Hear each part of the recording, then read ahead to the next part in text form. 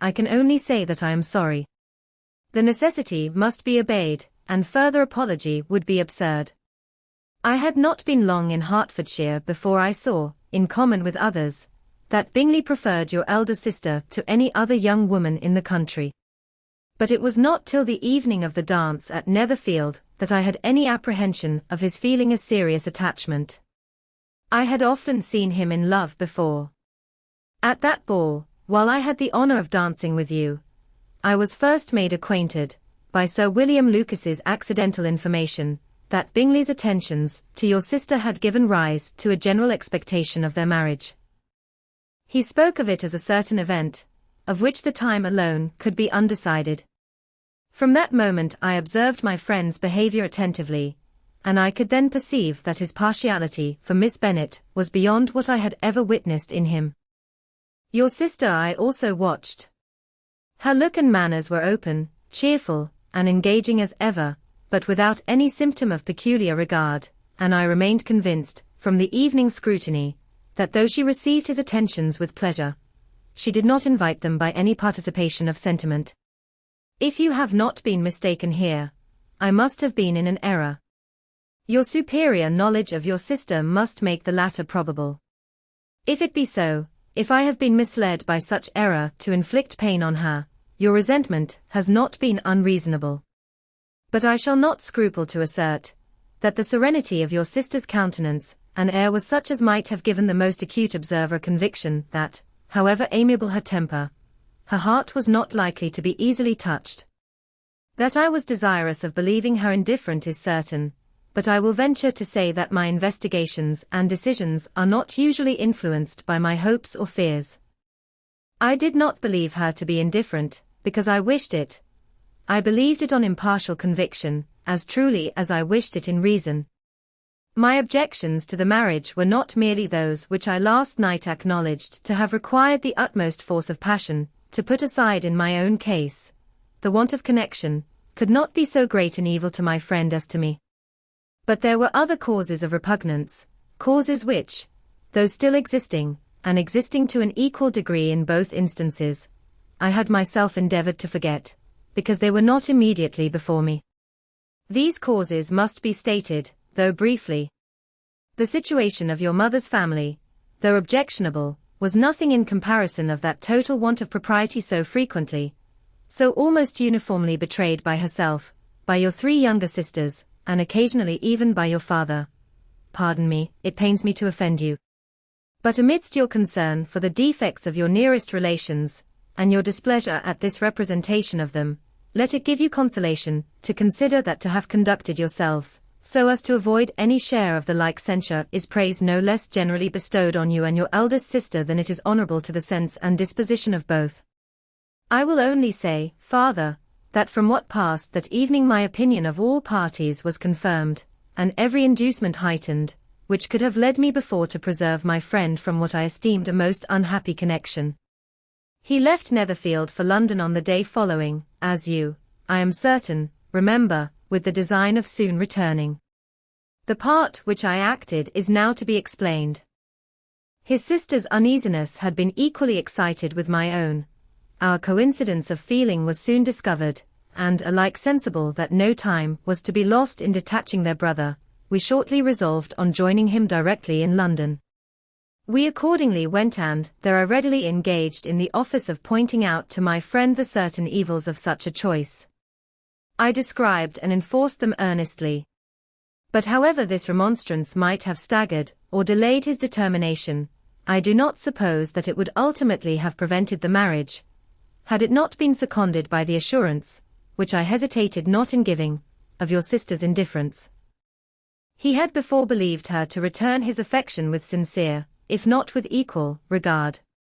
But Bingley has great natural modesty, with a stronger dependence on my judgment than on his own.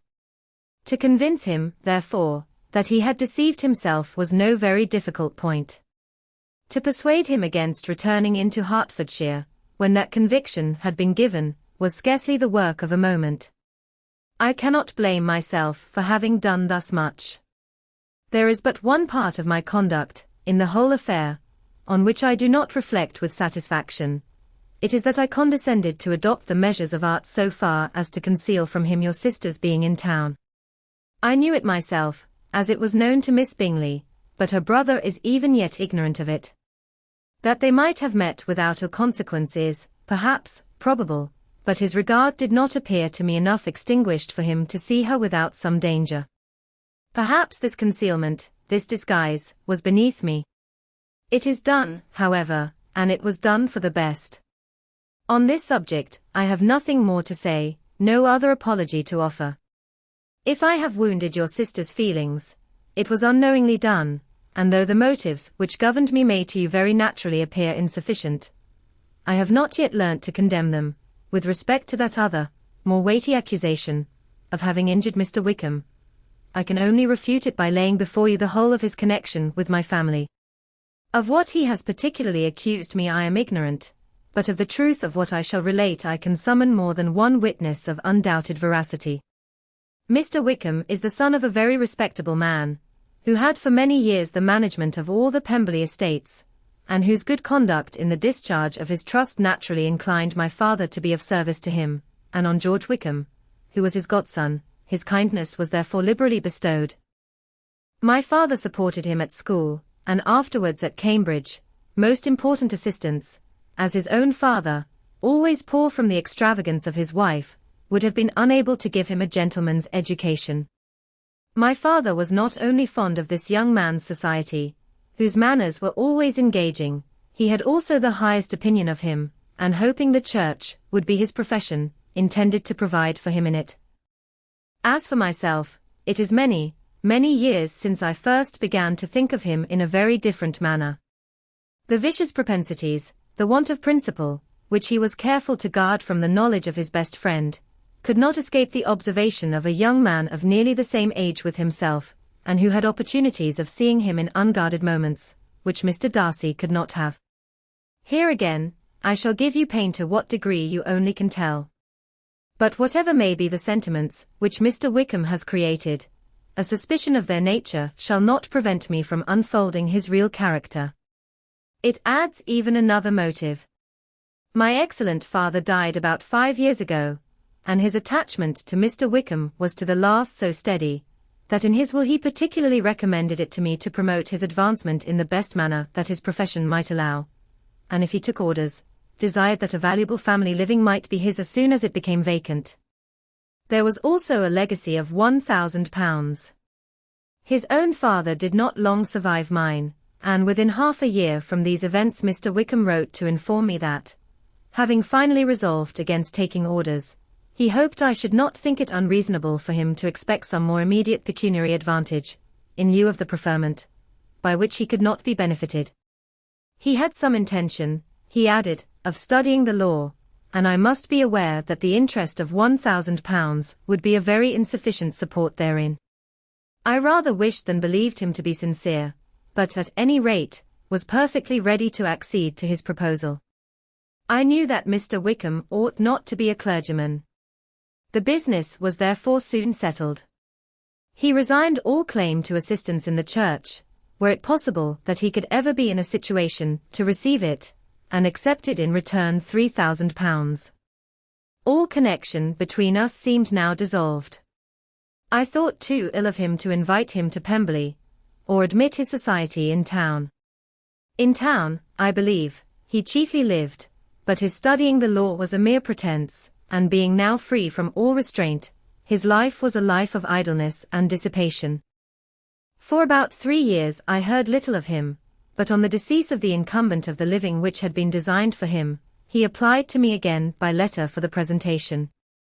His circumstances, he assured me, and I had no difficulty in believing it, were exceedingly bad. He had found the law a most unprofitable study, and was now absolutely resolved on being ordained, if I would present him to the living in question, of which he trusted there could be little doubt, as he was well assured that I had no other person to provide for, and I could not have forgotten my revered father's intentions. You will hardly blame me for refusing to comply with this entreaty, or for resisting every repetition of it. His resentment was in proportion to the distress of his circumstances. he was doubtless as violent in his abuse of me to others as in his reproaches to myself.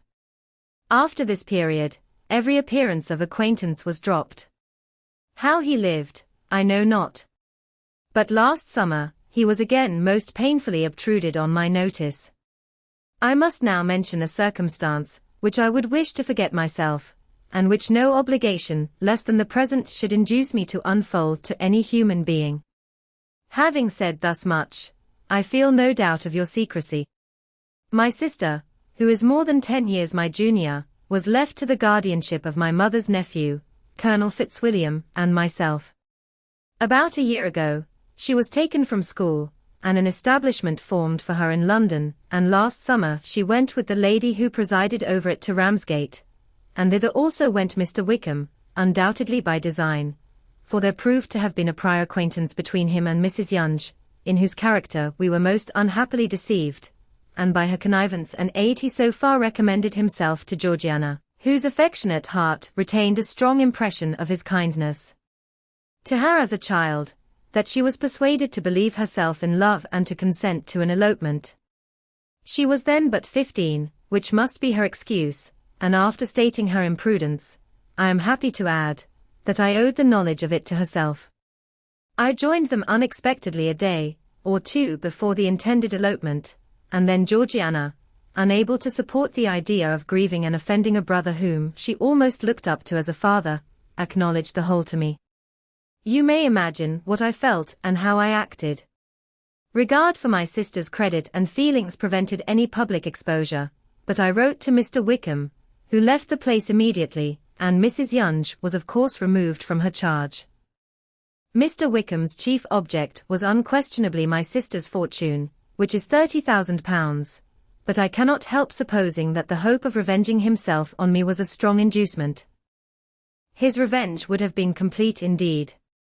This, madam, is a faithful narrative of every event in which we have been concerned together, and if you do not absolutely reject it as false, you will, I hope, acquit me henceforth of cruelty towards Mr. Wickham. I know not in what manner, under what form of falsehood, he has imposed on you, but his success is not perhaps to be wondered at, ignorant as you previously were of everything concerning either. Detection could not be in your power, and suspicion certainly not in your inclination. You may possibly wonder why all this was not told you last night. But I was not then master enough of myself to know what could or ought to be revealed. For the truth of everything here related, I can appeal more particularly to the testimony of Colonel Fitzwilliam, who, from our near relationship and constant intimacy, and still more as one of the executors of my father's will, has been unavoidably acquainted with every particular of these transactions. If your abhorrence of me should make my assertions valueless, you cannot be prevented by the same cause from confiding in my cousin, and that there may be the possibility of consulting him. I shall endeavour to find some opportunity of putting this letter in your hands in the course of the morning. I will only add, God bless you. Fitzwilliam Darcy. Chapter 36. Elizabeth, when Mr. Darcy gave her the letter, did not expect it to contain a renewal of his offers. She had formed no expectation at all of its contents. But such as they were, it may be well supposed how eagerly she went through them, and what a contrariety of emotion they excited. Her feelings as she read were scarcely to be defined. With amazement did she first understand that he believed any apology to be in his power, and steadfastly was she persuaded that he could have no explanation to give, which a just sense of shame would not conceal. With a strong prejudice against everything he might say, she began his account of what had happened at Netherfield. She read with an eagerness which hardly left her power of comprehension, and from impatience of knowing what the next sentence might bring, was incapable of attending to the sense of the one before her eyes. His belief of her sister's insensibility she instantly resolved to be false, and his account of the real, the worst objections to the match, made her too angry to have any wish of doing him justice. He expressed no regret for what he had done which satisfied her. His style was not penitent, but haughty. It was all pride and insolence. But when this subject was succeeded by his account of Mr. Wickham, when she read, with somewhat clearer attention, a relation of events which, if true, must overthrow every cherished opinion of his worth, and which bore so alarming an affinity to his own history of himself. Her feelings were yet more acutely painful and more difficult of definition. Astonishment, apprehension, and even horror oppressed her. She wished to discredit it entirely, repeatedly exclaiming, "This must be false. This cannot be. This must be the grossest falsehood." And when she had gone through the whole letter, though scarcely knowing anything of the last page or two, put it hastily away, protesting that she would not regard it, that she would never look in it again. In this perturbed state of mind, with thoughts that could rest on nothing, she walked on, but it would not do. In half a minute the letter was unfolded again, and collecting herself as well as she could, she again began the mortifying perusal of all that related to Wickham, and commanded herself so far as to examine the meaning of every sentence. The account of his connection with the Pemberley family was exactly what he had related himself, and the kindness of the late Mr Darcy, though she had not before known its extent, agreed equally well with his own words. So far each recital confirmed the other, but when she came to the will, the difference was great. What Wickham had said of the living was fresh in her memory, and as she recalled his very words, it was impossible not to feel that there was gross duplicity on one side or the other, and for a few moments, she flattered herself that her wishes did not err. But when she read and reread, with the closest attention, the particulars immediately following of Wickham's resigning all pretensions to the living, of his receiving in lieu so considerable a sum as £3,000, again was she forced to hesitate. She put down the letter, weighed every circumstance, with what she meant to be impartiality, deliberated on the probability of each statement, but with little success. On both sides it was only assertion. Again she read on. But every line proved more clearly that the affair, which she had believed it impossible that any contrivance could so represent as to render Mr Darcy's conduct in it less than infamous, was capable of a turn which must make him entirely blameless throughout the whole. The extravagance and general profligacy, which he scrupled not to lay to Mr Wickham's charge, exceedingly shocked her, the more so, as she could bring no proof of its injustice. She had never heard of him before his entrance into the Shire militia, in which he had engaged at the persuasion of the young man, who, on meeting him accidentally in town, had there renewed a slight acquaintance. Of his former way of life, nothing had been known in Hertfordshire, but what he told of himself. As to his real character, had information been in her power, she had never felt a wish of inquiring. His countenance, voice, and manner had established him at once in the possession of every virtue. She tried to recollect some instance of goodness, some distinguished trait of integrity, or benevolence, that might rescue him from the attacks of Mr Darcy, or at least, by the predominance of virtue, atone for those casual errors, under which she would endeavour to class what Mr Darcy had described as the idleness and vice of many years' continuance. But no such recollection befriended her. She could see him instantly before her, in every charm of air and address, but she could remember no more substantial good than the general approbation of the neighbourhood, and the regard which his social powers had gained him in the mess. After pausing on this point a considerable while, she once more continued to read. But, alas! The story which followed, of his designs on Miss Darcy, received some confirmation from what had passed between Colonel Fitzwilliam and herself only the morning before, and at last she was referred for the truth of every particular to Colonel Fitzwilliam himself, from whom she had previously received the information of his near concern in all his cousin's affairs, and whose character she had no reason to question. At one time she had almost resolved on applying to him, but the idea was checked by the awkwardness of the application, and at length wholly banished by the conviction that Mr Darcy would never have hazarded such a proposal, if he had not been well assured of his cousin's corroboration. She perfectly remembered everything that had passed in conversation between Wickham and herself in their first evening at Mr Phillips's. Many of his expressions were still fresh in her memory. She was now struck with the impropriety of such communications to a stranger, and wondered it had escaped her before. She saw the indelicacy of putting himself forward as he had done, and the inconsistency of his professions with his conduct. She remembered that he had boasted of having no fear of seeing Mr Darcy, that Mr Darcy might leave the country, but that he should stand his ground, yet he had avoided the Netherfield ball the very next week.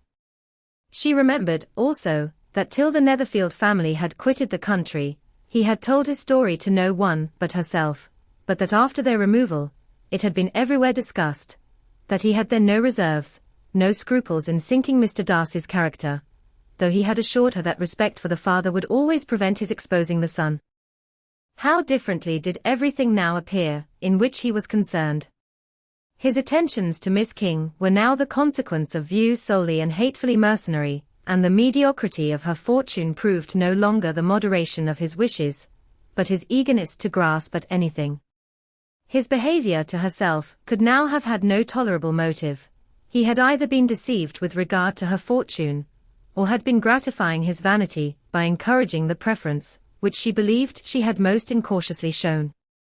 Every lingering struggle in his favor grew fainter and fainter, and in further justification of Mr Darcy, she could not but allow that Mr Bingley, when questioned by Jane, had long ago asserted his blamelessness in the affair, that, proud and repulsive as were his manners, she had never, in the whole course of their acquaintance, an acquaintance which had latterly brought them much together, and given her a sort of intimacy with his ways, seen anything that betrayed him to be unprincipled or unjust, anything that spoke him of irreligious or immoral habits, that among his own connections he was esteemed and valued, that even Wickham had allowed him merit as a brother, and that she had often heard him speak so affectionately of his sister as to prove him capable of some amiable feeling, that had his actions been what Wickham represented them, so gross a violation of everything right could hardly have been concealed from the world, and that friendship between a person capable of it and such an amiable man as Mr Bingley was incomprehensible.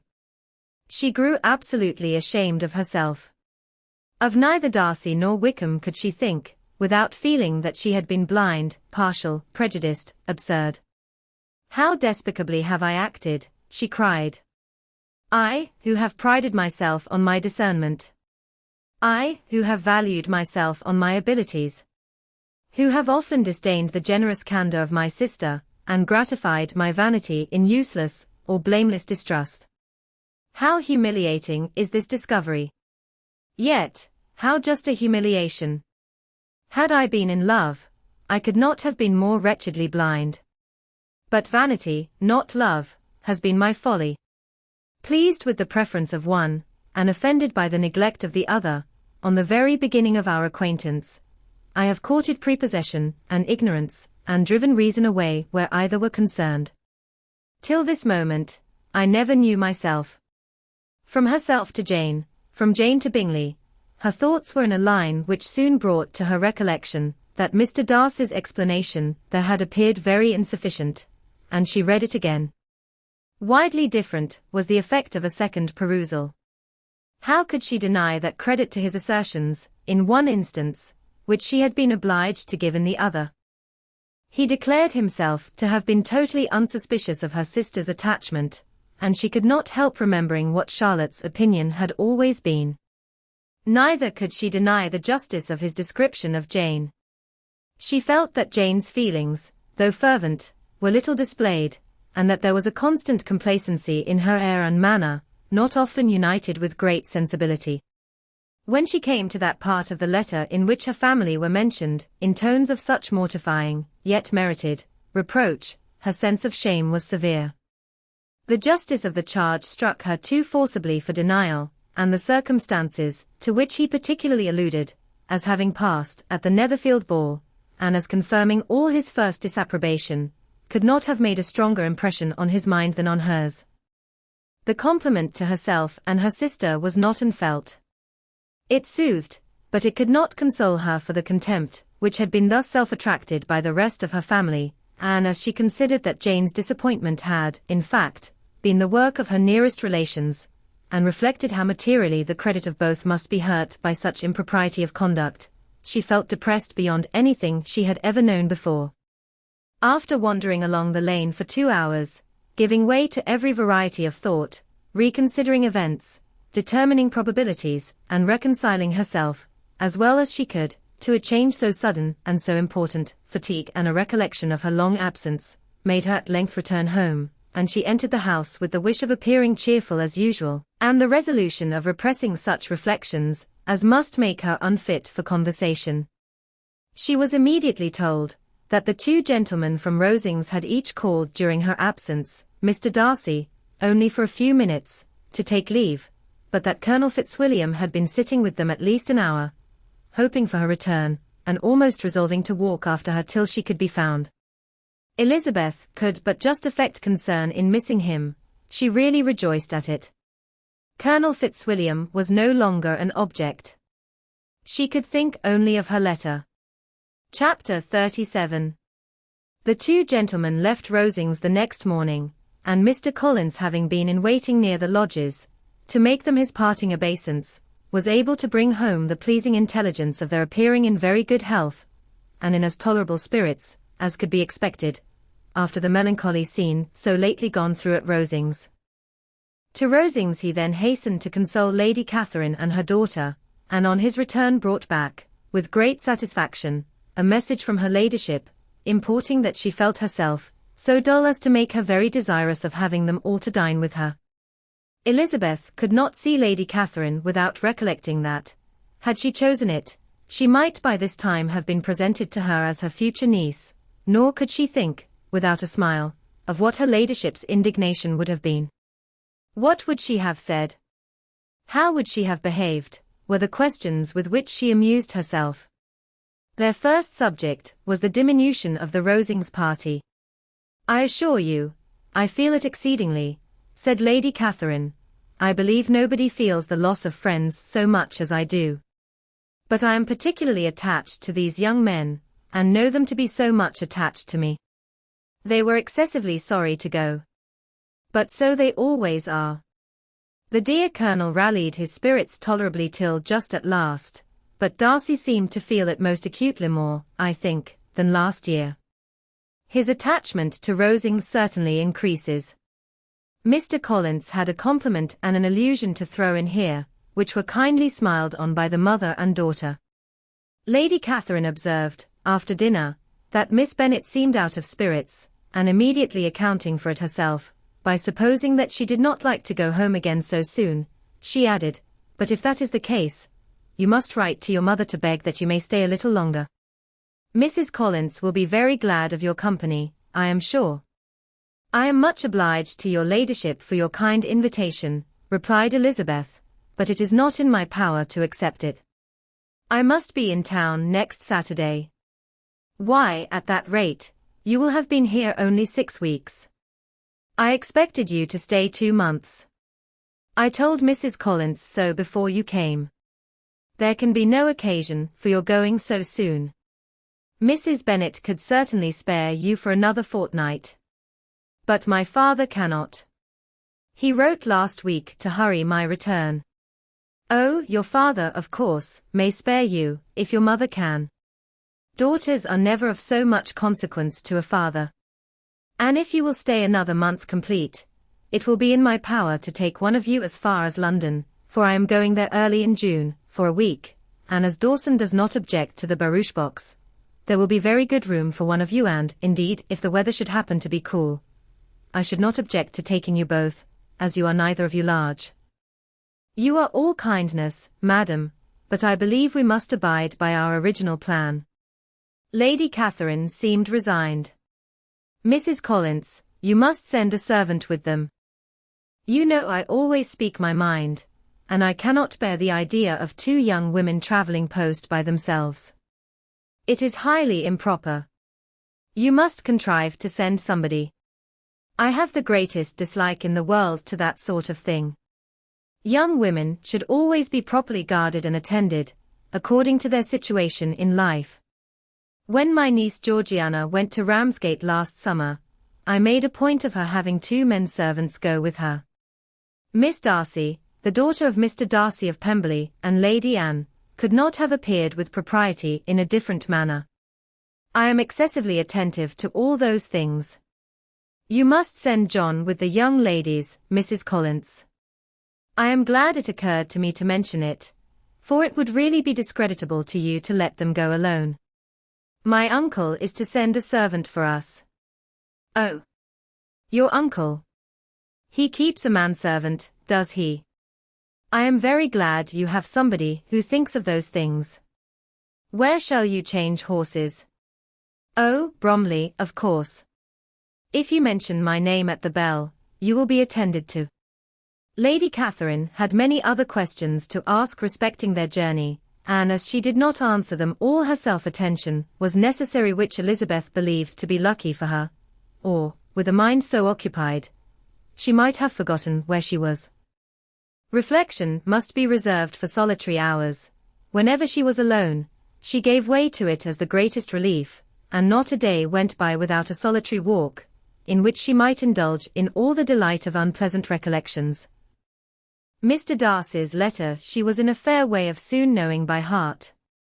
She studied every sentence, and her feelings towards its writer were at times widely different. When she remembered the style of his address, she was still full of indignation, but when she considered how unjustly she had condemned and upbraided him, her anger was turned against herself, and his disappointed feelings became the object of compassion. His attachment excited gratitude, his general character respect, but she could not approve him, nor could she for a moment repent her refusal, or feel the slightest inclination ever to see him again. In her own past behavior, there was a constant source of vexation and regret, and in the unhappy defects of her family, a subject of yet heavier chagrin. They were hopeless of remedy. Her father, contented with laughing at them, would never exert himself to restrain the wild giddiness of his youngest daughters, and her mother, with manners so far from right herself, was entirely insensible of the evil. Elizabeth had frequently united with Jane in an endeavour to check the imprudence of Catherine and Lydia, but while they were supported by their mother's indulgence, what chance could there be of improvement? Catherine, weak-spirited, irritable, and completely under Lydia's guidance, had been always affronted by their advice, and Lydia, self-willed and careless, would scarcely give them a hearing. They were ignorant, idle, and vain. While there was an officer in Meryton, they would flirt with him, and while Meryton was within a walk of Longbourn, they would be going there forever. Anxiety on Jane's behalf was another prevailing concern, and Mr. Darcy's explanation, by restoring Bingley to all her former good opinion, heightened the sense of what Jane had lost. His affection was proved to have been sincere, and his conduct cleared of all blame, unless any could attach to the implicitness of his confidence in his friend. How grievous then was the thought that, of a situation so desirable in every respect, so replete with advantage, so promising for happiness, Jane had been deprived, by the folly and indecorum of her own family. When to these recollections was added the development of Wickham's character, it may be easily believed that the happy spirits, which had seldom been depressed before, were now so much affected as to make it almost impossible for her to appear tolerably cheerful.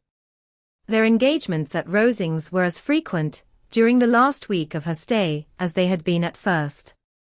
The very last evening was spent there, and her ladyship again inquired minutely into the particulars of their journey, gave them directions as to the best method of packing, and was so urgent on the necessity of placing gowns in the only right way, that Maria thought herself obliged, on her return, to undo all the work of the morning, and pack her trunk afresh. When they parted, Lady Catherine, with great condescension, wished them a good journey, and invited them to come to Hunsford again next year, and Mr. Burf exerted herself so far as to courtesy and hold out her hand to both. Chapter 38. On Saturday morning Elizabeth and Mr. Collins met for breakfast a few minutes before the others appeared, and he took the opportunity of paying the parting civilities, which he deemed indispensably necessary. "I know not, Miss Elizabeth," said he, "whether Mrs. Collins has yet expressed her sense of your kindness in coming to us, but I am very certain you will not leave the house without receiving her thanks for it. The favor of your company has been much felt, I assure you. We know how little there is to tempt anyone to our humble abode. Our plain manner of living, our small rooms, and few domestics, and the little we see of the world, must make Hunsford extremely dull to a young lady like yourself, but I hope you will believe us grateful for the condescension, and that we have done everything in our power to prevent you spending your time unpleasantly." Elizabeth was eager with her thanks and assurances of happiness. She had spent 6 weeks with great enjoyment, and the pleasure of being with Charlotte, and the kind attention she had received, must make her feel the obliged. Mr. Collins was gratified, and with a more smiling solemnity replied, "It gives me the greatest pleasure to hear that you have passed your time not disagreeably. We have certainly done our best, and most fortunately having it in our power to introduce you to very superior society, and from our connection with Rosings, the frequent means of varying the humble home scene, I think we may flatter ourselves that your Hunsford visit cannot have been entirely irksome. Our situation with regard to Lady Catherine's family is, indeed, the sort of extraordinary advantage and blessing which few can boast. You see on what a footing we are. You see how continually we are engaged there. In truth, I must acknowledge that, with all the disadvantages of this humble parsonage, I should not think anyone abiding in it an object of compassion, while they are sharers of our intimacy at Rosings." Words were insufficient for the elevation of his feelings, and he was obliged to walk about the room, while Elizabeth tried to unite civility and truth in a few short sentences. "You may, in fact, carry a very favourable report of us into Hertfordshire, my dear cousin. I flatter myself, at least, that you will be able to do so. Lady Catherine's great attentions to Mrs. Collins you have been a daily witness of, and altogether I trust it does not appear that your friend has drawn an unfortunate, but on this point it will be as well to be silent. Only let me assure you, my dear Miss Elizabeth, that I can from my heart most cordially wish you equal felicity in marriage. My dear Charlotte and I have but one mind and one way of thinking. There is in everything a most remarkable resemblance of character and ideas between us. We seem to have been designed for each other." Elizabeth could safely say that it was a great happiness where that was the case, and with equal sincerity could add, that she firmly believed and rejoiced in his domestic comforts. She was not sorry, however, to have the recital of them interrupted by the entrance of the lady from whom they sprang. Poor Charlotte! It was melancholy to leave her to such society. But she had chosen it with her eyes open, and though evidently regretting that her visitors were to go, she did not seem to ask for compassion. Her home and her housekeeping, her parish and her poultry, and all their dependent concerns, had not yet lost their charms. At length the chaise arrived, the trunks were fastened on, the parcels placed within, and it was pronounced to be ready. After an affectionate parting between the friends, Elizabeth was attended to the carriage by Mr. Collins, and as they walked down the garden, he was commissioning her with his best respects to all her family, not forgetting his thanks for the kindness he had received at Longbourn in the winter, and his compliments to Mr. and Mrs. Gardiner, though unknown. He then handed her in, Maria followed, and the door was on the point of being closed, when he suddenly reminded them, with some consternation, that they had hitherto forgotten to leave any message for the ladies of Rosings. "But," he added, "you will of course wish to have your humble respects delivered to them, with your grateful thanks for their kindness to you while you have been here." Elizabeth made no objection. The door was then allowed to be shut, and the carriage drove off. "Good gracious!" cried Maria, after a few minutes' silence, "it seems but a day or two since we first came. And yet how many things have happened!" "A great many indeed," said her companion, with a sigh. "We have dined 9 times at Rosings, besides drinking tea there twice. How much I shall have to tell," Elizabeth privately added, "and how much I shall have to conceal." Their journey was performed without much conversation, or any alarm, and within 4 hours of their leaving Hunsford they reached Mr. Gardiner's house, where they were to remain a few days. Jane looked well, and Elizabeth had little opportunity of studying her spirits, amidst the various engagements which the kindness of her aunt had reserved for them. But Jane was to go home with her, and at Longbourn there would be leisure enough for observation. It was not without an effort, meanwhile, that she could wait even for Longbourn, before she told her sister of Mr. Darcy's proposals. To know that she had the power of revealing what would so exceedingly astonish Jane, and must, at the same time, so highly gratify whatever of her own vanity she had not yet been able to reason away, was such a temptation to openness as nothing could have conquered, but the state of indecision in which she remained as to the extent of what she should communicate, and her fear, if she once entered on the subject, of being hurried into repeating something of Bingley, which might only grieve her sister further. Chapter 39. It was the second week in May, in which the three young ladies set out together from Gracechurch Street for the town of, in Hertfordshire, and as they drew near the appointed inn where Mr. Bennet's carriage was to meet them, they quickly perceived, in token of the coachman's punctuality, both Kitty and Lydia looking out of a dining-room upstairs. These two girls had been above an hour in the place, happily employed in visiting an opposite milliner, watching the sentinel on guard, and dressing a salad and cucumber.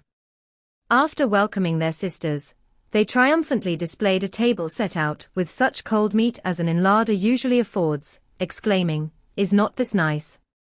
Is not this an agreeable surprise? And we mean to treat you all," added Lydia, "but you must lend us the money, for we have just spent hours at the shop out there." Then showing her purchases, "Look here, I have bought this bonnet. I do not think it is very pretty, but I thought I might as well buy it as not. I shall pull it to pieces as soon as I get home, and see if I can make it up any better." And when her sisters abused it as ugly, she added, with perfect unconcern, "Oh, but there were 2 or 3 much uglier in the shop, and when I have bought some prettier coloured satin to trim it with fresh, I think it will be very tolerable. Besides, it will not much signify what one wears this summer, after the Shire have left Meryton, and they are going in a fortnight." "Are they, indeed?" cried Elizabeth, with the greatest satisfaction. "They are going to be encamped near Brighton, and I do so want Papa to take us all there for the summer. It would be such a delicious scheme, and I dare say would hardly cost anything at all. Mamma would like to go, too, of all things. Only think what a miserable summer else we shall have." "Yes," thought Elizabeth, "that would be a delightful scheme, indeed, and completely do for us at once. Good heaven! Brighton and a whole campful of soldiers, to us, who have been overset already by one poor regiment of militia, and the monthly balls of Meryton." "Now I have got some news for you," said Lydia, as they sat down to table. "What do you think?" "It is excellent news, capital news, and about a certain person that we all like." Jane and Elizabeth looked at each other, and the waiter was told that he need not stay. Lydia laughed and said, "That is just like your formality and discretion. You thought the waiter must not hear, as if he cared. I dare say he often hears worse things said than I am going to say. But he is an ugly fellow. I am glad he is gone. I never saw such a long chin in my life. Well, but now for my news. It is about dear Wickham, too good for the waiter, is not it? There is no danger of Wickham's marrying Mary King, there's for you. She is gone down to her uncle at Liverpool, gone to stay. Wickham is safe.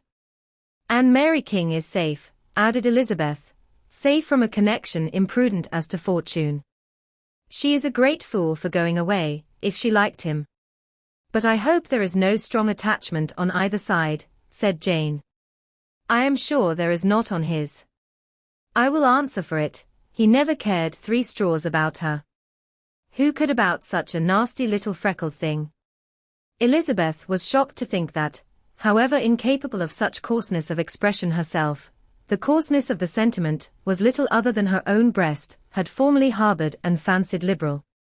As soon as all had ate, and the elder ones paid, the carriage was ordered, and after some contrivance, the whole party, with all their boxes, work-bags, and parcels, and the unwelcome addition of Kitty's and Lydia's purchases, was seated in it.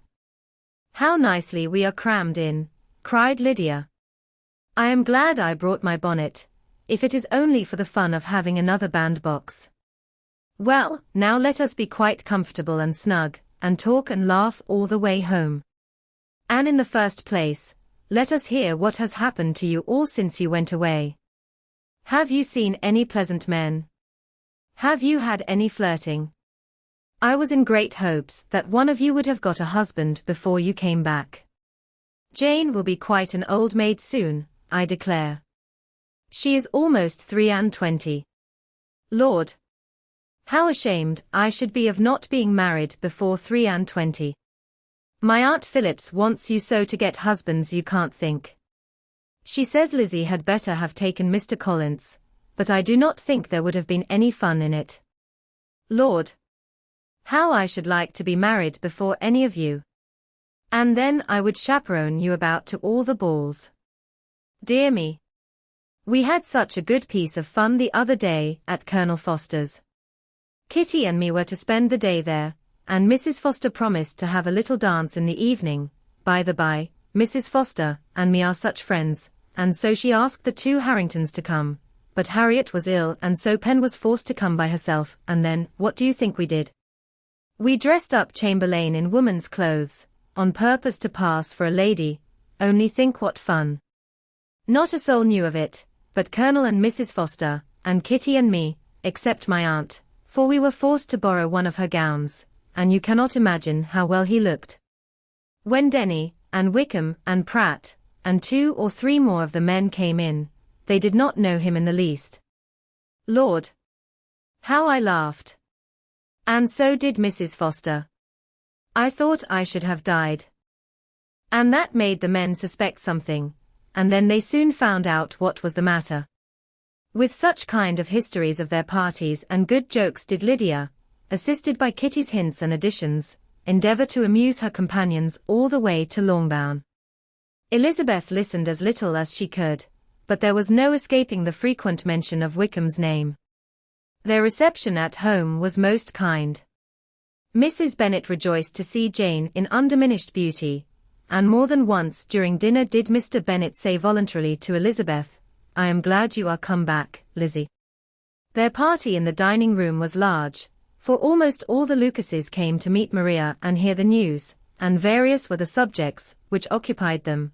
Lady Lucas was inquiring of Maria, across the table, after the welfare and poultry of her eldest daughter. Mrs. Bennet was doubly engaged, on one hand collecting an account of the present fashions from Jane, who sat some way below her, and on the other, retailing them all to the younger Miss Lucases, and Lydia, in a voice rather louder than any other person's, was enumerating the various pleasures of the morning to anybody who would hear her.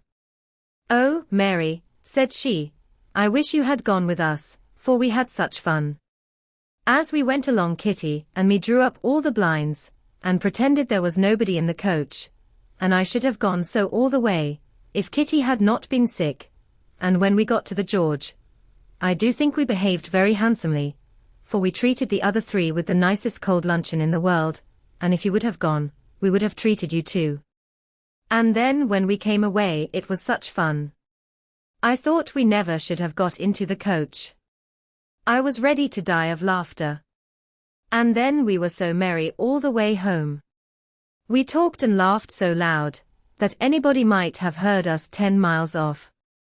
To this, Mary very gravely replied, "Far be it from me, my dear sister, to depreciate such pleasures. They would doubtless be congenial with the generality of female minds. But I confess they would have no charms for me. I should infinitely prefer a book." But of this answer Lydia heard not a word. She seldom listened to anybody for more than half a minute, and never attended to Mary at all.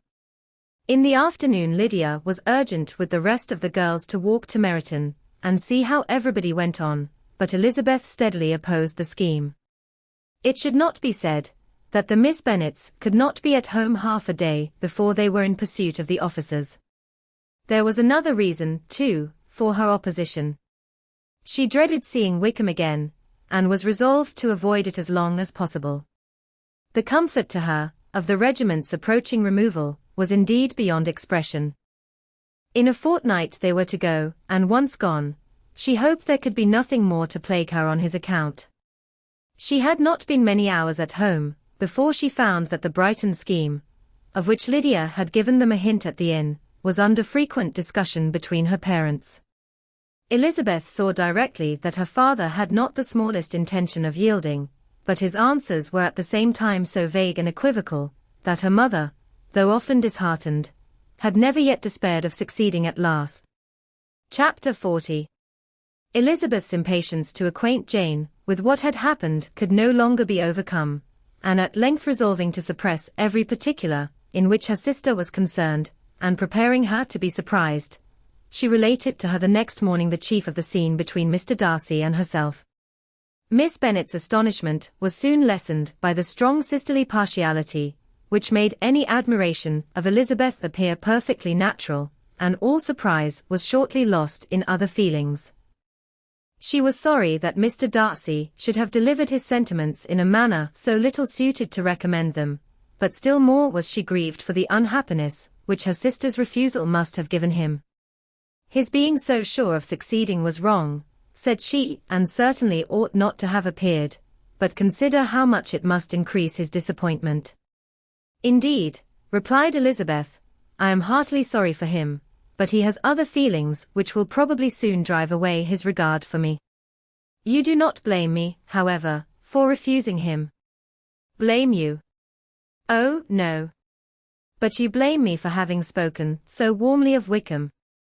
No, I do not know that you were wrong in saying what you did. But you will know it, when I have told you what happened the very next day. She then spoke of the letter, repeating the whole of its contents as far as they concerned George Wickham. What a stroke was this for poor Jane, who would willingly have gone through the world without believing that so much wickedness existed in the whole race of mankind, as was here collected in one individual.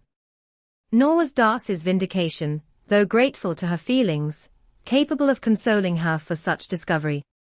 Most earnestly did she labor to prove the probability of error, and seek to clear one, without involving the other. This will not do, said Elizabeth, you never will be able to make both of them good for anything. Take your choice, but you must be satisfied with only one. There is but such a quantity of merit between them, just enough to make one good sort of man, and of late it has been shifting about pretty much. For my part, I am inclined to believe it all Mr. Darcy's, but you shall do as you choose. It was some time, however, before a smile could be extorted from Jane. I do not know when I have been more shocked, said she. Wickham so very bad. It is almost past belief. And poor Mr. Darcy. Dear Lizzie, only consider what he must have suffered. Such a disappointment. And with the knowledge of your ill opinion too. And having to relate such a thing of his sister. It is really too distressing, I am sure you must feel it so. Oh no, my regret and compassion are all done away by seeing you so full of both. I know you will do him such ample justice, that I am growing every moment more unconcerned and indifferent. Your profusion makes me saving, and if you lament over him much longer, my heart will be as light as a feather. Poor Wickham. There is such an expression of goodness in his countenance. Such an openness and gentleness in his manner. There certainly was some great mismanagement in the education of those two young men. One has got all the goodness, and the other all the appearance of it. I never thought Mr. Darcy so deficient in the appearance of it as you used to do. And yet I meant to be uncommonly clever in taking so decided a dislike to him, without any reason. It is such a spur to one's genius, such an opening for wit, to have a dislike of that kind. One may be continually abusive without saying anything just, but one cannot be always laughing at a man without now and then stumbling on something witty. Lizzie, when you first read that letter, I am sure you could not treat the matter as you do now. Indeed, I could not. I was uncomfortable enough. I was very uncomfortable, I may say unhappy. And with no one to speak to of what I felt, no Jane to comfort me, and say that I had not been so very weak, and vain, and nonsensical, as I knew I had. Oh, how I wanted you! How unfortunate that you should have used such very strong expressions, in speaking of Wickham to Mr. Darcy, for now they do appear wholly undeserved. Certainly. But the misfortune of speaking with bitterness, is a most natural consequence of the prejudices I had been encouraging. There is one point on which I want your advice. I want to be told whether I ought, or ought not, to make our acquaintance in general understand Wickham's character. Miss Bennet paused a little, and then replied, surely there can be no occasion for exposing him so dreadfully. What is your own opinion? That it ought not to be attempted. Mr. Darcy has not authorized me to make his communication public. On the contrary, every particular relative to his sister was meant to be kept as much as possible to myself, and if I endeavor to undeceive people as to the rest of his conduct, who will believe me? The general prejudice against Mr. Darcy is so violent, that it would be the death of half the good people in Meryton, to attempt to place him in an amiable light. I am not equal to it. Wickham will soon be gone, and, therefore, it will not signify to anybody here what he really is. Some time hence it will be all found out, and then we may laugh at their stupidity in not knowing it before. At present I will say nothing about it. You are quite right. To have his errors made public might ruin him forever. He is now, perhaps, sorry for what he has done, and anxious to re-establish a character. We must not make him desperate. The tumult of Elizabeth's mind was allayed by this conversation. She had got rid of 2 of the secrets, which had weighed on her for a fortnight, and was certain of a willing listener in Jane, whenever she might wish to talk again of either. But there was still something lurking behind, of which prudence forbade the disclosure. She dared not relate the other half of Mr. Darcy's letter, nor explain to her sister how sincerely she had been valued by his friend. Here was knowledge in which no one could partake, and she was sensible that nothing less than a perfect understanding between the parties could justify her in throwing off this last encumbrance of mystery. And then, said she, if that very improbable event should ever take place, I shall merely be able to tell what Bingley may tell in a much more agreeable manner himself. The liberty of communication cannot be mine till it has lost all its value. She was now, on being settled at home, at leisure to observe the real state of her sister's spirits.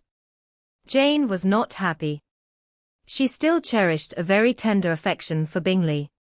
Having never even fancied herself in love before, her regard had all the warmth of first attachment, and from her age and disposition, greater steadiness than first attachments often boast, and so fervently did she value his remembrance, and prefer him to every other man, that all her good sense, and all her attention to the feelings of her friends, were requisite to check the indulgence of those regrets, which must have been injurious to her own health and their tranquillity.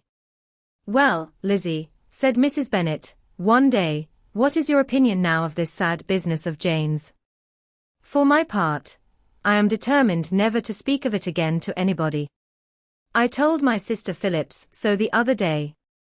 But I cannot find out that Jane saw anything of him in London. Well, he is a very undeserving young man, and I do not suppose there is the least chance in the world of her ever getting him now.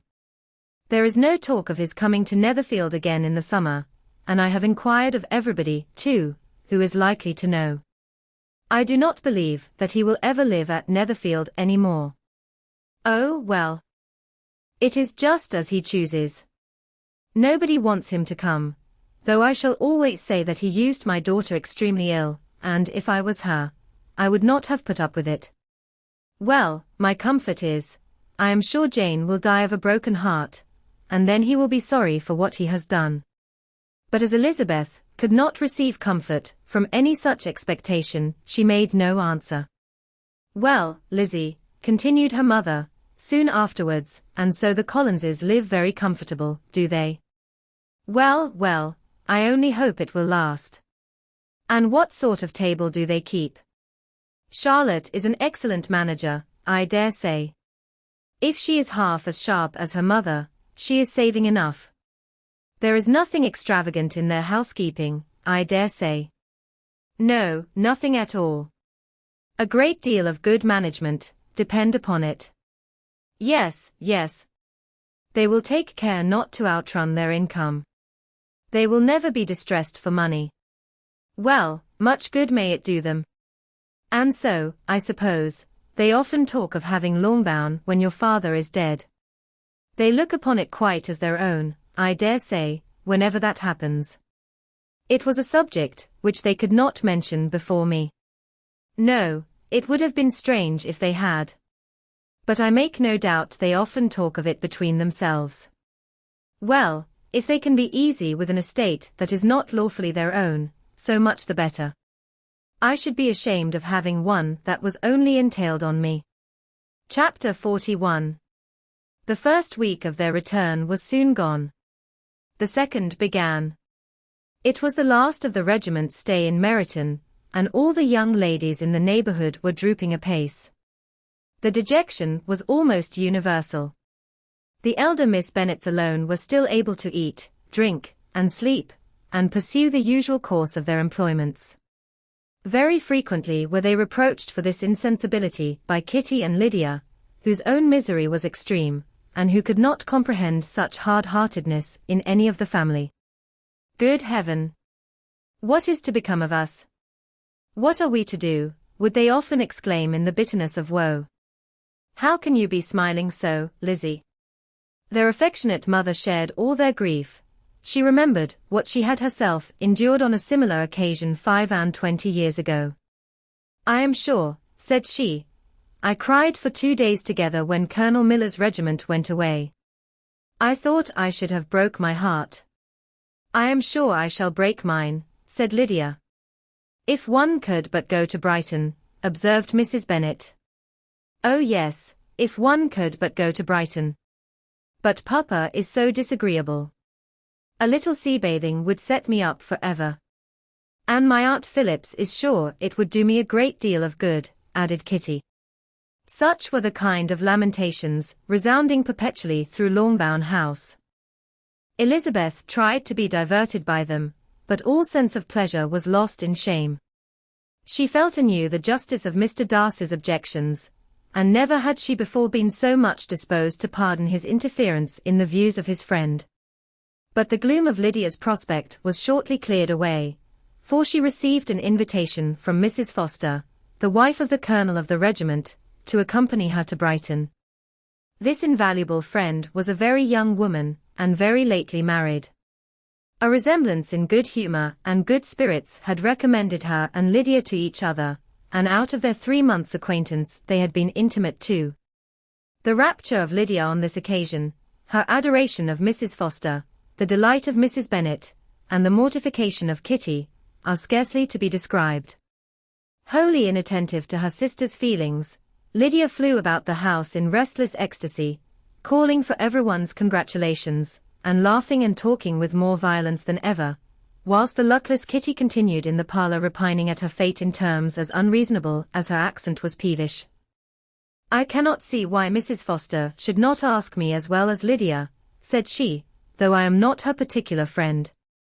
I have just as much right to be asked as she has, and more too, for I am 2 years older. In vain did Elizabeth attempt to make her reasonable, and Jane to make her resigned.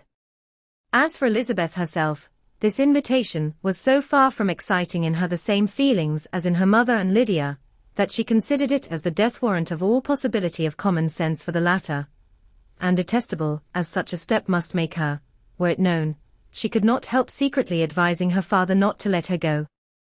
She represented to him all the improprieties of Lydia's general behaviour, the little advantage she could derive from the friendship of such a woman as Mrs. Foster, and the probability of her being yet more imprudent with such a companion at Brighton, where the temptations must be greater than at home.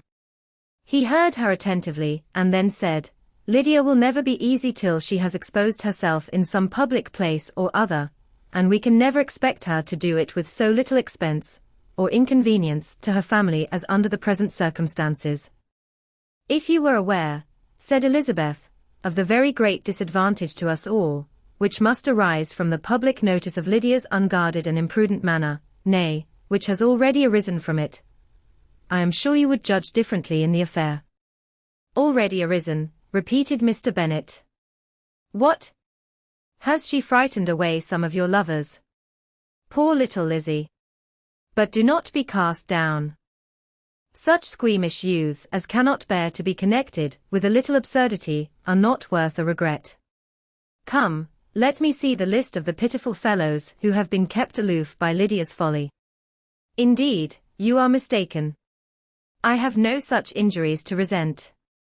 It is not of peculiar, but of general evils, which I am now complaining. Our importance, our respectability in the world, must be affected by the wild volatility, the assurance and disdain of all restraint which mark Lydia's character. Excuse me, for I must speak plainly. If you, my dear father, will not take the trouble of checking her exuberant spirits, and of teaching her that her present pursuits are not to be the business of her life, she will soon be beyond the reach of amendment. Her character will be fixed, and she will, at 16, be the most determined flirt that ever made herself and her family ridiculous, a flirt, too, in the worst and meanest degree of flirtation, without any attraction, beyond youth and a tolerable person, and from the ignorance and emptiness of her mind, wholly unable to ward off any portion of that universal contempt which her rage for admiration will excite. In this danger Kitty is also comprehended. She will follow wherever Lydia leads. Vain, ignorant, idle, and absolutely uncontrolled.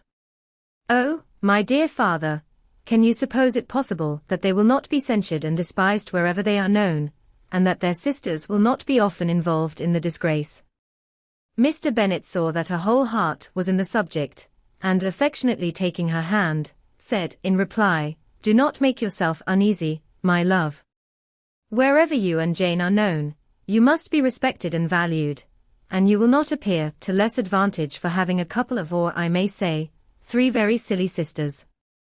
We shall have no peace at Longbourn if Lydia does not go to Brighton.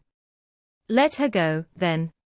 Colonel Forster is a sensible man, and will keep her out of any real mischief, and she is luckily too poor to be an object of prey to anybody.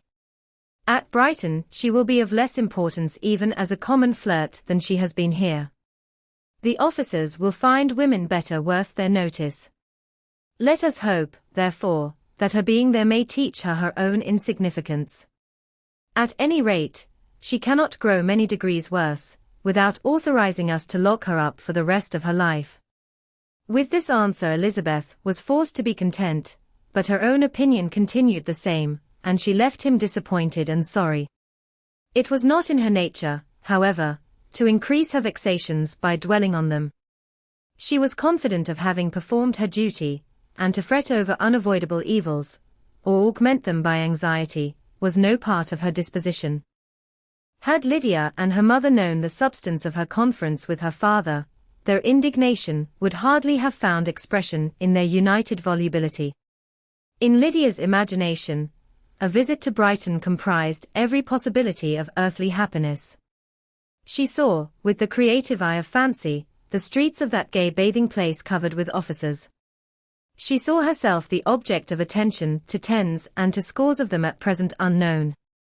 She saw all the glories of the camp, its tents stretched forth in beauteous uniformity of lines, crowded with the young and the gay, and dazzling with scarlet, and, to complete the view, she saw herself seated beneath a tent, tenderly flirting with at least 6 officers at once. Had she known that her sister sought to tear her from such prospects, and such realities as these, what would have been her sensations?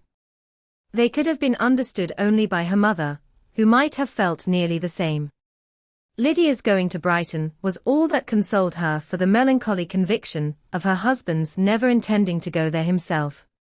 But they were entirely ignorant of what had passed, and their raptures continued, with little intermission, to the very day of Lydia's leaving home. Elizabeth was now to see Mr. Wickham for the last time. Having been frequently in company with him since her return, agitation was pretty well over, the agitations of former partiality entirely so. She had even learnt to detect, in the very gentleness which had first delighted her, an affectation, and a sameness to disgust and weary. In his present behaviour to herself, moreover, she had a fresh source of displeasure, for the inclination he soon testified of renewing those attentions which had marked the early part of their acquaintance could only serve, after what had since passed, to provoke her. She lost all concern for him in finding herself thus selected as the object of such idle and frivolous gallantry, and while she steadily repressed it, could not but feel the reproof contained in his believing that however long, and for whatever cause, his attentions had been withdrawn, her vanity would be gratified, and her preference secured, at any time, by their renewal. On the very last day of the regiment's remaining in Meryton, he dined, with others of the officers, at Longbourn, and so little was Elizabeth disposed to part from him in good humour, that, on his making some inquiry as to the manner in which her time had passed at Hunsford, she mentioned Colonel Fitzwilliam's and Mr Darcy's having both spent 3 weeks at Rosings, and asked him if he were acquainted with the former. He looked surprised, displeased, alarmed, but, with a moment's recollection, and a returning smile, replied, that he had formerly seen him often, and after observing that he was a very gentlemanlike man, asked her how she had liked him. Her answer was warmly in his favour. With an air of indifference, he soon afterwards added, "How long did you say that he was at Rosings?" "Nearly 3 weeks. And you saw him frequently?" "Yes, almost every day." "His manners are very different from his cousin's." "Yes, very different, but I think Mr Darcy improves on acquaintance." "Indeed," cried Wickham, with a look which did not escape her. "And pray may I ask," but checking himself, he added, in a gayer tone, "is it in address that he improves? Has he deigned to add aught of civility to his ordinary style? For I dare not hope," he continued, in a lower and more serious tone, "that he is improved in essentials." "Oh, no," said Elizabeth. "In essentials, I believe, he is very much what he ever was." While she spoke, Wickham looked as if scarcely knowing whether to rejoice over her words, or to distrust their meaning. There was a something in her countenance which made him listen with an apprehensive and anxious attention, while she added, "When I said that he improved on acquaintance, I did not mean that either his mind or manners were in a state of improvement, but that, from knowing him better, his disposition was better understood." Wickham's alarm now appeared in a heightened complexion, an agitated look. For a few minutes he was silent, till, shaking off his embarrassment, he turned to her again, and said in the gentlest of accents, "You, who so well know my feelings towards Mr Darcy, will readily comprehend how sincerely I must rejoice that he is wise enough to assume even the appearance of what is right. His pride, in that direction, may be of service, if not to himself, to many others, for it must deter him from such foul misconduct as I have suffered by. I only fear that the sort of cautiousness to which you, I imagine, have been alluding, is merely adopted on his visits to his aunt, of whose good opinion and judgment he stands much in awe. His fear of her has always operated, I know, when they were together, and a good deal is to be imputed to his wish of forwarding the match with Mr Burf, which I am certain he has very much at heart." Elizabeth could not repress a smile at this, but she answered only by a slight inclination of the head. She saw that he wanted to engage her on the old subject of his grievances, and she was in no humour to indulge him. The rest of the evening passed with the appearance, on his side, of usual cheerfulness, but with no further attempt to distinguish Elizabeth, and they parted at last with mutual civility, and possibly a mutual desire of never meeting again. When the party broke up, Lydia returned with Mrs Foster to Meryton, from whence they were to set out early the next morning. The separation between her and her family was rather noisy than pathetic. Kitty was the only one who shed tears, but she did weep from vexation and envy. Mrs Bennet was diffuse in her good wishes for the felicity of her daughter, and impressive in her injunctions that she would not miss the opportunity of enjoying herself as much as possible, advice which there was every reason to believe would be attended to, and in the clamorous happiness of Lydia herself in bidding farewell, the more gentle adieus of her sisters were uttered without being heard. Chapter 42. Had Elizabeth's opinion been all drawn from her own family, she could not have formed a very pleasing picture of conjugal felicity, or domestic comfort. Her father, captivated by youth and beauty, and that appearance of good humour which youth and beauty generally give, had married a woman whose weak understanding and illiberal mind had very early in their marriage put an end to all real affection for her. Respect, esteem, and confidence had vanished for ever, and all his views of domestic happiness were overthrown. But Mr Bennet was not of a disposition to seek comfort for the disappointment, which his own imprudence had brought on in any of those pleasures which too often console the unfortunate for their folly or their vice. He was fond of the country and of books, and from these tastes had arisen his principal enjoyments. To his wife he was very little otherwise indebted than as her ignorance and folly had contributed to his amusement. This is not the sort of happiness which a man would in general wish to owe to his wife, but where other powers of entertainment are wanting, the true philosopher will derive benefit from such as are given. Elizabeth, however, had never been blind to the impropriety of her father's behavior as a husband. She had always seen it with pain, but respecting his abilities, and grateful for his affectionate treatment of herself, she endeavored to forget what she could not overlook, and to banish from her thoughts that continual breach of conjugal obligation and decorum which, in exposing his wife to the contempt of her own children, was so highly reprehensible. But she had never felt so strongly as now the disadvantages, which must attend the children of so unsuitable a marriage, nor ever been so fully aware of the evils arising from so ill-judged a direction of talents which, rightly used, might at least have preserved the respectability of his daughters, even if incapable of enlarging the mind of his wife. When Elizabeth had rejoiced over Wickham's departure, she found little other cause for satisfaction in the loss of the regiment. Their parties abroad were less varied than before, and at home she had a mother and sister, whose constant repinings at the dullness of everything around them threw a real gloom over their domestic circle, and though Kitty might in time regain her natural degree of sense, since the disturbers of her brain were removed, her other sister, from whose disposition greater evil might be apprehended, was likely to be hardened in all her folly and assurance, by a situation of such double danger as a watering place and a camp. Upon the whole, therefore, she found, what has been sometimes found before, that an event to which she had looked forward with impatient desire, did not, in taking place, bring all the satisfaction she had promised herself.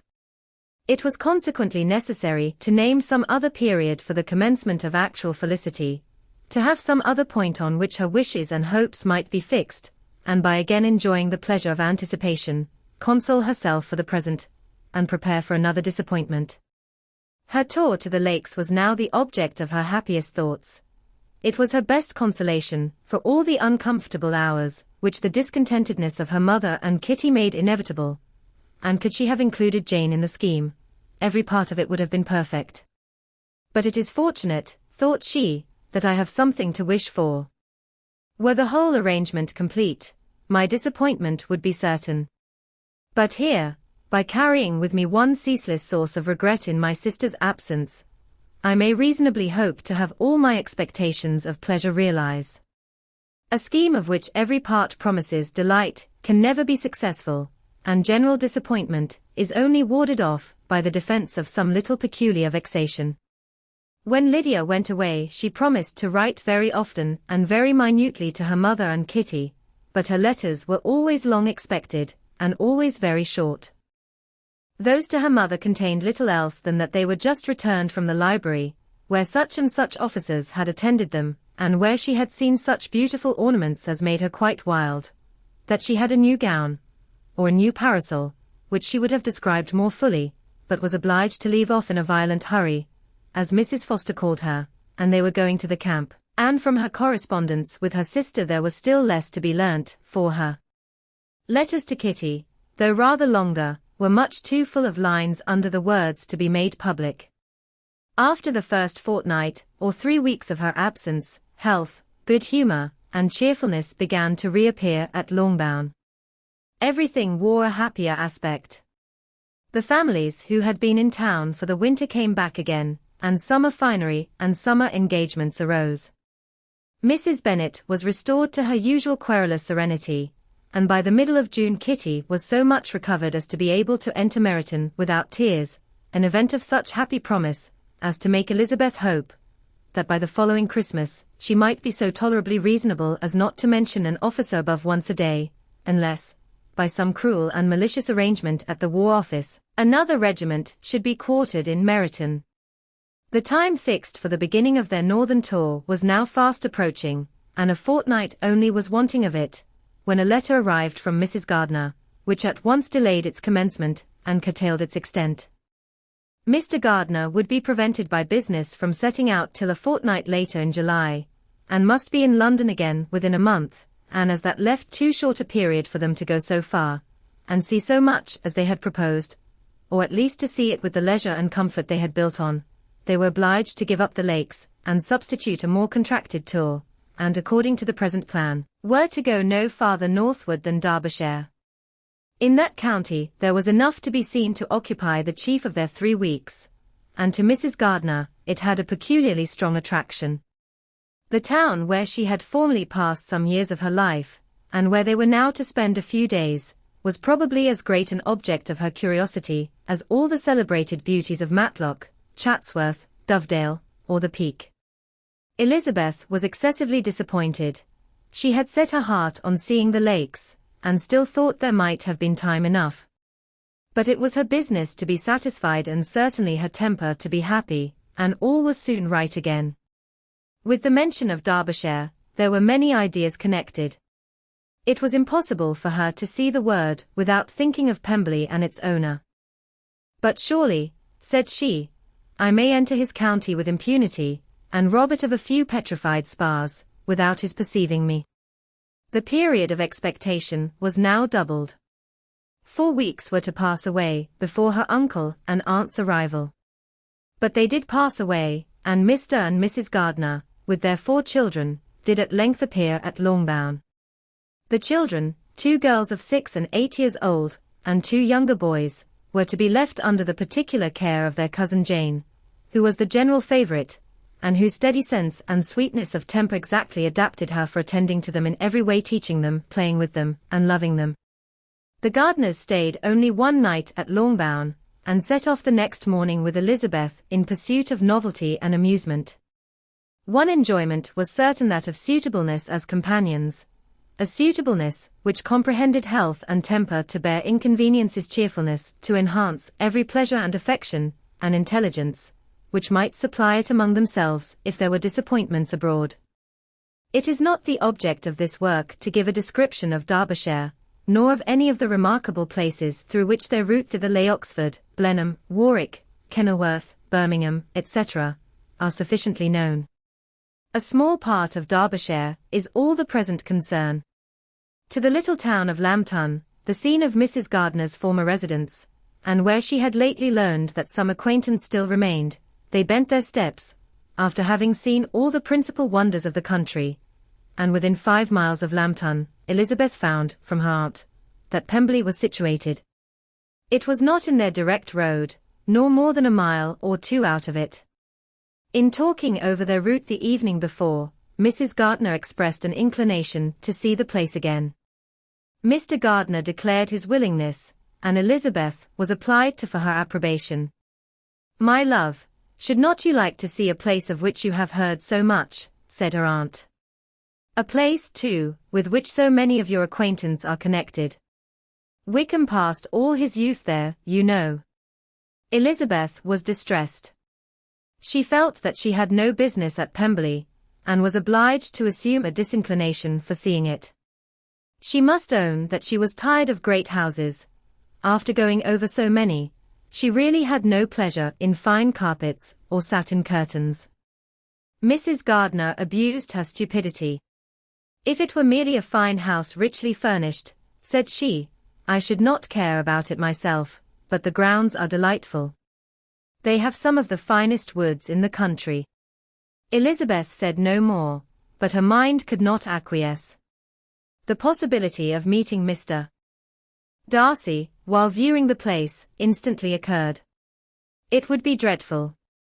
She blushed at the very idea, and thought it would be better to speak openly to her aunt, than to run such a risk. But against this there were objections, and she finally resolved that it could be the last resource, if her private inquiries as to the absence of the family were unfavorably answered.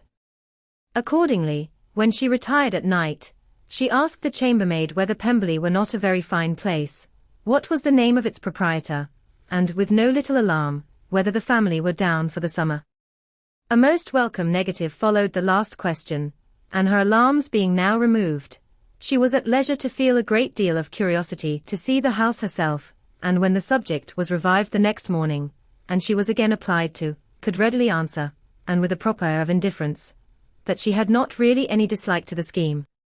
To Pemberley, therefore, they were to go. Chapter 43. Elizabeth, as they drove along, watched for the first appearance of Pemberley Woods with some perturbation, and when at length they turned in at the lodge, her spirits were in a high flutter. The park was very large, and contained great variety of ground. They entered it in one of its lowest points, and drove for some time through a beautiful wood stretching over a wide extent. Elizabeth's mind was too full for conversation, but she saw and admired every remarkable spot and point of view. They gradually ascended for half a mile, and then found themselves at the top of a considerable eminence, where the wood ceased, and the eye was instantly caught by Pemberley House, situated on the opposite side of the valley, into which the road with some abruptness wound. It was a large, handsome stone building, standing well on rising ground, and backed by a ridge of high woody hills, and in front a stream of some natural importance was swelled into greater, but without any artificial appearance. Its banks were neither formal nor falsely adorned. Elizabeth was delighted. She had never seen a place for which nature had done more, or where natural beauty had been so little counteracted by an awkward taste. They were all of them warm in their admiration, and at that moment she felt that to be mistress of Pemberley might be something. They descended the hill, crossed the bridge, and drove to the door, and while examining the nearer aspect of the house, all her apprehension of meeting its owner returned. She dreaded lest the chambermaid had been mistaken. On applying to see the place, they were admitted into the hall, and Elizabeth, as they waited for the housekeeper, had leisure to wonder at her being where she was. The housekeeper came, a respectable-looking elderly woman, much less fine, and more civil, than she had any notion of finding her. They followed her into the dining parlour. It was a large, well-proportioned room, handsomely fitted up. Elizabeth, after slightly surveying it, went to a window to enjoy its prospect. The hill, crowned with wood, from which they had descended, receiving increased abruptness from the distance, was a beautiful object. Every disposition of the ground was good, and she looked on the whole scene, the river, the trees scattered on its banks, and the winding of the valley, as far as she could trace it, with delight. As they passed into other rooms, these objects were taking different positions, but from every window there were beauties to be seen. The rooms were lofty and handsome, and their furniture suitable to the fortune of their proprietor, but Elizabeth saw, with admiration of his taste, that it was neither gaudy nor uselessly fine, with less of splendor, and more real elegance, than the furniture of Rosings. And of this place, thought she, I might have been mistress. With these rooms I might have now been familiarly acquainted. Instead of viewing them as a stranger, I might have rejoiced in them as my own, and welcomed to them as visitors my uncle and aunt. But no, recollecting herself, that could never be, my uncle and aunt would have been lost to me, I should not have been allowed to invite them. This was a lucky recollection, it saved her from something like regret. She longed to inquire of the housekeeper whether her master were really absent, but had not courage for it. At length, however, the question was asked by her uncle, and she turned away with alarm, while Mrs. Reynolds replied, that he was, adding, but we expect him tomorrow, with a large party of friends. How rejoiced was Elizabeth, that their own journey had not by any circumstance been delayed a day. Her aunt now called her to look at a picture. She approached, and saw the likeness of Mr. Wickham, suspended, amongst several other miniatures, over the mantelpiece. Her aunt asked her, smilingly, how she liked it. The housekeeper came forward, and told them it was the picture of a young gentleman, the son of her late master's steward, who had been brought up by him at his own expense. He is now gone into the army, she added, but I am afraid he has turned out very wild. Mrs. Gardiner looked at her niece with a smile, but Elizabeth could not return it. And that, said Mrs. Reynolds, pointing to another of the miniatures, is my master and very like him. It was drawn at the same time as the other about 8 years ago. I have heard much of your master's fine person, said Mrs. Gardiner, looking at the picture. it is a handsome face. But, Lizzie, you can tell us whether it is like or not. Mrs. Reynolds' respect for Elizabeth seemed to increase on this intimation of her knowing her master. Does that young lady know Mr. Darcy? Elizabeth coloured and said, a little. And do not you think him a very handsome gentleman? Yes, very handsome.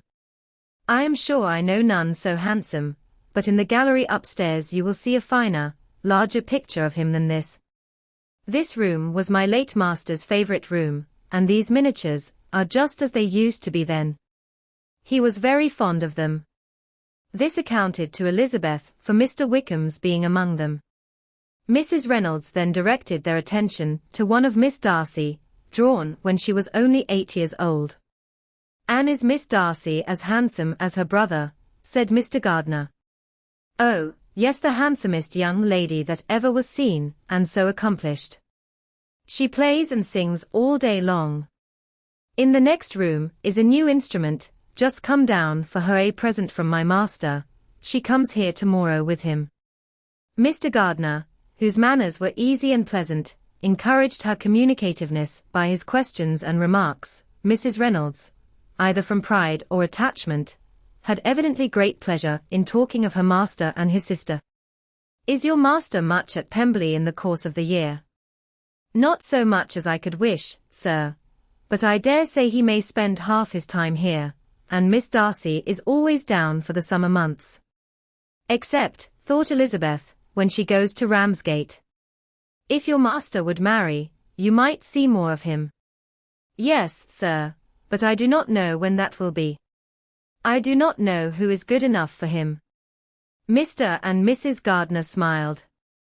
Elizabeth could not help saying, "It is very much to his credit, I am sure, that you should think so. I say no more than the truth, and what everybody will say that knows him," replied the other. Elizabeth thought this was going pretty far, and she listened with increasing astonishment as the housekeeper added, "I have never had a cross word from him in my life, and I have known him ever since he was 4 years old." This was praise of all others most extraordinary, most opposite to her ideas. That he was not a good-tempered man had been her firmest opinion. Her keenest attention was awakened. She longed to hear more, and was grateful to her uncle for saying, "There are very few people of whom so much can be said. You are lucky in having such a master." "Yes, sir, I know I am. If I were to go through the world, I could not meet with a better. But I have always observed, that they who are good-natured when children, are good-natured when they grow up, and he was always the sweetest-tempered, most generous-hearted boy in the world." Elizabeth almost stared at her. "Can this be Mr. Darcy?" thought she. "His father was an excellent man," said Mrs. Gardiner. "Yes, that he was indeed, and his son will be just like him, just as affable to the poor." Elizabeth listened, wondered, doubted, and was impatient for more. Mrs. Reynolds could interest her on no other point. She related the subjects of the pictures, the dimensions of the rooms, and the price of the furniture in vain. Mr. Gardiner, highly amused by the kind of family prejudice, to which he attributed her excessive commendation of her master, soon led again to the subject, and she dwelt with energy on his many merits, as they proceeded together up the great staircase. "He is the best landlord, and the best master," said she, "that ever lived. Not like the wild young men nowadays, who think of nothing but themselves. There is not one of his tenants or servants, but what will give him a good name. Some people call him proud, but I am sure I never saw anything of it. To my fancy, it is only because he does not rattle away like other young men." "In what an amiable light does this place him," thought Elizabeth. "This fine account of him," whispered her aunt as they walked, "is not quite consistent with his behavior to our poor friend. Perhaps we might be deceived. That is not very likely. Our authority was too good." On reaching the spacious lobby above, they were shown into a very pretty sitting room, lately fitted up with greater elegance and lightness than the apartments below, and were informed that it was but just done to give pleasure to Miss Darcy, who had taken a liking to the room, when last at Pemberley. "He is certainly a good brother," said Elizabeth, as she walked towards one of the windows. Mrs. Reynolds anticipated Miss Darcy's delight when she should enter the room. "And this is always the way with him," she added.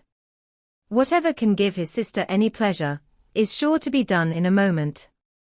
There is nothing he would not do for her." The picture gallery, and 2 or 3 of the principal bedrooms, were all that remained to be shown. In the former were many good paintings, but Elizabeth knew nothing of the art, and from such as had been already visible below, she had willingly turned to look at some drawings of Miss Darcy's, in crayons, whose subjects were usually more interesting, and also more intelligible. In the gallery there were many family portraits, but they could have little to fix the attention of a stranger. Elizabeth walked on in quest of the only face whose features would be known to her. At last it arrested her, and she beheld a striking resemblance of Mr. Darcy, with such a smile over the face, as she remembered to have sometimes seen, when he looked at her. She stood several minutes before the picture, in earnest contemplation, and returned to it again before they quitted the gallery. Mrs. Reynolds informed them that it had been taken in his father's lifetime. There was certainly at this moment, in Elizabeth's mind, a more gentle sensation towards the original than she had ever felt in the height of their acquaintance. The commendation bestowed on him by Mrs. Reynolds was of no trifling nature. What praise is more valuable than the praise of an intelligent servant? As a brother, a landlord, a master, she considered how many people's happiness were in his guardianship. How much of pleasure or pain it was in his power to bestow. How much of good or evil must be done by him. Every idea that had been brought forward by the housekeeper was favorable to his character, and as she stood before the canvas, on which he was represented, and fixed his eyes upon herself, she thought of his regard with a deeper sentiment of gratitude than it had ever raised before. She remembered its warmth and softened its impropriety of expression. When all of the house that was open to general inspection had been seen, they returned downstairs, and taking leave of the housekeeper, were consigned over to the gardener, who met them at the hall door. As they walked across the lawn towards the river, Elizabeth turned back to look again. Her uncle and aunt stopped also, and while the former was conjecturing as to the date of the building, the owner of it himself suddenly came forward from the road which led behind it to the stables. They were within 20 yards of each other, and so abrupt was his appearance, that it was impossible to avoid his sight. Their eyes instantly met, and the cheeks of each were overspread with the deepest blush. He absolutely started, and for a moment seemed immovable from surprise, but shortly recovering himself, advanced towards the party, and spoke to Elizabeth, if not in terms of perfect composure, at least of perfect civility. She had instinctively turned away, but stopping on his approach, received his compliments with an embarrassment impossible to be overcome. Had his first appearance, or his resemblance to the picture they had just been examining, been insufficient to assure the other two that they now saw Mr. Darcy, the gardener's expression of surprise, on beholding his master, must immediately have told it. They stood a little aloof while he was talking to their niece, who, astonished and confused, scarcely dared lift her eyes to his face, and knew not what answer she returned to his civil inquiries after her family. Amazed at the alteration of his manner since they last parted, every sentence that he uttered was increasing her embarrassment, and every idea of the impropriety of her being found there recurring to her mind, the few minutes in which they continued together were some of the most uncomfortable of her life. Nor did he seem much more at ease. When he spoke, his accent had none of its usual sedateness, and he repeated his inquiries as to the time of her having left Longbourn, and of her stay in Derbyshire, so often, and in so hurried a way, as plainly spoke the distraction of his thoughts. At length, every idea seemed to fail him, and after standing a few moments without saying a word, he suddenly recollected himself and took leave. The others then joined her, and expressed their admiration of his figure, but Elizabeth heard not a word, and, wholly engrossed by her own feelings, followed them in silence. She was overpowered by shame and vexation. Her coming there was the most unfortunate, the most ill-judged thing in the world. How strange must it appear to him! In what a disgraceful light, might it not strike so vain a man? It might seem as if she had purposely thrown herself in his way again. Oh! Why did she come? Or, why did he thus come a day before he was expected? Had they been only 10 minutes sooner, they should have been beyond the reach of his discrimination, for it was plain that he was that moment arrived, that moment alighted from his horse or his carriage. She blushed again and again over the perverseness of the meeting. And his behavior, so strikingly altered, what could it mean? That he should even speak to her was amazing, but to speak with such civility, to inquire after her family. Never in her life had she seen his manners so little dignified, never had he spoken with such gentleness as on this unexpected meeting. What a contrast did it offer to his last address in Rosings Park, when he put his letter into her hand. She knew not what to think, or how to account for it. They had now entered a beautiful walk by the side of the water, and every step was bringing forward a nobler fall of ground, or a finer reach of the woods to which they were approaching. But it was some time before Elizabeth was sensible of any of it, and though she answered mechanically to the repeated appeals of her uncle and aunt, and seemed to direct her eyes to such objects as they pointed out, she distinguished no part of the scene. Her thoughts were all fixed on that one spot of Pemberley House, whichever it might be, where Mr Darcy then was. She longed to know what at that moment was passing in his mind, in what manner he thought of her, and whether, in defiance of everything, she was still dear to him. Perhaps he had been civil only because he felt himself at ease, yet there had been that in his voice, which was not like ease. Whether he had felt more of pain or of pleasure in seeing her, she could not tell, but he certainly had not seen her with composure. At length, however, the remarks of her companions on her absence of mind roused her, and she felt the necessity of appearing more like herself. They entered the woods, and bidding adieu to the river for a while, ascended some of the higher grounds, whence, in spots where the opening of the trees gave the eye power to wander, were many charming views of the valley, the opposite hills, with the long range of woods overspreading many, and occasionally part of the stream. Mr Gardiner expressed a wish of going round the whole park, but feared it might be beyond a walk. With a triumphant smile, they were told that it was 10 miles round. It settled the matter, and they pursued the accustomed circuit, which brought them again, after some time, in a descent among hanging woods, to the edge of the water, and one of its narrowest parts. They crossed it by a simple bridge, in character with the general air of the scene. It was a spot less adorned than any they had yet visited, and the valley, here contracted into a glen, allowed room only for the stream, and a narrow walk amidst the rough coppicewood which bordered it. Elizabeth longed to explore its windings, but when they had crossed the bridge, and perceived their distance from the house, Mrs Gardiner, who was not a great walker, could go no farther, and thought only of returning to the carriage as quickly as possible.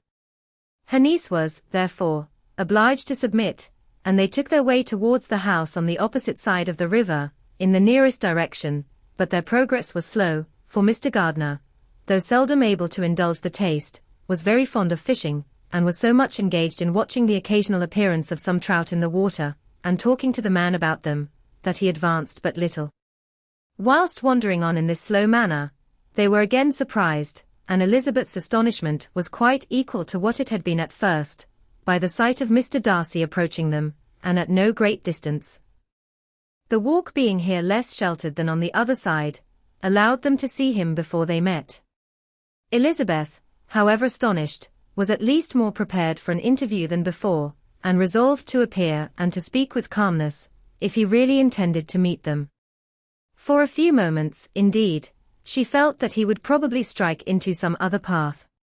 The idea lasted while a turning in the walk concealed him from their view. The turning past, he was immediately before them. With a glance she saw that he had lost none of his recent civility, and, to imitate his politeness, she began as they met to admire the beauty of the place, but she had not got beyond the words delightful and charming, when some unlucky recollections obtruded, and she fancied that praise of Pemberley from her might be mischievously construed. Her colour changed, and she said no more. Mrs Gardiner was standing a little behind, and on her pausing, he asked her if she would do him the honour of introducing him to her friends. This was a stroke of civility for which she was quite unprepared, and she could hardly suppress a smile at his being now seeking the acquaintance of some of those very people, against whom his pride had revolted, in his offer to herself.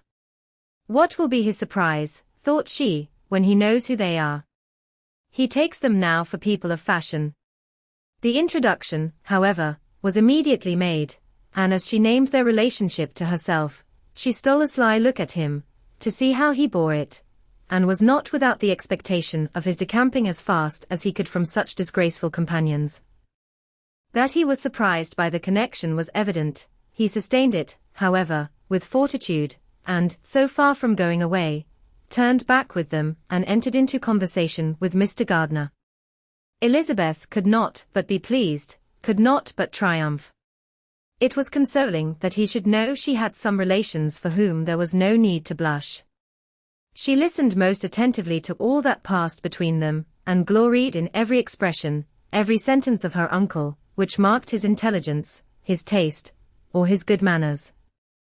The conversation soon turned upon fishing, and she heard Mr. Darcy invite him, with the greatest civility, to fish there as often as he chose, while he continued in the neighborhood, offering at the same time to supply him with fishing tackle, and pointing out those parts of the stream where there was usually most sport. Mrs. Gardiner, who was walking arm in arm with Elizabeth, gave her a look expressive of her wonder. Elizabeth said nothing, but it gratified her exceedingly. The compliment must be all for herself. Her astonishment, however, was extreme, and continually was she repeating, "Why is he so altered? From what can it proceed? It cannot be for me, it cannot be for my sake that his manners are thus softened. My reproofs at Hunsford could not work such a change as this. It is impossible that he should still love me." After walking some time in this way, the two ladies in front, the two gentlemen behind, on resuming their places, after descending to the brink of the river for the better inspection of some curious water plant, there chanced to be a little alteration. It originated in Mrs. Gardiner, who, fatigued by the exercise of the morning, found Elizabeth's arm inadequate to her support, and consequently preferred her husband's. Mr. Darcy took her place by her niece, and they walked on together. After a short silence the lady first spoke. She wished him to know that she had been assured of his absence before she came to the place, and accordingly began by observing, that his arrival had been very unexpected, for your housekeeper, she added, informed us that you would certainly not be here till tomorrow, and indeed, before we left Bakewell, we understood that you were not immediately expected in the country. He acknowledged the truth of it all, and said that business with his steward had occasioned his coming forward a few hours before the rest of the party with whom he had been traveling. They will join me early tomorrow, he continued, and among them are some who will claim an acquaintance with you, Mr. Bingley and his sisters. Elizabeth answered only by a slight bow. Her thoughts were instantly driven back to the time when Mr. Bingley's name had been last mentioned between them, and if she might judge from his complexion, his mind was not very differently engaged. There is also one other person in the party, he continued after a pause, who more particularly wishes to be known to you. Will you allow me, or do I ask too much, to introduce my sister to your acquaintance during your stay at Lambton? The surprise of such an application was great indeed. It was too great for her to know in what manner she acceded to it. She immediately felt that whatever desire Miss Darcy might have of being acquainted with her, must be the work of her brother, and without looking farther, it was satisfactory, it was gratifying to know that his resentment had not made him think really ill of her. They now walked on in silence, each of them deep in thought. Elizabeth was not comfortable, that was impossible, but she was flattered and pleased. His wish of introducing his sister to her was a compliment of the highest kind. They soon outstripped the others, and when they had reached the carriage, Mr. and Mrs. Gardiner were half a quarter of a mile behind. He then asked her to walk into the house, but she declared herself not tired, and they stood together on the lawn. At such a time much might have been said, and silence was very awkward. She wanted to talk, but there seemed an embargo on every subject. At last she recollected that she had been traveling, and they talked of Matlock and Dovedale with great perseverance. Yet time and her aunt moved slowly, and her patience and her ideas were nearly worn out before the tete-a-tete was over. On Mr. and Mrs. Gardner's coming up, they were all pressed to go into the house and take some refreshment, but this was declined, and they parted on each side with the utmost politeness. Mr. Darcy handed the ladies into the carriage, and when it drove off, Elizabeth saw him walking slowly towards the house. The observations of her uncle and aunt now began, and each of them pronounced him to be infinitely superior to anything they had expected. "He is perfectly well behaved, polite, and unassuming," said her uncle. "There is something a little stately in him, to be sure," replied her aunt, "but it is confined to his air, and is not unbecoming. I can now say with the housekeeper, that though some people may call him proud, I have seen nothing of it. I was never more surprised than by his behavior to us.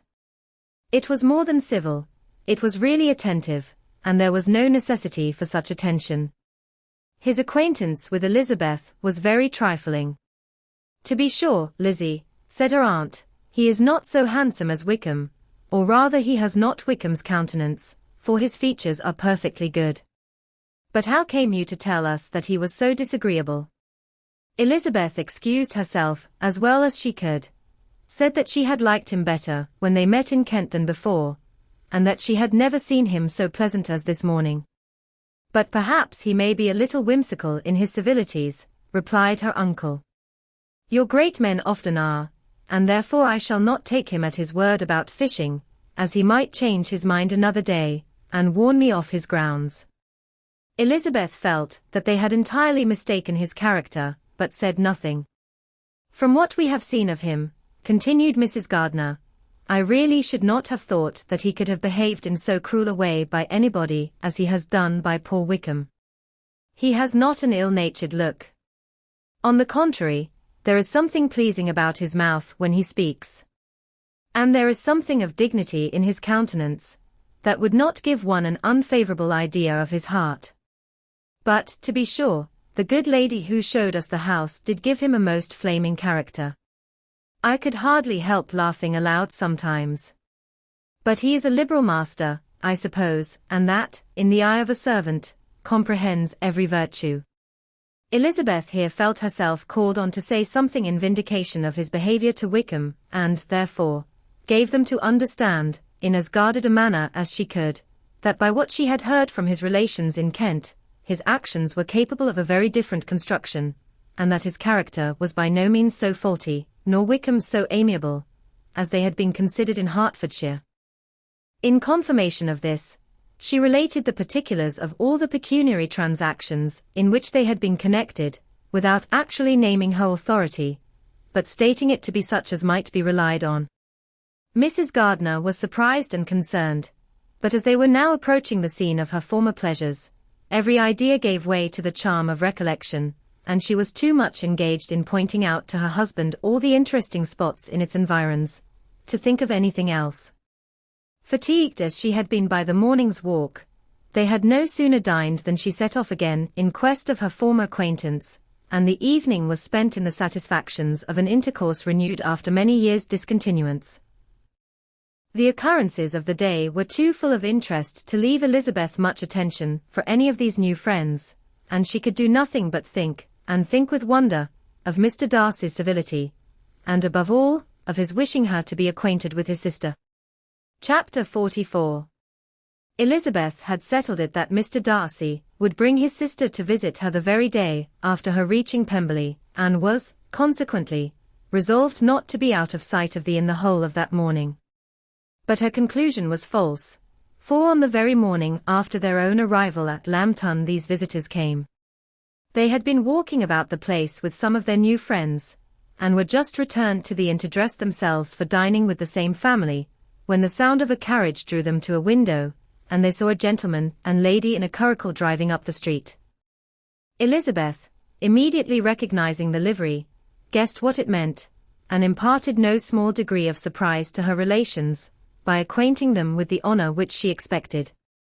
Her uncle and aunt were all amazement, and the embarrassment of her manner as she spoke, joined to the circumstance itself, and many of the circumstances of the preceding day, opened to them a new idea on the business. Nothing had ever suggested it before, but they now felt that there was no other way of accounting for such attentions from such a quarter than by supposing a partiality for their niece. While these newly born notions were passing in their heads, the perturbation of Elizabeth's feelings was every moment increasing. She was quite amazed at her own discomposure, but, amongst other causes of disquiet, she dreaded lest the partiality of the brother should have said too much in her favour, and more than commonly anxious to please, she naturally suspected that every power of pleasing would fail her. She retreated from the window, fearful of being seen, and as she walked up and down the room, endeavouring to compose herself, saw such looks of inquiring surprise in her uncle and aunt as made everything worse. Miss Darcy and her brother appeared, and this formidable introduction took place. With astonishment did Elizabeth see that her new acquaintance was at least as much embarrassed as herself.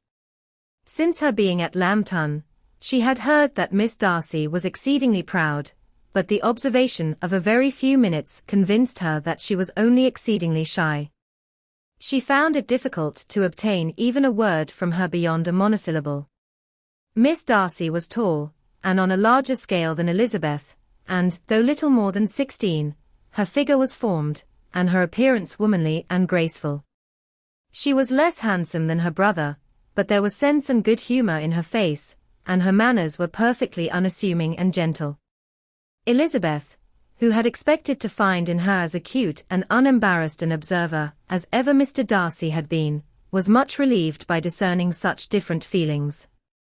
They had not been long together before Darcy told her that Bingley was also coming to wait on her, and she had barely time to express her satisfaction and prepare for such a visitor, when Bingley's quick step was heard on the stairs, and in a moment he entered the room. All Elizabeth's anger against him had been long done away, but had she still felt any, it could hardly have stood its ground against the unaffected cordiality with which he expressed himself on seeing her again. He inquired in a friendly, though general, way, after her family, and looked and spoke with the same good-humoured ease that he had ever done. To Mr. and Mrs. Gardiner, he was scarcely a less interesting personage than to herself. They had long wished to see him. The whole party before them, indeed, excited a lively attention.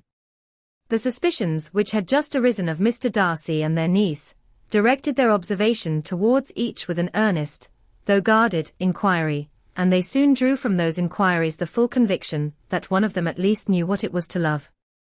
Of the lady's sensations they remained a little in doubt, but that the gentleman was overflowing with admiration was evident enough. Elizabeth, on her side, had much to do. She wanted to ascertain the feelings of each of her visitors, she wanted to compose her own, and to make herself agreeable to all, and in the latter object, where she feared most to fail, she was most sure of success, for those to whom she endeavoured to give pleasure were prepossessed in her favour. Bingley was ready, Georgiana was eager, and Darcy determined to be pleased. In seeing Bingley, her thoughts naturally flew to her sister, Anne O. How ardently did she long to know whether any of his were directed in a like manner. Sometimes she could fancy that he talked less than on former occasions, and once or twice pleased herself with the notion that, as he looked at her, he was trying to trace a resemblance. But, though this might be imaginary, she could not be deceived as to his behaviour to Miss Darcy, who had been set up as a rival to Jane. No look appeared on either side that spoke particular regard. Nothing occurred between them that could justify the hopes of his sister. On this point she was soon satisfied, and 2 or 3 little circumstances occurred ere they parted, which, in her anxious interpretation, denoted a recollection of Jane, not untinctured by tenderness, and a wish of saying more that might lead to the mention of her, had he dared. He observed to her, at a moment when the others were talking together, and in a tone which had something of real regret, that it was a very long time since he had had the pleasure of seeing her, and before she could reply, he added, "It is above 8 months. We have not met since the 26th of November, when we were all dancing together at Netherfield." Elizabeth was pleased to find his memory so exact, and he afterwards took occasion to ask her, when unattended to by any of the rest, whether all her sisters were at Longbourn. There was not much in the question, nor in the preceding remark, but there was a look and a manner which gave them meaning. It was not often that she could turn her eyes on Mr. Darcy himself, but whenever she did catch a glimpse she saw an expression of general complaisance, and in all that he said, she heard an accent so far removed from hauteur, or disdain of his companions, as convinced her that the improvement of manners, which she had yesterday witnessed, however temporary its existence might prove, had at least outlived one day. When she saw him thus seeking the acquaintance, and courting the good opinion of people with whom any intercourse a few months ago would have been a disgrace, when she saw him thus civil, not only to herself, but to the very relations whom he had openly disdained, and recollected their last lively scene in Hunsford Parsonage, the difference, the change was so great, and struck so forcibly on her mind, that she could hardly restrain her astonishment from being visible. Never, even in the company of his dear friends at Netherfield, or his dignified relations at Rosings, had she seen him so desirous to please, so free from self-consequence, or unbending reserve, as now, when no importance could result from the success of his endeavours, and when even the acquaintance of those to whom his attentions were addressed, would draw down the ridicule and censure of the ladies both of Netherfield and Rosings. Their visitors stayed with them above half an hour, and when they arose to depart, Mr. Darcy called on his sister to join him in expressing their wish of seeing Mr. and Mrs. Gardiner, and Miss Bennet, to dinner at Pemberley, before they left the country. Miss Darcy, though with a diffidence which marked her little in the habit of giving invitations, readily obeyed. Mrs. Gardiner looked at her niece, desirous of knowing how she, whom the invitation most concerned, felt disposed as to its acceptance, but Elizabeth had turned away her head. Presuming, however, that this studied avoidance spoke rather a momentary embarrassment than any dislike of the proposal, and seeing in her husband, who was fond of society, a perfect willingness to accept it, she ventured to engage for her attendance, and the day after the next was fixed on. Bingley expressed great pleasure in the certainty of seeing Elizabeth again, having still a great deal to say to her, and many inquiries to make after all their Hertfordshire friends. Elizabeth, construing all this into a wish of hearing her speak of her sister, was pleased, and on this account, as well as some others, found herself, when their visitors left them, capable of considering the last half-hour with some satisfaction, though while it was passing the enjoyment of it had been little. Eager to be alone, and fearful of inquiries or hints from her uncle and aunt, she stayed with them only long enough to hear their favourable opinion of Bingley, and then hurried away to dress. But she had no reason to fear Mr. and Mrs. Gardiner's curiosity. It was not their wish to force her communication.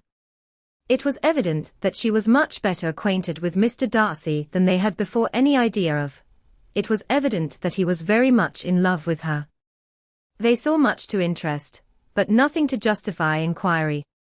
Of Mr. Darcy it was now a matter of anxiety to think well, and as far as their acquaintance reached, there was no fault to find. They could not be untouched by his politeness, and had they drawn his character from their own feelings and his servant's report, without any reference to any other account, the circle in Hertfordshire, to which he was known, would not have recognized it for Mr. Darcy. There was now an interest, however, in believing the housekeeper, and they soon became sensible that the authority of a servant, who had known him since he was 4 years old, and whose own manners indicated respectability, was not to be hastily rejected. Neither had anything occurred in the intelligence of their Lambton friends that could materially lessen its weight. They had nothing to accuse him of but pride.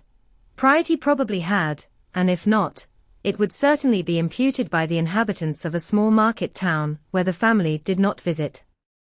It was acknowledged, however, that he was a liberal man, and did much good among the poor. With respect to Wickham, the travellers soon found that he was not held there in much estimation, for though the chief of his concerns with the son of his patron were imperfectly understood, it was yet a well-known fact that, on his quitting Derbyshire, he had left many debts behind him, which Mr. Darcy afterwards discharged. As for Elizabeth, her thoughts were at Pemberley this evening more than the last, and the evening, though as it passed it seemed long, was not long enough to determine her feelings towards one in that mansion, and she lay awake 2 whole hours, endeavouring to make them out. She certainly did not hate him. No, hatred had vanished long ago, and she had almost as long been ashamed of ever feeling a dislike against him, that could be so called. The respect created by the conviction of his valuable qualities, though at first unwillingly admitted, had for some time ceased to be repugnant to her feelings, and it was now heightened into somewhat of a friendlier nature by the testimony so highly in his favor, and bringing forward his disposition in so amiable a light, which yesterday had produced. But above all, above respect and esteem, there was a motive within her of goodwill which could not be overlooked. It was gratitude, not merely for having once loved her, but for loving her still well enough to forgive all the petulance and acrimony of her manner in rejecting him, and all the unjust accusations accompanying her rejection. He who, she had been persuaded, would avoid her as his greatest enemy, seemed, on this accidental meeting, most eager to preserve the acquaintance, and without any indelicate display of regard, or any peculiarity of manner, where their two selves only were concerned, was soliciting the good opinion of her friends, and bent on making her known to his sister. Such a change in a man of so much pride excited not only astonishment, but gratitude, for to love, ardent love, it must be attributed, and as such, its impression on her was of a sort to be encouraged, as by no means unpleasing, though it could not be exactly defined. She respected, she esteemed, she was grateful to him, she felt a real interest in his welfare, and she only wanted to know how far she wished that welfare to depend upon herself, and how far it would be for the happiness of both that she should employ the power, which her fancy told her she still possessed, of bringing on the renewal of his addresses. It had been settled in the evening, between the aunt and niece, that such a striking civility as Miss Darcy's, in coming to them on the very day of her arrival at Pemberley, she had reached it only to a late breakfast, ought to be imitated, though it could not be equalled, by some exertion of politeness on their side, and consequently, that it would be highly expedient to wait on her at Pemberley the following morning. They were, therefore, to go. Elizabeth was pleased, though when she asked herself the reason, she had very little to say in reply. Mr. Gardiner left them soon after breakfast. The fishing scheme had been renewed the day before, and a positive engagement made of his meeting some of the gentlemen at Pemberley by noon. Chapter 45. Convinced as Elizabeth now was that Miss Bingley's dislike of her had originated in jealousy, she could not help feeling how very unwelcome her appearance at Pemberley must be to her, and was curious to know with how much civility on that lady's side the acquaintance would now be renewed. On reaching the house, they were shown through the hall into the saloon, whose northern aspect rendered it delightful for summer. Its windows, opening to the ground, admitted a most refreshing view of the high woody hills behind the house, and of the beautiful oaks and Spanish chestnuts, which were scattered over the intermediate lawn. In this room they were received by Miss Darcy, who was sitting there with Mrs. Hurst and Miss Bingley, and the lady with whom she lived in London. Georgiana's reception of them was very civil, but attended with all that embarrassment which, though proceeding from shyness and the fear of doing wrong, would easily give to those who felt themselves inferior the belief of her being proud and reserved. Mrs. Gardiner and her niece, however, did her justice and pitied her. By Mrs. Hurst and Miss Bingley they were noticed only by a courtesy, and on their being seated, a pause, awkward as such pauses must always be, succeeded for a few moments. It was first broken by Mrs. Annesley, a genteel, agreeable-looking woman, whose endeavour to introduce some kind of discourse proved her to be more truly well-bred than either of the others, and between her and Mrs. Gardiner, with occasional help from Elizabeth, the conversation was carried on. Miss Darcy looked as if she wished for courage enough to join in it, and sometimes did venture a short sentence, when there was least danger of its being heard. Elizabeth soon saw that she was herself closely watched by Miss Bingley, and that she could not speak a word, especially to Miss Darcy, without calling her attention. This observation would not have prevented her from trying to talk to the latter, had they not been seated at an inconvenient distance, but she was not sorry to be spared the necessity of saying much. Her own thoughts were employing her. She expected every moment that some of the gentlemen would enter the room, she wished, she feared, that the master of the house might be amongst them, and whether she wished or feared it most, she could scarcely determine. After sitting in this manner a quarter of an hour, without hearing Miss Bingley's voice, Elizabeth was roused by receiving from her a cold inquiry after the health of her family. She answered with equal indifference and brevity, and the other said no more. The next variation which their visit afforded was produced by the entrance of servants with cold meat, cake, and a variety of all the finest fruits in season, but this did not take place till after many a significant look and smile from Mrs. Annesley to Miss Darcy had been given, to remind her of her post. There was now employment for the whole party, for though they could not all talk, they could all eat, and the beautiful pyramids of grapes, nectarines, and peaches, soon collected them round the table. While thus engaged, Elizabeth had a fair opportunity of deciding whether she most feared or wished for the appearance of Mr. Darcy, by the feelings which prevailed on his entering the room, and then, though but a moment before she had believed her wishes to predominate, she began to regret that he came. He had been some time with Mr. Gardiner, who, with 2 or 3 other gentlemen from the house, was engaged by the river, and had left him only on learning that the ladies of the family intended a visit to Georgiana that morning. No sooner did he appear, than Elizabeth wisely resolved to be perfectly easy and unembarrassed, a resolution the more necessary to be made, but perhaps not the more easily kept, because she saw that the suspicions of the whole party were awakened against them, and that there was scarcely an eye which did not watch his behaviour when he first came into the room. In no countenance was attentive curiosity so strongly marked as in Miss Bingley's, in spite of the smiles which overspread her face whenever she spoke to one of its objects, for jealousy had not yet made her desperate, and her attentions to Mr. Darcy were by no means over. Miss Darcy, on her brother's entrance, exerted herself much more to talk, and Elizabeth saw that he was anxious for his sister and herself to get acquainted, and forwarded, as much as possible, every attempt at conversation on either side. Miss Bingley saw all this likewise, and, in the imprudence of anger, took the first opportunity of saying, with sneering civility, "Pray, Miss Eliza, are not the Shire militia removed from Meryton? They must be a great loss to your family." In Darcy's presence she dared not mention Wickham's name, but Elizabeth instantly comprehended that he was uppermost in her thoughts, and the various recollections connected with him gave her a moment's distress, but exerting herself vigorously to repel the ill-natured attack, she presently answered the question in a tolerably disengaged tone. While she spoke, an involuntary glance showed her Darcy with a heightened complexion, earnestly looking at her, and his sister overcome with confusion, and unable to lift up her eyes. Had Miss Bingley known what pain she was then giving her beloved friend, she undoubtedly would have refrained from the hint, but she had merely intended to discompose Elizabeth, by bringing forward the idea of a man to whom she believed her partial, to make her betray a sensibility which might injure her in Darcy's opinion, and perhaps, to remind the latter of all the follies and absurdities by which some part of her family were connected with that corps. Not a syllable had ever reached her of Miss Darcy's meditated elopement.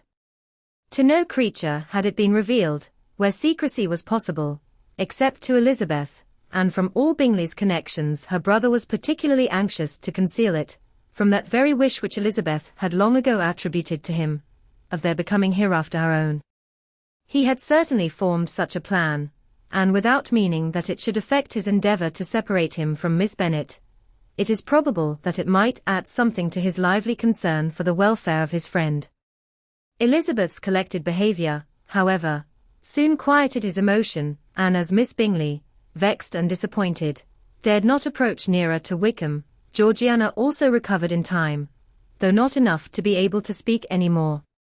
Her brother, whose eye she feared to meet, scarcely recollected her interest in the affair, and the very circumstance, which had been designed to turn his thoughts from Elizabeth, seemed to have fixed them on her more and more cheerfully. Their visit did not continue long after the question and answer above mentioned, and while Mr. Darcy was attending them to their carriage, Miss Bingley was venting her feelings in criticisms on Elizabeth's person, behaviour, and dress.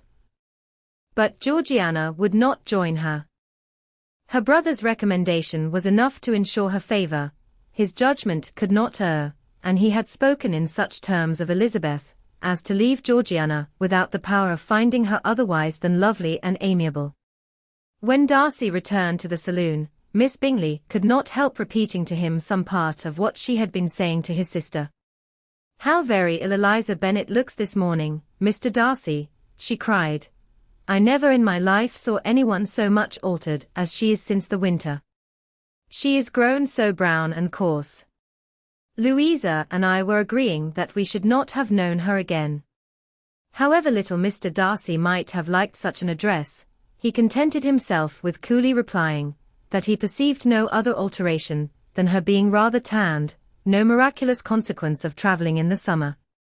"For my own part," she rejoined, "I must confess that I never could see any beauty in her. Her face is too thin, her complexion has no brilliancy, and her features are not at all handsome. Her nose wants character, there is nothing marked in its lines. Her teeth are tolerable, but not out of the common way, and as for her eyes, which have sometimes been called so fine, I never could perceive anything extraordinary in them. They have a sharp, shrewish look, which I do not like at all, and in her altogether, there is a self-sufficiency without fashion, which is intolerable." Persuaded as Miss Bingley was that Darcy admired Elizabeth, this was not the best method of recommending herself, but angry people are not always wise, and in seeing him at last look somewhat nettled, she had all the success she expected. He was resolutely silent, however, and from a determination of making him speak, she continued, "I remember, when we first knew her in Hertfordshire, how amazed we all were to find that she was a reputed beauty, and I particularly recollect your saying one night, after they had been dining at Netherfield, 'She a beauty. I should as soon call her mother a wit.' But afterwards she seemed to improve on you, and I believe you thought her rather pretty at one time." "Yes," replied Darcy, who could contain himself no longer, "but that was only when I first knew her, for it is many months since I have considered her as one of the handsomest women of my acquaintance." He then went away, and Miss Bingley was left to all the satisfaction of having forced him to say what gave no one any pain but herself. Mrs. Gardiner and Elizabeth talked of all that had occurred during their visit, as they returned, except what had particularly interested them both. The looks and behavior of everybody they had seen were discussed, except of the person who had mostly engaged their attention. They talked of his sister, his friends, his house, his fruit, of everything but himself, yet Elizabeth was longing to know what Mrs. Gardiner thought of him, and Mrs. Gardiner would have been highly gratified by her niece's beginning the subject.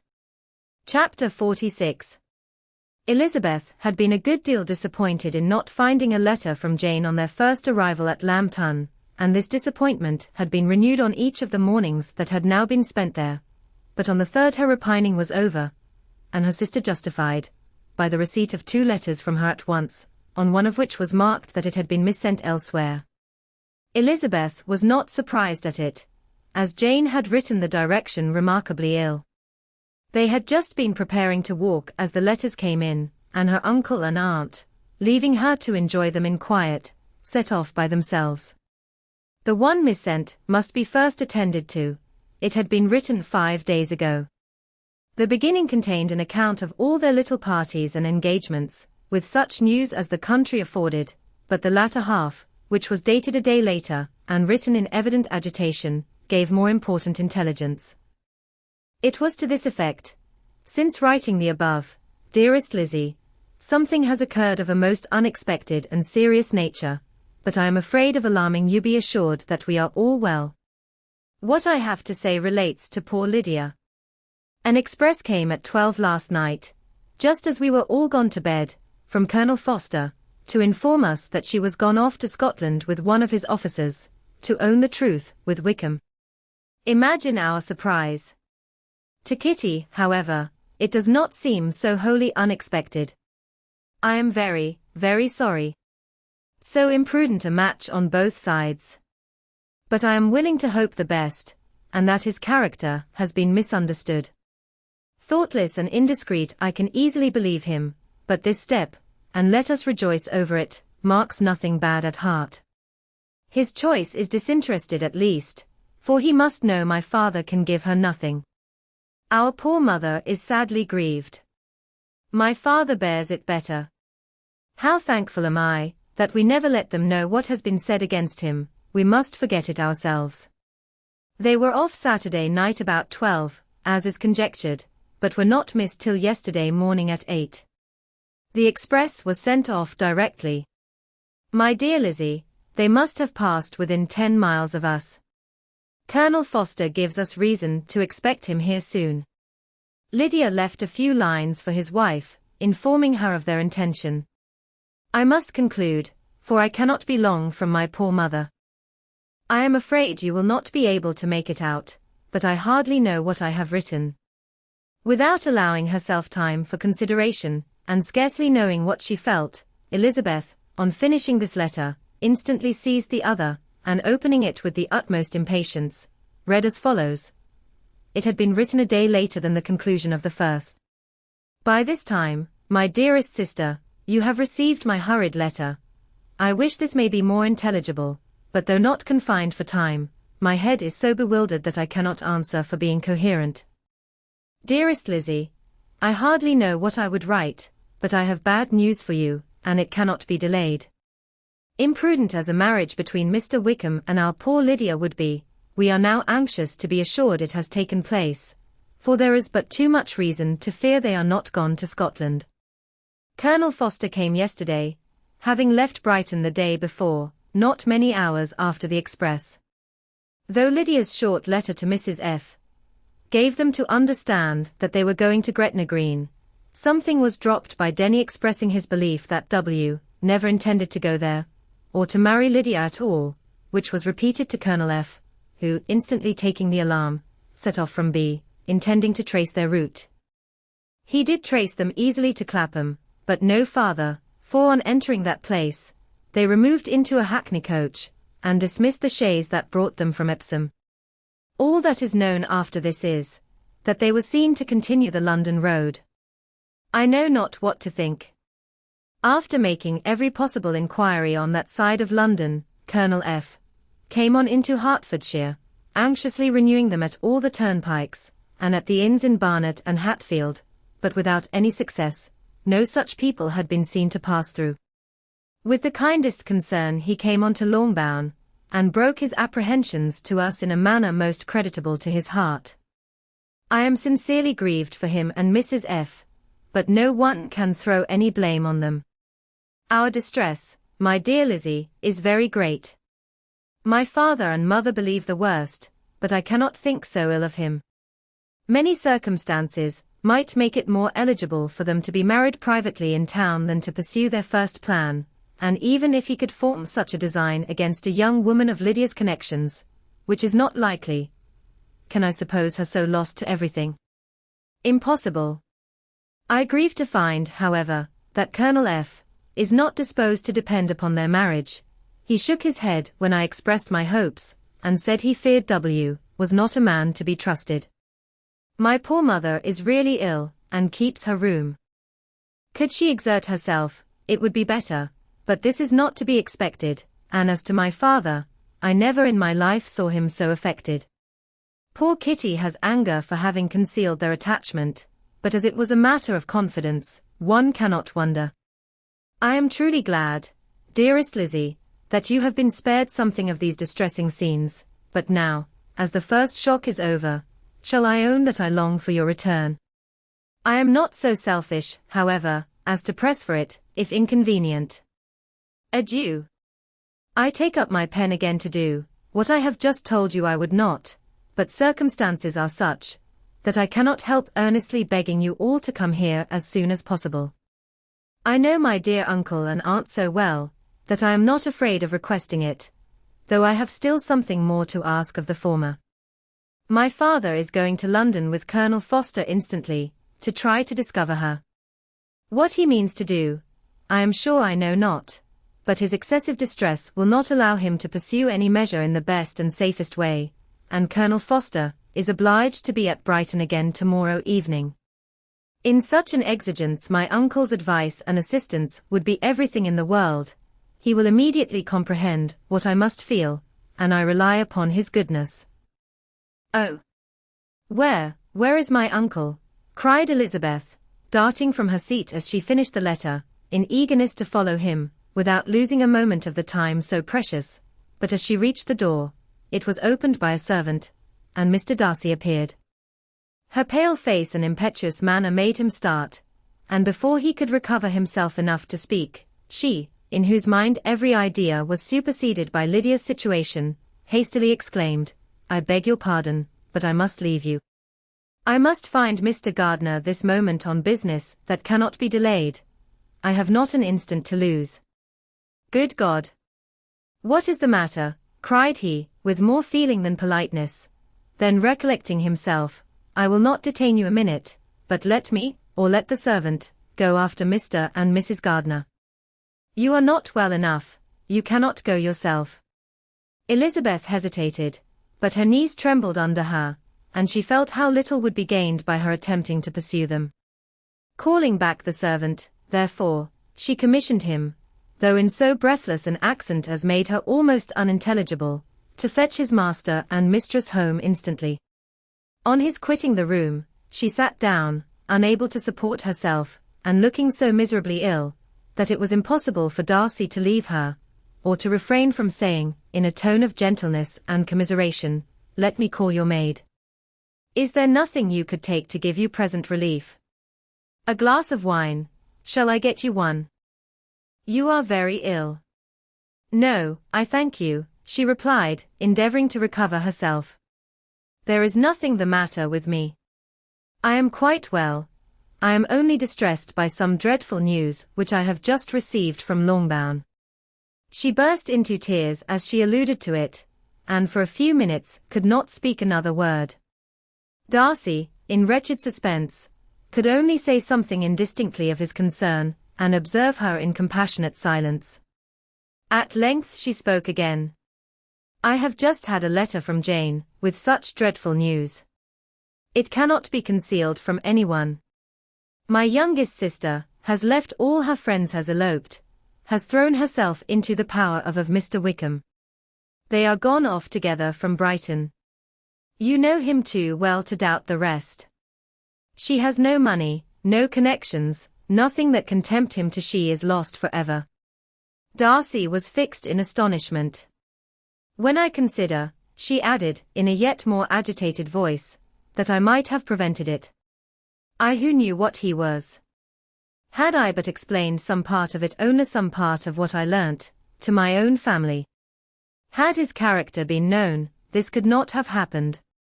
But it is all too late now. I am grieved, indeed," cried Darcy, grieved, shocked. "But is it certain, absolutely certain?"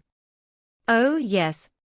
They left Brighton together on Sunday night, and were traced almost to London, but not beyond. They are certainly not gone to Scotland." "And what has been done, what has been attempted, to recover her?" "My father has gone to London, and Jane has written to beg my uncle's immediate assistance, and we shall be off, I hope, in half an hour. But nothing can be done. I know very well that nothing can be done. How is such a man to be worked on? How are they even to be discovered? I have not the smallest hope. It is every way horrible." Darcy shook his head in silent acquiescence. "When my eyes were opened to his real character, oh! Had I known what I ought, what I dared to do. But I knew not, I was afraid of doing too much. Wretched, wretched mistake." Darcy made no answer. He seemed scarcely to hear her, and was walking up and down the room in earnest meditation, his brow contracted, his air gloomy. Elizabeth soon observed, and instantly understood it. Her power was sinking, everything must sink under such a proof of family weakness, such an assurance of the deepest disgrace. She could neither wonder nor condemn, but the belief of his self-conquest brought nothing consolatory to her bosom, afforded no palliation of her distress. It was, on the contrary, exactly calculated to make her understand her own wishes, and never had she so honestly felt that she could have loved him as now, when all love must be vain. But self, though it would intrude, could not engross her. Lydia, the humiliation, the misery she was bringing on them all soon swallowed up every private care, and covering her face with her handkerchief, Elizabeth was soon lost to everything else, and after a pause of several minutes, was only recalled to a sense of her situation by the voice of her companion, who, in a manner which, though it spoke compassion, spoke likewise restraint, said, "I am afraid you have been long desiring my absence, nor have I anything to plead in excuse of my stay, but real, though unavailing concern. Would to heaven that anything could be either said or done on my part, that might offer consolation to such distress. But I will not torment you with vain wishes, which may seem purposely to ask for your thanks. This unfortunate affair will, I fear, prevent my sisters having the pleasure of seeing you at Pemberley today. Oh, yes. Be so kind as to apologize for us to Miss Darcy.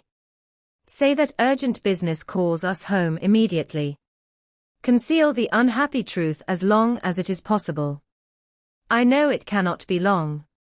He readily assured her of his secrecy, again expressed his sorrow for her distress, wished it a happier conclusion than there was at present reason to hope, and leaving his compliments for her relations, with only one serious parting look, went away. As he quitted the room, Elizabeth felt how improbable it was that they should ever see each other again, on such terms of cordiality, as had marked their several meetings in Derbyshire, and as she threw a retrospective glance over the whole of their acquaintance, so full of contradictions and varieties, sighed at the perverseness of those feelings, which would now have promoted its continuance, and would formerly have rejoiced in its termination. If gratitude and esteem are good foundations of affection, Elizabeth's change of sentiment will be neither improbable nor faulty.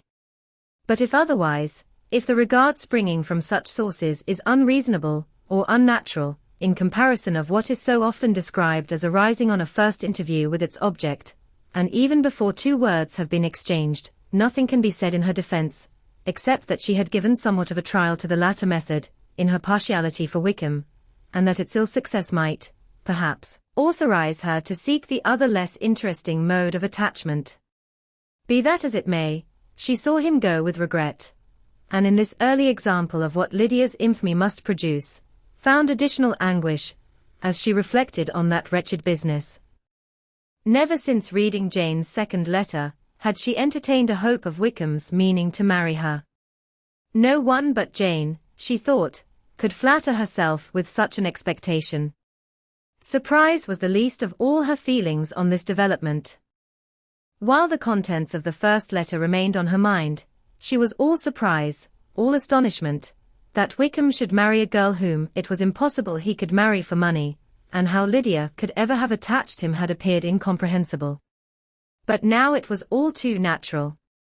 For such an attachment as this, she might have sufficient charms, and though she did not suppose Lydia to be deliberately engaging in an elopement, without the intention of marriage, she had no difficulty in believing that neither her virtue nor her understanding would preserve her from falling an easy prey. She had never perceived, while the regiment was in Hertfordshire, that Lydia had any partiality for him, but she was convinced that Lydia had wanted only encouragement to attach herself to anybody. Sometimes one officer, sometimes another, had been her favorite, as their attentions raised them in her opinion. Her affections had been continually fluctuating, but never without an object. The mischief of neglect and mistaken indulgence towards such a girl, oh! How acutely did she now feel it! She was wild to be at home to hear, to see, to be upon the spot to share with Jane in the cares that must now fall wholly upon her, in a family so deranged, a father absent, a mother incapable of exertion, and requiring constant attendance, and though almost persuaded that nothing could be done for Lydia, her uncle's interference seemed of the utmost importance, until he entered the room the misery of her impatience was severe. Mr. and Mrs. Gardiner had hurried back in alarm, supposing, by the servant's account, that their niece was taken suddenly ill, but satisfying them instantly on that head, she eagerly communicated the cause of their summons, reading the 2 letters aloud, and dwelling on the postscript of the last with trembling energy. Though Lydia had never been a favourite with them, Mr. and Mrs. Gardiner could not but be deeply affected. Not Lydia only, but all were concerned in it, and after the first exclamations of surprise and horror, Mr. Gardiner readily promised every assistance in his power. Elizabeth, though expecting no less, thanked him with tears of gratitude, and all 3 being actuated by one spirit, everything relating to their journey was speedily settled.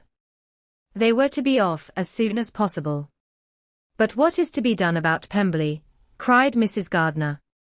"John told us Mr. Darcy was here when you sent for us, was it so?" "Yes, and I told him we should not be able to keep our engagement." "That is all settled." "What is all settled?" repeated the other, as she ran into her room to prepare. "And are they upon such terms as for her to disclose the real truth?" "Oh, that I knew how it was." But wishes were vain, or, at best, could serve only to amuse her in the hurry and confusion of the following hour. Had Elizabeth been at leisure to be idle, she would have remained certain that all employment was impossible to one so wretched as herself. But she had her share of business as well as her aunt, and amongst the rest there were notes to be written to all their friends at Lambton, with false excuses for their sudden departure. An hour, however, saw the whole completed, and Mr. Gardiner, meanwhile, having settled his account at the inn, nothing remained to be done but to go, and Elizabeth, after all the misery of the morning, found herself, in a shorter space of time than she could have supposed, seated in the carriage, and on the road to Longbourn. Chapter 47. "I have been thinking it over again, Elizabeth," said her uncle, as they drove from the town, "and really, upon serious consideration, I am much more inclined than I was to judge as your eldest sister does of the matter. It appears to me so very unlikely that any young man should form such a design against a girl who is by no means unprotected or friendless, and who was actually staying in his colonel's family, that I am strongly inclined to hope the best. Could he expect that her friends would not step forward? Could he expect to be noticed again by the regiment, after such an affront to Colonel Foster? His temptation is not adequate to the risk." "Do you really think so?" cried Elizabeth, brightening up for a moment. "Upon my word," said Mrs. Gardiner, "I begin to be of your uncle's opinion. It is really too great a violation of decency, honor, and interest, for him to be guilty of it. I cannot think so very ill of Wickham. Can you, yourself, Lizzie, so wholly give him up, as to believe him capable of it? Not perhaps of neglecting his own interest, but of every other neglect I can believe him capable. If, indeed, it should be so. But I dare not hope it. Why should they not go on to Scotland, if that had been the case?" "In the first place," replied Mr. Gardiner, "there is no absolute proof that they are not gone to Scotland." "Oh, but their removing from the chaise into a hackney coach is such a presumption. And, besides, no traces of them were to be found on the Barnet road." "Well, then, supposing them to be in London, they may be there, though for the purpose of concealment, for no more exceptionable purpose. It is not likely that money should be very abundant on either side, and it might strike them that they could be more economically, though less expeditiously, married in London than in Scotland. But why all this secrecy? Why any fear of detection? Why must their marriage be private? Oh no, this is not likely. His most particular friend, you see by Jane's account, was persuaded of his never intending to marry her. Wickham will never marry a woman without some money. He cannot afford it. And what claims has Lydia, what attractions has she beyond youth, health, and good humor, that could make him for her sake forego every chance of benefiting himself by marrying well?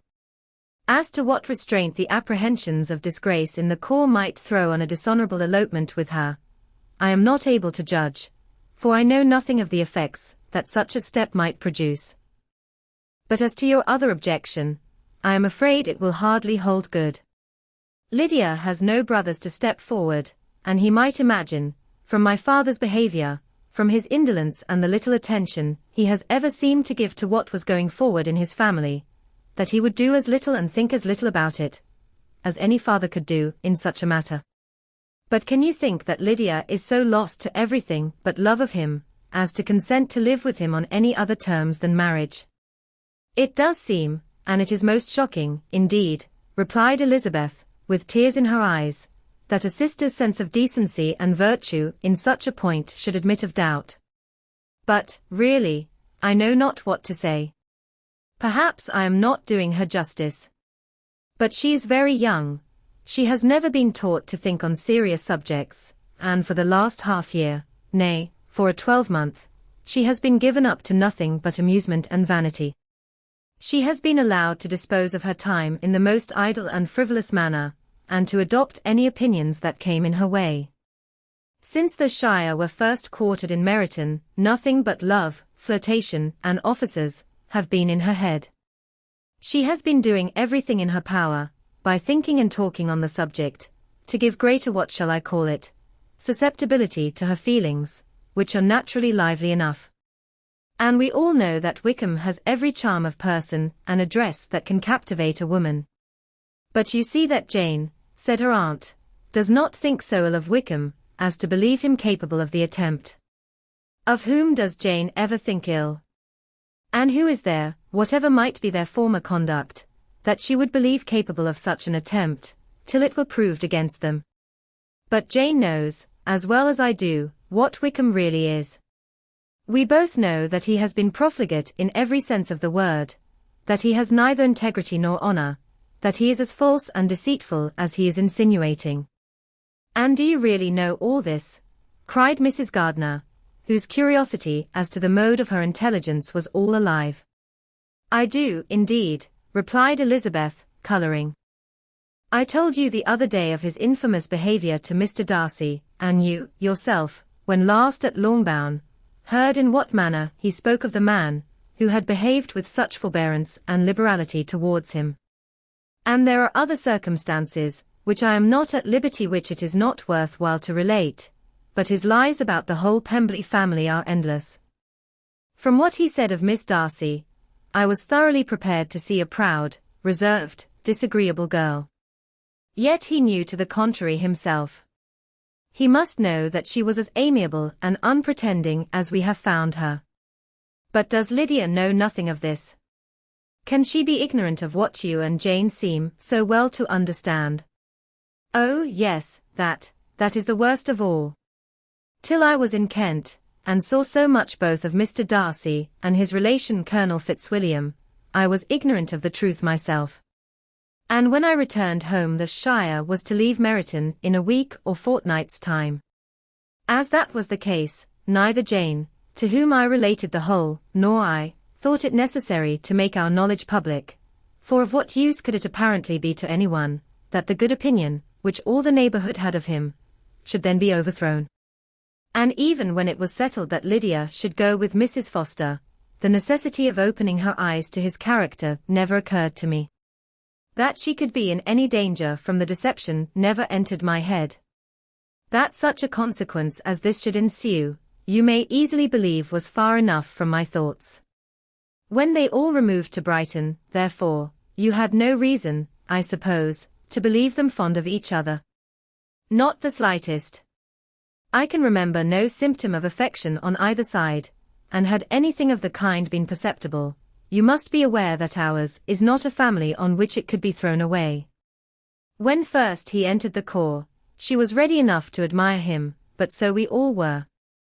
Every girl in or near Meryton was out of her senses about him for the first 2 months, but he never distinguished her by any particular attention, and, consequently, after a moderate period of extravagant and wild admiration, her fancy for him gave way, and others of the regiment, who treated her with more distinction, again became her favourites.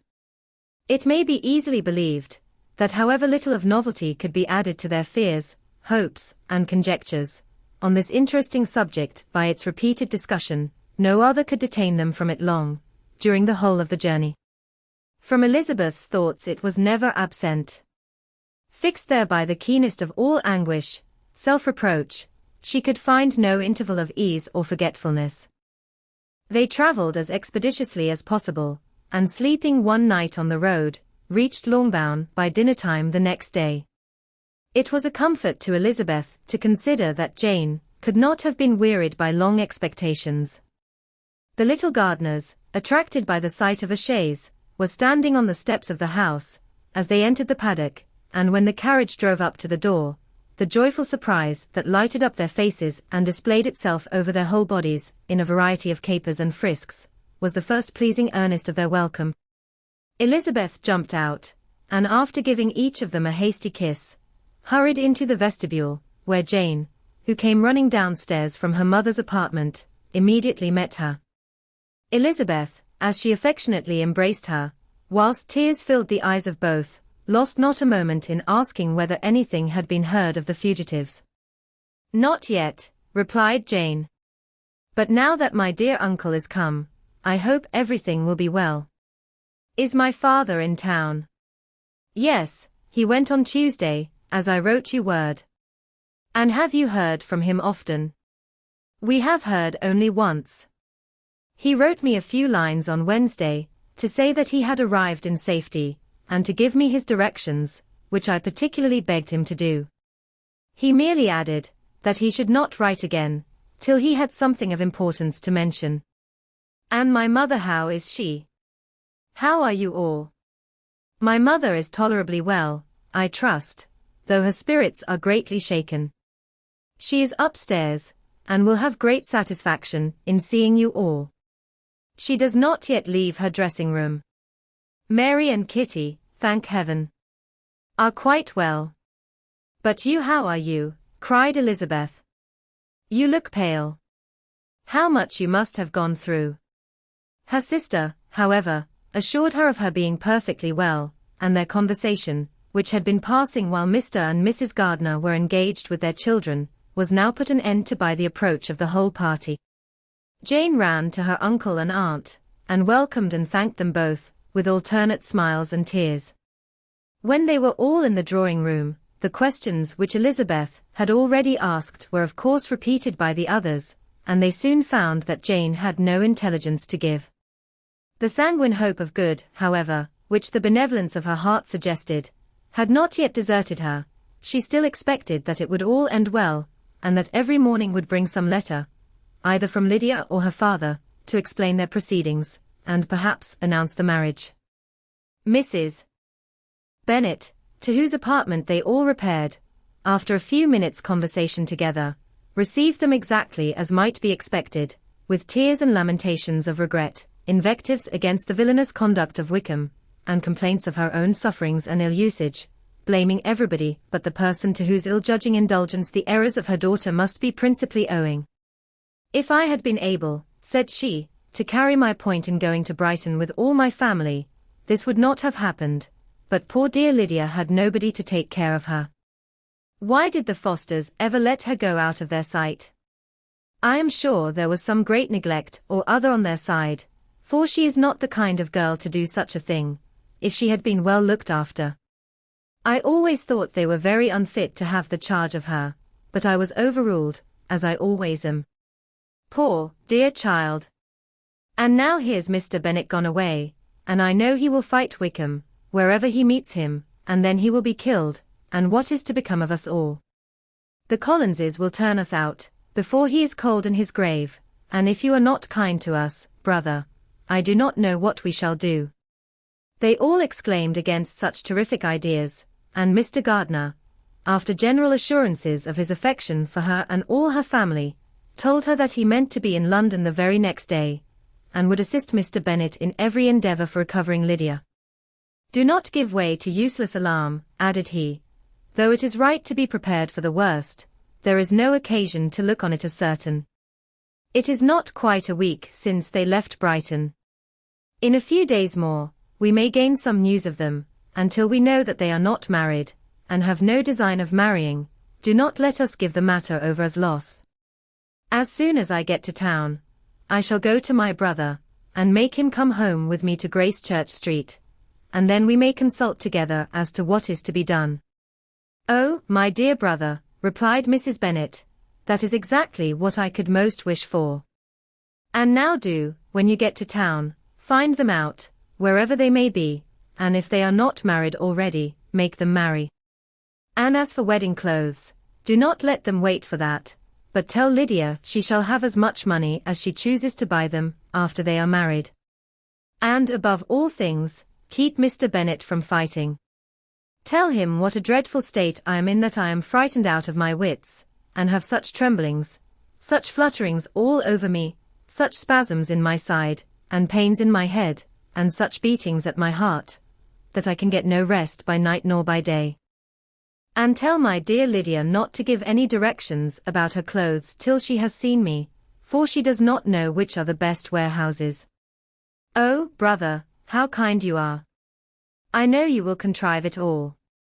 But Mr. Gardiner, though he assured her again of his earnest endeavours in the cause, could not avoid recommending moderation to her, as well in her hopes as her fears, and after talking with her in this manner till dinner was on table, they left her to vent all her feelings on the housekeeper, who attended in the absence of her daughters. Though her brother and sister were persuaded that there was no real occasion for such a seclusion from the family, they did not attempt to oppose it, for they knew that she had not prudence enough to hold her tongue before the servants, while they waited at table, and judged it better that one only of the household, and the one whom they could most trust, should comprehend all her fears and solicitude on the subject. In the dining-room, they were soon joined by Mary and Kitty, who had been too busily engaged in their separate apartments to make their appearance before. One came from her books, and the other from her toilette. The faces of both, however, were tolerably calm, and no change was visible in either, except that the loss of her favourite sister, or the anger which she had herself incurred in the business, had given something more of fretfulness than usual to the accents of Kitty. As for Mary, she was mistress enough of herself to whisper to Elizabeth, with a countenance of grave reflection, soon after they were seated at table, "This is a most unfortunate affair, and will probably be much talked of. But we must stem the tide of malice, and pour into the wounded bosoms of each other the balm of sisterly consolation." Then perceiving in Elizabeth no inclination of replying, she added, "Unhappy as the event must be for Lydia, we may draw from it this useful lesson, that loss of virtue in a female is irretrievable, that one false step involves her in endless ruin, that her reputation is no less brittle than it is beautiful, and that she cannot be too much guarded in her behaviour towards the undeserving of the other sex." Elizabeth lifted up her eyes in amazement, but was too much oppressed to make any reply. Mary, however, continued to console herself with such kind of moral extractions from the evil before them. In the afternoon, the two elder Miss Bennets were able to be for half an hour by themselves, and Elizabeth instantly availed herself of the opportunity of making any inquiries which Jane was equally eager to satisfy. After joining in general lamentations over the dreadful sequel of this event, which Elizabeth considered as all but certain, and Miss Bennet could not assert to be wholly impossible, the former continued the subject by saying, "But tell me all and everything about it which I have not already heard. Give me further particulars. What did Colonel Forster say? Had they no apprehension of anything before the elopement took place? They must have seen them together forever." Colonel Forster did own that he had often suspected some partiality, especially on Lydia's side, but nothing to give him any alarm. "I am so grieved for him. His behaviour was attentive and kind to the utmost. He was coming to us, in order to assure us of his concern, before he had any idea of their not being gone to Scotland. When that apprehension first got abroad, it hastened his journey." And was Denny convinced that Wickham would not marry? Did he know of their intending to go off? Had Colonel Forster seen Denny himself? Yes, but when questioned by him, Denny denied knowing anything of their plan, and would not give his real opinion about it. He did not repeat his persuasion of their not marrying, and from that I am inclined to hope he might have been misunderstood before. Until Colonel Forster came himself, not one of you entertained a doubt, I suppose, of their being really married. How was it possible that such an idea should enter our brains? I felt a little uneasy, a little fearful of my sister's happiness with him in marriage, because I knew that his conduct had not been always quite right. My father and mother knew nothing of that. They only felt how imprudent a match it must be. Kitty then owned, with a very natural triumph on knowing more than the rest of us, that in Lydia's last letter, she had prepared her for such a step. She had known, it seems, of their being in love with each other many weeks. But not before they went to Brighton. No, I believe not. And did Colonel Forster appear to think ill of Wickham himself? Does he know his real character? I must confess that he did not speak so well of Wickham as he formerly did. He believed him to be imprudent and extravagant, and since this sad affair has taken place, it is said that he left Meryton greatly in debt, but I hope this may be false. Oh, Jane, had we been less secret, had we told what we knew of him, this could not have happened. Perhaps it would have been better, replied her sister. But to expose the former faults of any person, without knowing what their present feelings were, seemed unjustifiable. We acted with the best intentions. Could Colonel Forster repeat the particulars of Lydia's note to his wife? He brought it with him for us to see. Jane then took it from her pocket-book, and gave it to Elizabeth. These were the contents, *NIND, my dear Harriet, you will laugh when you know where I am gone, and I cannot help laughing myself at your surprise tomorrow morning, as soon as I am missed. I am going to Gretna Green, and if you cannot guess with who, I shall think you a simpleton, for there is but one man in the world I love, and he is an angel. I should never be happy without him, so think it no harm to be off. You need not send them word at Longbourn of my going, if you do not like it, for it will make the surprise the greater when I write to them, and sign my name Lydia Wickham. What a good joke it will be. I can hardly write for laughing. Pray make my excuses to Pratt for not keeping my engagement, and dancing with him tonight. Tell him I hope he will excuse me when he knows all, and tell him I will dance with him at the next ball we meet with great pleasure. I shall send for my clothes when I get to Longbourn, but I wish you would tell Sally to mend a great slit in my worked muslin gown before they are packed up. Goodbye. Give my love to Colonel Forster. I hope you will drink to our good journey. Your affectionate friend, Lydia Bennet. Oh, thoughtless Lydia, cried Elizabeth when she had finished it. What a letter is this, to be written at such a moment. But at least it shows that she was serious in the object of her journey. Whatever he might afterwards persuade her to, it was not on her side a scheme of infamy. My poor father. How he must have felt it. I never saw anyone so shocked. He could not speak a word for full 10 minutes. My mother was taken ill immediately, and the whole house in such confusion. Oh, Jane, cried Elizabeth, was there a servant belonging to it who did not know the whole story before the end of the day? I do not know, I hope there was. But to be guarded at such a time is very difficult. My mother was in hysterics, and though I endeavored to give her every assistance in my power, I am afraid I did not do so much as I might have done. But the horror of what might possibly happen almost took from me my faculties. Your attendance upon her has been too much for you. You do not look well. Oh, that I had been with you. You have had every care and anxiety upon yourself alone. Mary and Kitty have been very kind, and would have shared in every fatigue, I am sure, but I did not think it right for either of them. Kitty is slight and delicate, and Mary studies so much that her hours of repose should not be broken in on. My Aunt Phillips came to Longbourn on Tuesday, after my father went away, and was so good as to stay till Thursday with me. She was of great use and comfort to us all, and Lady Lucas has been very kind. She walked here on Wednesday morning to condole with us, and offered her services, or any of her daughters, if they could be of use to us. She had better have stayed at home, cried Elizabeth. Perhaps she meant well, but, under such a misfortune as this, one cannot see too little of one's neighbors. Assistance is impossible, condolence insufferable. Let them triumph over us at a distance, and be satisfied. She then proceeded to inquire into the measures which her father had intended to pursue, while in town, for the recovery of his daughter. He meant, I believe, replied Jane, to go to Epsom, the place where they last changed horses, see the postillions, and try if anything could be made out from them. His principal object must be to discover the number of the hackney coach, which took them from Clapham. It had come with a fare from London, and as he thought the circumstance of a gentleman and ladies removing from one carriage into another might be remarked, he meant to make inquiries at Clapham. If he could anyhow discover at what house the coachman had before set down his fare, he determined to make inquiries there, and hoped it might not be impossible to find out the stand and number of the coach.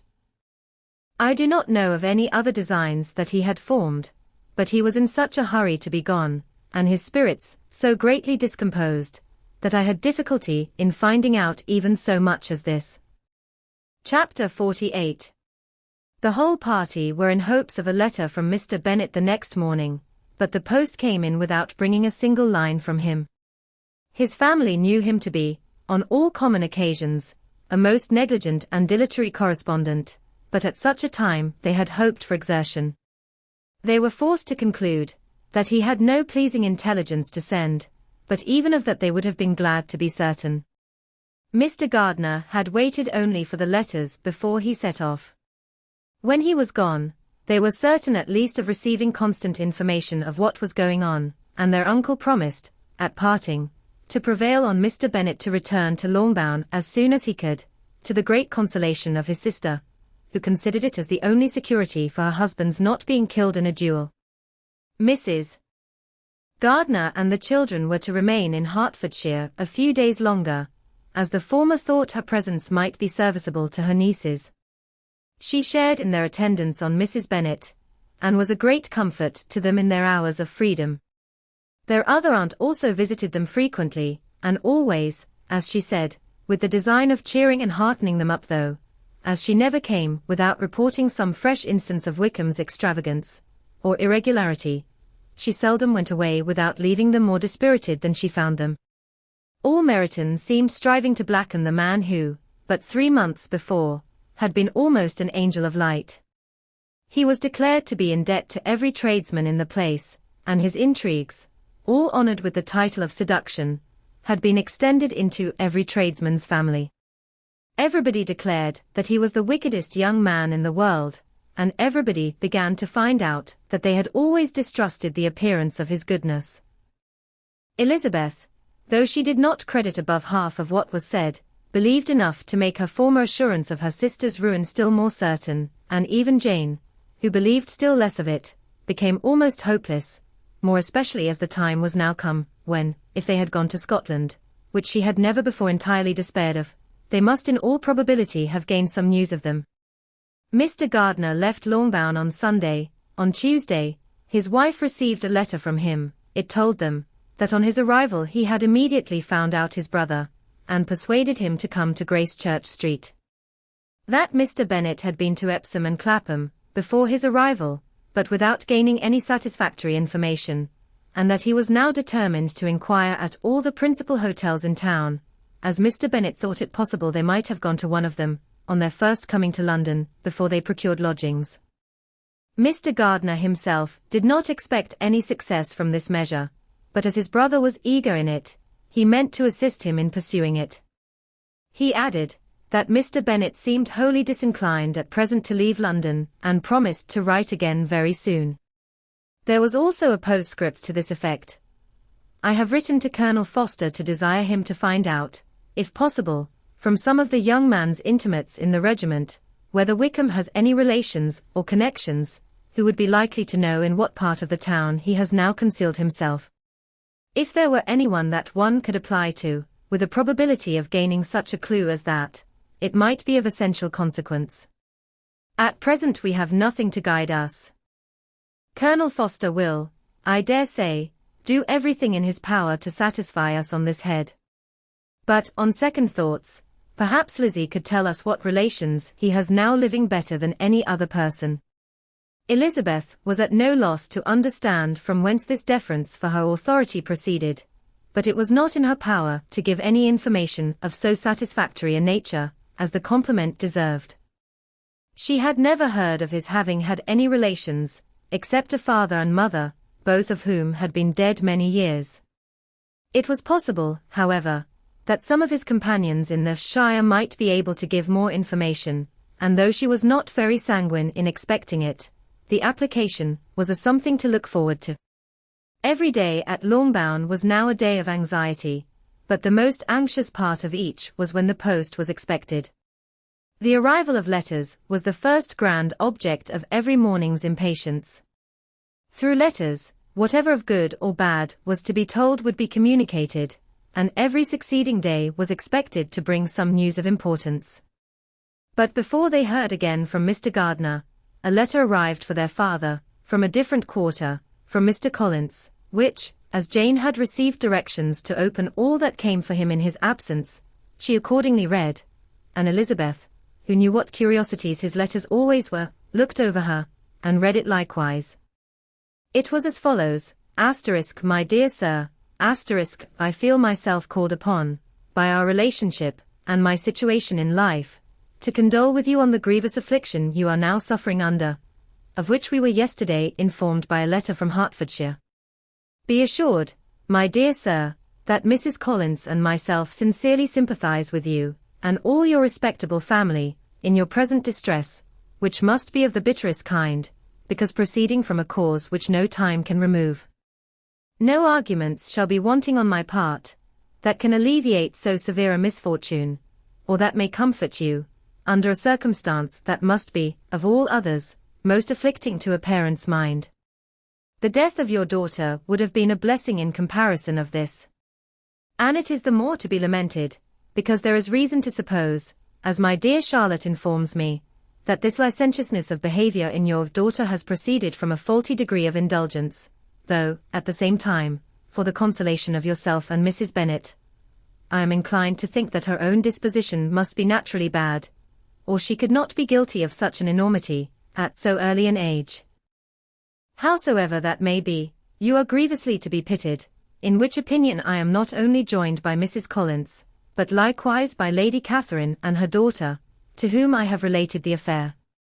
They agree with me in apprehending that this false step in one daughter will be injurious to the fortunes of all the others, for who, as Lady Catherine herself condescendingly says, will connect themselves with such a family. And this consideration leads me, moreover, to reflect, with augmented satisfaction, on a certain event of last November, for had it been otherwise, I must have been involved in all your sorrow and disgrace.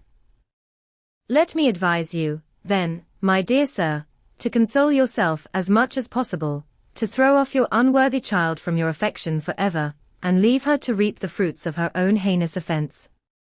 I am, dear Sir, etc., etc. Mr. Gardiner did not write again, till he had received an answer from Colonel Foster, and then he had nothing of a pleasant nature to send. It was not known that Wickham had a single relation with whom he kept up any connection, and it was certain that he had no near one living. His former acquaintance had been numerous, but since he had been in the militia, it did not appear that he was on terms of particular friendship with any of them. There was no one, therefore, who could be pointed out as likely to give any news of him. And in the wretched state of his own finances, there was a very powerful motive for secrecy, in addition to his fear of discovery by Lydia's relations, for it had just transpired that he had left gaming debts behind him to a very considerable amount. Colonel Foster believed that more than £1,000 would be necessary to clear his expenses at Brighton. He owed a good deal in the town, but his debts of honour were still more formidable. Mr. Gardiner did not attempt to conceal these particulars from the Longbourn family. Jane heard them with horror. "A gamester," she cried. "This is wholly unexpected. I had not an idea of it."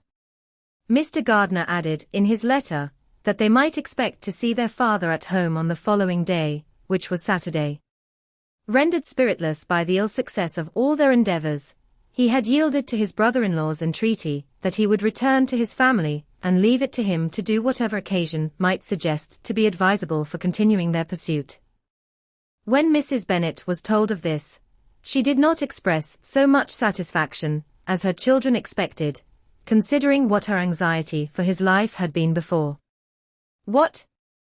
Is he coming home, and without poor Lydia?" she cried. "Sure he will not leave London before he has found them. Who is to fight Wickham, and make him marry her, if he comes away?" As Mrs. Gardiner began to wish to be at home, it was settled that she and her children should go to London at the same time that Mr. Bennet came from it. The coach, therefore, took them the first stage of their journey, and brought its master back to Longbourn. Mrs. Gardiner went away in all the perplexity about Elizabeth and her Derbyshire friend, that had attended her from that part of the world. His name had never been voluntarily mentioned before them by her niece, and the kind of half-expectation, which Mrs. Gardiner had formed, of their being followed by a letter from him, had ended in nothing. Elizabeth had received none since her return, that could come from Pemberley. The present unhappy state of the family rendered any other excuse for the lowness of her spirits unnecessary. Nothing, therefore, could be fairly conjectured from that, though Elizabeth, who was by this time tolerably well acquainted with her own feelings, was perfectly aware that, had she known nothing of Darcy, she could have borne the dread of Lydia's infamy somewhat better. It would have spared her, she thought, one sleepless night out of two. When Mr. Bennet arrived, he had all the appearance of his usual philosophic composure. He said as little as he had ever been in the habit of saying, made no mention of the business that had taken him away, and it was some time before his daughters had courage to speak of it. It was not till the afternoon, when he joined them at tea, that Elizabeth ventured to introduce the subject, and then, on her briefly expressing her sorrow for what he must have endured, he replied, "Say nothing of that. Who should suffer but myself? It has been my own doing, and I ought to feel it." "You must not be too severe upon yourself," replied Elizabeth. "You may well warn me against such an evil. Human nature is so prone to fall into it. No, Lizzie, let me once in my life feel how much I have been to blame. I am not afraid of being overpowered by the impression. It will pass away soon enough." "Do you suppose them to be in London?"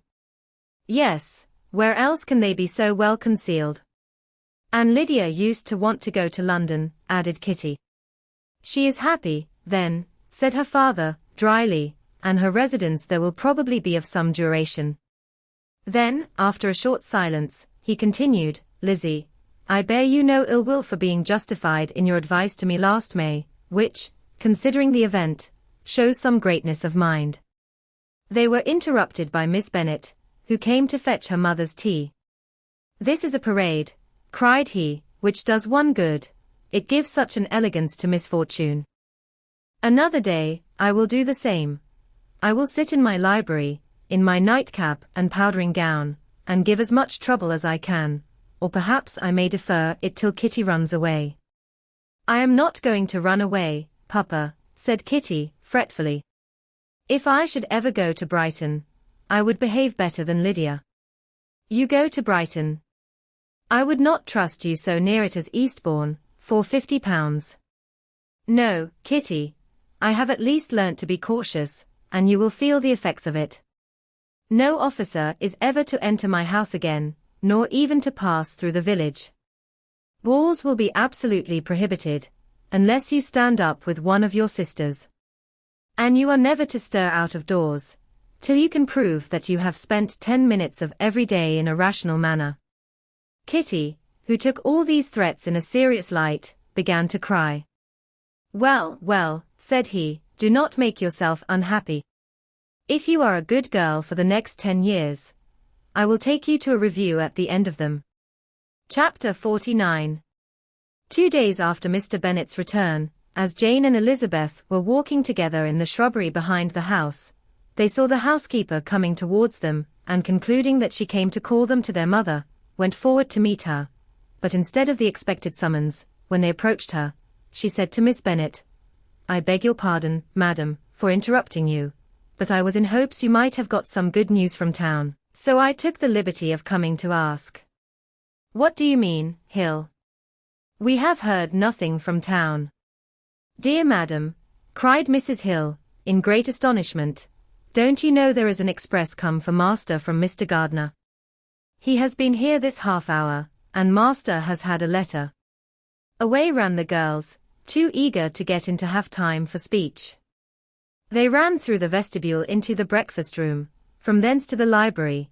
Their father was in neither, and they were on the point of seeking him upstairs with their mother, when they were met by the butler, who said, "If you are looking for my master, he is walking towards the little copse." Upon this information, they instantly passed through the hall once more, and ran across the lawn after their father, who was deliberately pursuing his way towards a small wood on one side of the paddock. Jane, who was not so light, nor so much in the habit of running as Elizabeth, soon lagged behind, while her sister, panting for breath, came up with him, and eagerly cried out, "Oh, Papa, what news? What news? Have you heard from my uncle?" "Yes. I have had a letter from him by express." "Well, and what news does it bring, good or bad?" "What is there of good to be expected?" said he, taking the letter from his pocket, "but perhaps you would like to read it." Elizabeth impatiently caught it from his hand. Jane now came up. "Read it aloud," said their father, "for I hardly know myself what it is about." Right, Gracechurch Street, Monday, August 2nd. Oh my dear brother, at last I am able to send you some tidings of my niece, and such as, upon the whole, I hope will give you satisfaction. Soon after you left me on Saturday, I was fortunate enough to find out in what part of London they were. The particulars I reserve till we meet. It is enough to know they are discovered. I have seen them both, then it is as I always hoped, cried Jane, they are married. Elizabeth read on. I have seen them both. They are not married, nor can I find there was any intention of being so. But if you are willing to perform the engagements, which I have ventured to make on your side, I hope it will not be long before they are. All that is required of you is, to assure to your daughter, by settlement, her equal share of the £5,000, secured among your children after the decease of yourself and my sister, and, moreover, to enter into an engagement of allowing her, during your life, £100 per annum. These are conditions which, considering everything, I had no hesitation in complying with, as far as I thought myself privileged, for you. I shall send this by express, that no time may be lost in bringing me your answer. You will easily comprehend, from these particulars, that Mr. Wickham's circumstances are not so hopeless as they are generally believed to be. The world has been deceived in that respect, and I am happy to say, there will be some little money, even when all his debts are discharged, to settle on my niece, in addition to her own fortune. If, as I conclude will be the case, you send me full powers to act in your name throughout the whole of this business, I will immediately give directions to Haggerston for preparing a proper settlement. There will not be the smallest occasion for your coming to town again, therefore stay quietly at Longbourn, and depend on my diligence and care. Send back your answer as soon as you can, and be careful to write explicitly. We have judged it best that my niece should be married from this house, of which I hope you will approve. She comes to us today. I shall write again, as soon as anything more is determined on. Yours, etc. E.D.W. Gardner. Is it possible, cried Elizabeth, when she had finished. Can it be possible that he will marry her? Wickham is not so undeserving, then, as we have thought him, said her sister. My dear father, I congratulate you. And have you answered the letter? Said Elizabeth. No, but it must be done soon. Most earnestly did she then entreat him to lose no more time before he wrote. Oh, my dear father, she cried, come back and write immediately. Consider how important every moment is in such a case. Let me write for you, said Jane, if you dislike the trouble yourself. I dislike it very much, he replied, but it must be done. And so saying, he turned back with them, and walked towards the house. And may I ask, said Elizabeth, but the terms, I suppose, must be complied with. Complied with? I am only ashamed of his asking so little. And they must marry. Yet he is such a man. Yes, yes, they must marry. There is nothing else to be done. But there are two things that I want very much to know. One is, how much money your uncle has laid down to bring it about, and the other, how I am ever to pay him. Money. My uncle, cried Jane, what do you mean, sir?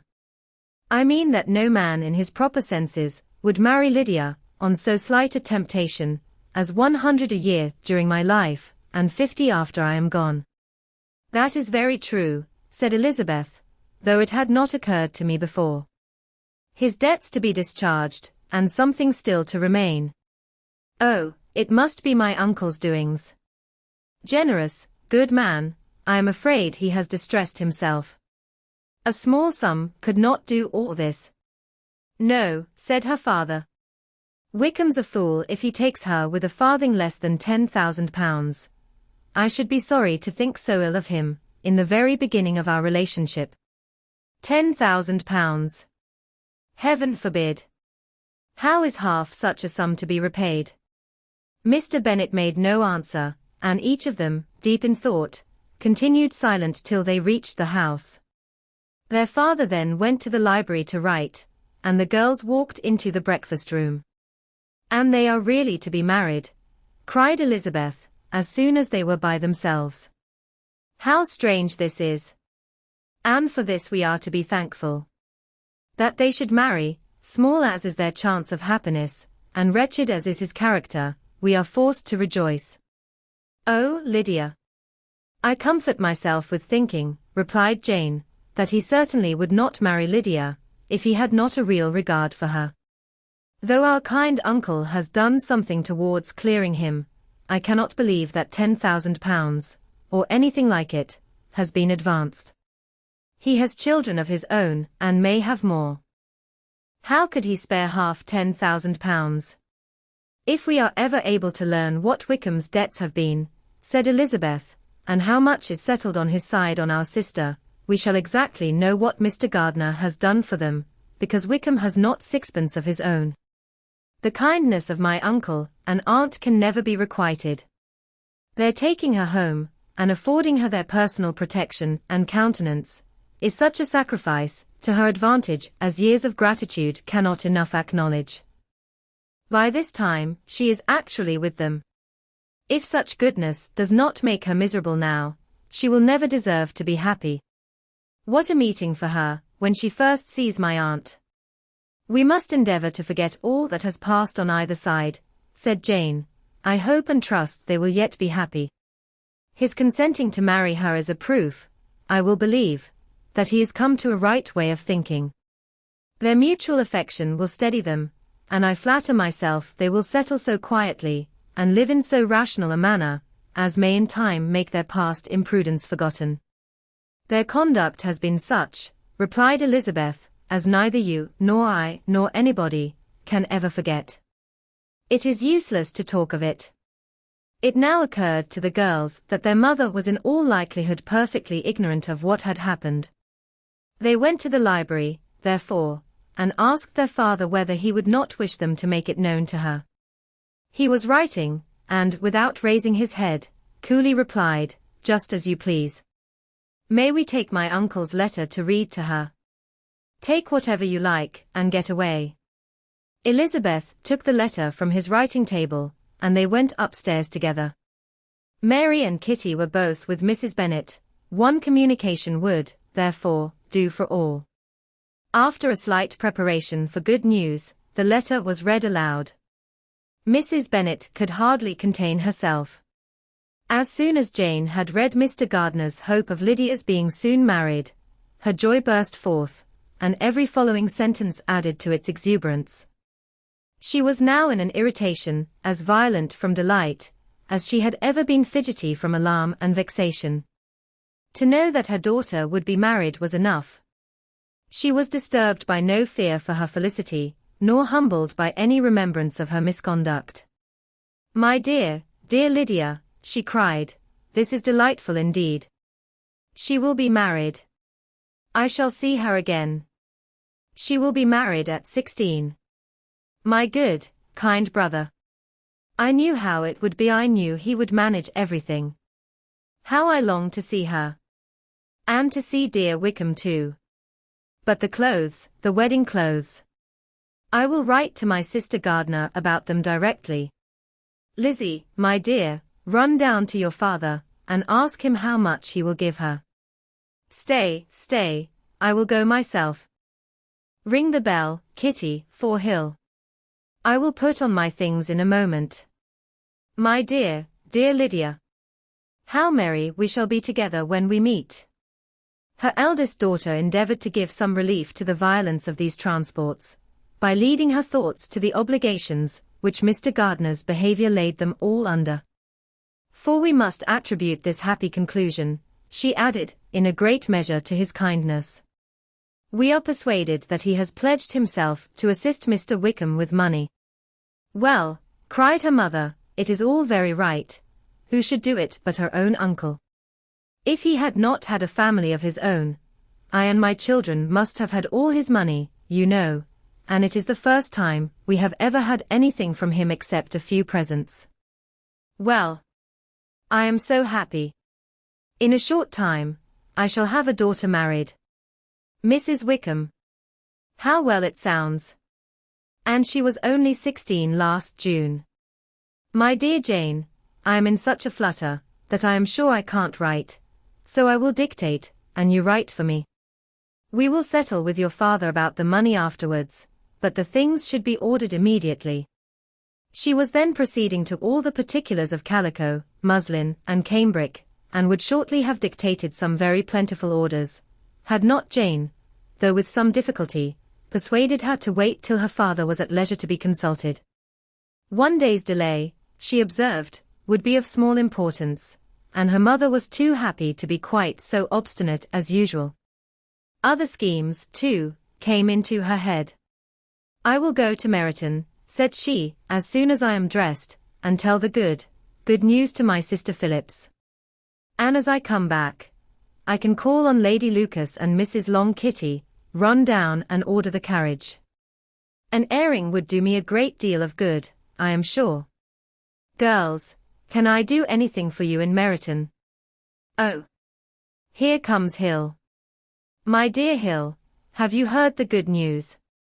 Miss Lydia is going to be married, and you shall all have a bowl of punch to make merry at her wedding. Mrs. Hill began instantly to express her joy. Elizabeth received her congratulations amongst the rest and then, sick of this folly, took refuge in her own room, that she might think with freedom. Poor Lydia's situation must, at best, be bad enough, but that it was no worse, she had need to be thankful. She felt it so, and though, in looking forward, neither rational happiness, nor worldly prosperity could be justly expected for her sister, in looking back to what they had feared, only 2 hours ago, she felt all the advantages of what they had gained. Chapter 50. Mr.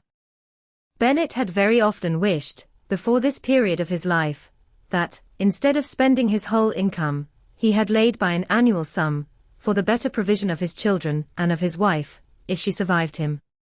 He now wished it more than ever.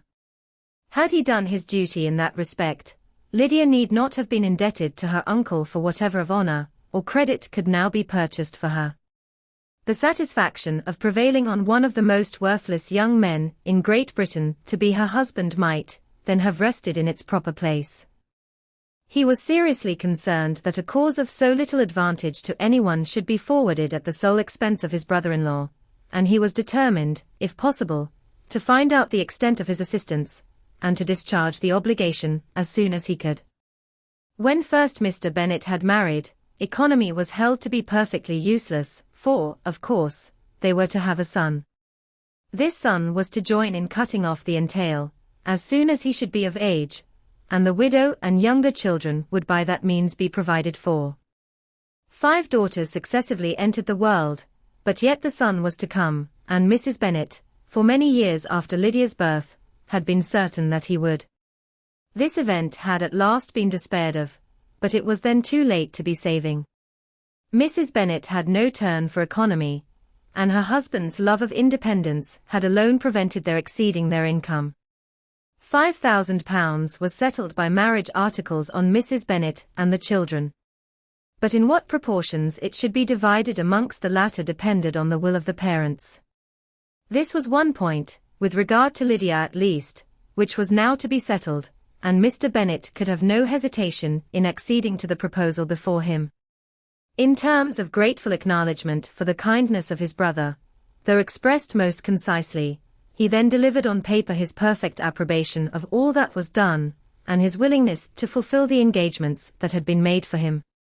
He had never before supposed that, could Wickham be prevailed on to marry his daughter, it would be done with so little inconvenience to himself as by the present arrangement. He would scarcely be £10 a year the loser, by the 100 that was to be paid them, for, what with her board and pocket allowance, and the continual presents in money which passed to her through her mother's hands, Lydia's expenses had been very little within that sum. That it would be done with such trifling exertion on his side, too, was another very welcome surprise, for his chief wish at present was to have as little trouble in the business as possible. When the first transports of rage, which had produced his activity in seeking her were over, he naturally returned to all his former indolence. His letter was soon despatched, for though dilatory in undertaking business, he was quick in its execution. He begged to know further particulars of what he was indebted to his brother, but was too angry with Lydia to send any message to her. The good news quickly spread through the house, and with proportionate speed through the neighborhood. It was borne in the latter with decent philosophy. To be sure, it would have been more for the advantage of conversation, had Miss Lydia Bennet come upon the town, or, as the happiest alternative, been secluded from the world in some distant farmhouse. But there was much to be talked of in marrying her, and the good-natured wishes for her well-doing, which had proceeded before from all the spiteful old ladies in Meryton, lost but little of their spirit in this change of circumstances, because with such a husband her misery was considered certain. It was a fortnight since Mrs. Bennet had been downstairs, but on this happy day she again took her seat at the head of her table, and in spirits oppressively high. No sentiment of shame gave a damp to her triumph. The marriage of a daughter, which had been the first object of her wishes since Jane was 16, was now on the point of accomplishment, and her thoughts and her words ran wholly on those attendants of elegant nuptials, fine muslins, new carriages, and servants. She was busily searching through the neighborhood for a proper situation for her daughter, and, without knowing or considering what their income might be, rejected many as deficient in size and importance. Hay Park might do, said she, if the Gouldings would quit it, or the great house at Stoke, if the drawing-room were larger, but Ashworth is too far off. I could not bear to have her 10 miles from me, and as for Purvis Lodge, the attics are dreadful. Her husband allowed her to talk on without interruption while the servants remained. But when they had withdrawn, he said to her, Mrs. Bennet, before you take any, or all of these houses, for your son and daughter, let us come to a right understanding. Into one house in this neighborhood they shall never have admittance. I will not encourage the imprudence of either, by receiving them at Longbourn. A long dispute followed this declaration, but Mr. Bennet was firm. It soon led to another, and Mrs. Bennet found, with amazement and horror, that her husband would not advance a guinea to buy clothes for his daughter. He protested that she should receive from him no mark of affection whatever on the occasion. Mrs. Bennet could hardly comprehend it. That his anger could be carried to such a point of inconceivable resentment as to refuse his daughter a privilege, without which her marriage would scarcely seem valid, exceeded all that she could believe possible. She was more alive to the disgrace, which her want of new clothes must reflect on her daughter's nuptials, than to any sense of shame at her eloping and living with Wickham a fortnight before they took place. Elizabeth was now most heartily sorry that she had, from the distress of the moment, been led to make Mr. Darcy acquainted with their fears for her sister, for since her marriage would so shortly give the proper termination to the elopement, they might hope to conceal its unfavorable beginning from all those who were not immediately on the spot.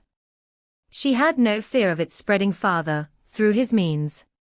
There were few people on whose secrecy she would have more confidently depended, but at the same time there was no one whose knowledge of a sister's frailty would have mortified her so much.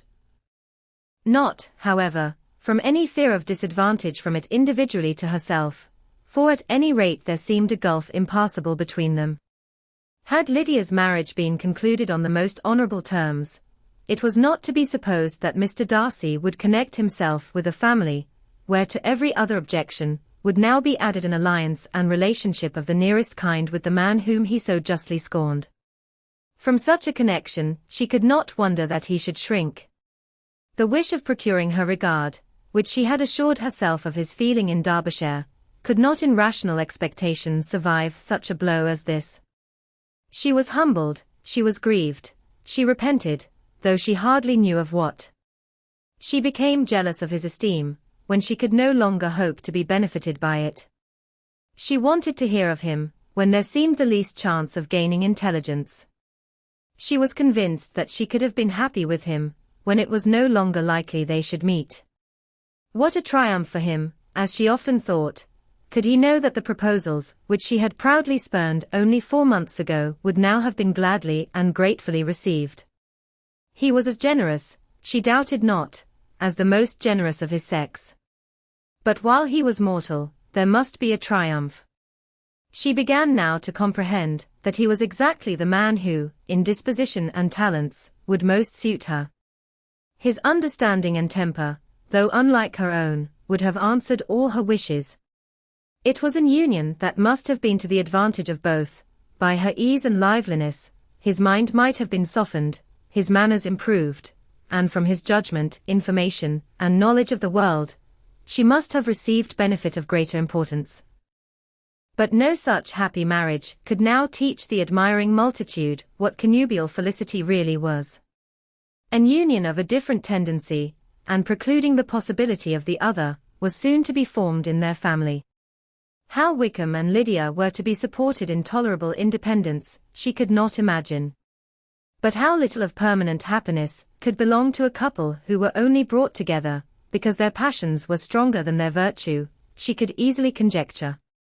Mr. Gardiner soon wrote again to his brother. To Mr. Bennet's acknowledgments he briefly replied, with assurances of his eagerness to promote the welfare of any of his family, and concluded with entreaties that the subject might never be mentioned to him again. The principal purport of his letter was to inform them that Mr. Wickham had resolved on quitting the militia. It was greatly my wish that he should do so, he added, as soon as his marriage was fixed on. And I think you will agree with me, in considering a removal from that corps as highly advisable, both on his account and my niece's. It is Mr. Wickham's intention to go into the regulars, and, among his former friends, there are still some who are able and willing to assist him in the army.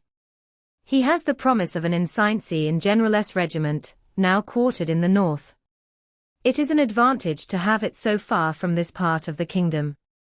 He promises fairly, and I hope among different people, where they may each have a character to preserve, they will both be more prudent. I have written to Colonel Foster, to inform him of our present arrangements, and to request that he will satisfy the various creditors of Mr. Wickham in and near Brighton with assurances of speedy payment, for which I have pledged myself. And will you give yourself the trouble of carrying similar assurances to his creditors in Meryton, of whom I shall subjoin a list, according to his information. He has given in all his debts. I hope at least he has not deceived us. Haggerston has our directions, and all will be completed in a week. They will then join his regiment, unless they are first invited to Longbourn, and I understand from Mrs. Gardiner that my niece is very desirous of seeing you all before she leaves the south. She is well, and begs to be dutifully remembered to you and her mother, yours, etc., E. Gardiner. Mr. Bennet and his daughters saw all the advantages of Wickham's removal from the shire, as clearly as Mr. Gardiner could do. But Mrs. Bennet was not so well pleased with it. Lydia's being settled in the north, just when she had expected most pleasure and pride in her company, for she had by no means given up her plan of their residing in Hertfordshire, was a severe disappointment, and besides, it was such a pity that Lydia should be taken from a regiment where she was acquainted with everybody, and had so many favourites. She is so fond of Mrs. Foster, said she, it will be quite shocking to send her away. And there are several of the young men, too, that she likes very much. The officers may not be so pleasant in General S. Regiment. His daughter's request, for such it might be considered, of being admitted into her family again, before she set off for the north, received at first an absolute negative. But Jane and Elizabeth, who agreed in wishing, for the sake of their sister's feelings and consequence, that she should be noticed on her marriage by her parents, urged him so earnestly, yet so rationally and so mildly, to receive her and her husband at Longbourn, as soon as they were married, that he was prevailed on to think as they thought, and act as they wished. And their mother had the satisfaction of knowing that she should be able to show her married daughter in the neighborhood before she was banished to the north.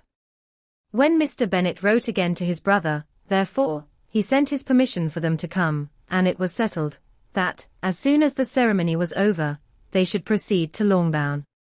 Elizabeth was surprised, however, that Wickham should consent to such a scheme, and, had she consulted only her own inclination, any meeting with him would have been the last object of her wishes. Chapter 51. Their sister's wedding day arrived, and Jane and Elizabeth felt for her probably more than she felt for herself. The carriage was sent to meet them and they were to return in it by dinner time. Their arrival was dreaded by the elder Miss Bennets and Jane more especially, who gave Lydia the feelings which would have attended herself, had she been the culprit, and was wretched in the thought of what her sister must endure. They came. The family were assembled in the breakfast-room to receive them. Smiles decked the face of Mrs. Bennet, as the carriage drove up to the door. Her husband looked impenetrably grave, her daughters, alarmed, anxious, uneasy.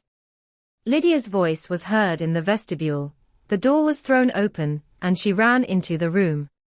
Her mother stepped forwards, embraced her, and welcomed her with rapture, gave her hand with an affectionate smile to Wickham, who followed his lady, and wished them both joy, with an alacrity which showed no doubt of their happiness. Their reception from Mr. Bennet, to whom they then turned, was not quite so cordial. His countenance rather gained in austerity, and he scarcely opened his lips. The easy assurance of the young couple, indeed, was enough to provoke him. Elizabeth was disgusted, and even Miss Bennet was shocked. Lydia was Lydia still, untamed, unabashed, wild, noisy, and fearless. She turned from sister to sister, demanding their congratulations, and when at length they all sat down, looked eagerly round the room, took notice of some little alteration in it, and observed, with a laugh, that it was a great while since she had been there. Wickham was not at all more distressed than herself, but his manners were always so pleasing, that, had his character and his marriage been exactly what they ought, his smiles and his easy address, while he claimed their relationship, would have delighted them all. Elizabeth had not before believed him quite equal to such assurance, but she sat down, resolving within herself to draw no limits in future to the impudence of an impudent man. She blushed, and Jane blushed, but the cheeks of the two who caused their confusion suffered no variation of color. There was no want of discourse. The bride and her mother could neither of them talk fast enough, and Wickham, who happened to sit near Elizabeth, began inquiring after his acquaintance in that neighborhood, with a good-humored ease, which she felt very unable to equal in her replies. They seemed each of them to have the happiest memories in the world. Nothing of the past was recollected with pain, and Lydia led voluntarily to subjects, which her sisters would not have alluded to for the world. "Only think of its being 3 months, she cried, since I went away. It seems but a fortnight, I declare, and yet there have been things enough happened in the time. Good gracious! When I went away, I am sure I had no more idea of being married till I came back again. Though I thought it would be very good fun if I was."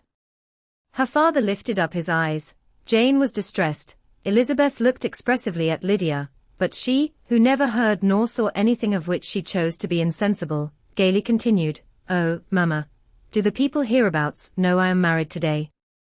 I was afraid they might not, and we overtook William Goulding in his curricle, so I was determined he should know it, and so I let down the side glass next to him, and took off my glove and let my hand just rest upon the window frame, so that he might see the ring, and then I bowed and smiled like anything." Elizabeth could bear it no longer. She got up and ran out of the room, and returned no more, till she heard them passing through the hall to the dining parlor. She then joined them soon enough to see Lydia, with anxious parade, walk up to her mother's right hand, and hear her say to her eldest sister, "Ah, Jane, I take your place now, and you must go lower, because I am a married woman." It was not to be supposed that time would give Lydia that embarrassment from which she had been so wholly free at first. Her ease and good spirits increased. She longed to see Mrs. Phillips, the Lucases, and all their other neighbors, and to hear herself called Mrs. Wickham by each of them, and in the meantime, she went after dinner to show her ring and boast of being married to Mrs. Hill and the 2 housemaids. "Well, Mamma," said she, when they were all returned to the breakfast room, "and what do you think of my husband? Is not he a charming man? I am sure my sisters must all envy me. I only hope they may have half my good luck. They must all go to Brighton. That is the place to get husbands. What a pity it is, Mamma, we did not all go." "Very true, and if I had my will we should. But, my dear Lydia, I don't at all like your going such a way off." "Must it be so?" "Oh, Lord. Yes, there is nothing in that. I shall like it of all things. You and Papa, and my sisters, must come down and see us. We shall be at Newcastle all the winter, and I dare say there will be some balls, and I will take care to get good partners for them all." "I should like it beyond anything," said her mother. "And then when you go away, you may leave 1 or 2 of my sisters behind you, and I dare say I shall get husbands for them before the winter is over." "I thank you for my share of the favor," said Elizabeth, "but I do not particularly like your way of getting husbands." Their visitors were not to remain above 10 days with them. Mr. Wickham had received his commission before he left London, and he was to join his regiment at the end of a fortnight. No one but Mrs. Bennet regretted that their stay would be so short, and she made the most of the time by visiting about with her daughter, and having very frequent parties at home. These parties were acceptable to all. To avoid a family circle was even more desirable to such as did think than such as did not. Wickham's affection for Lydia was just what Elizabeth had expected to find it, not equal to Lydia's for him. She had scarcely needed her present observation to be satisfied, from the reason of things, that their elopement had been brought on by the strength of her love rather than by his, and she would have wondered why, without violently caring for her, he chose to elope with her at all, had she not felt certain that his flight was rendered necessary by distress of circumstances, and if that were the case, he was not the young man to resist an opportunity of having a companion. Lydia was exceedingly fond of him. He was her dear Wickham on every occasion, no one was to be put in competition with him.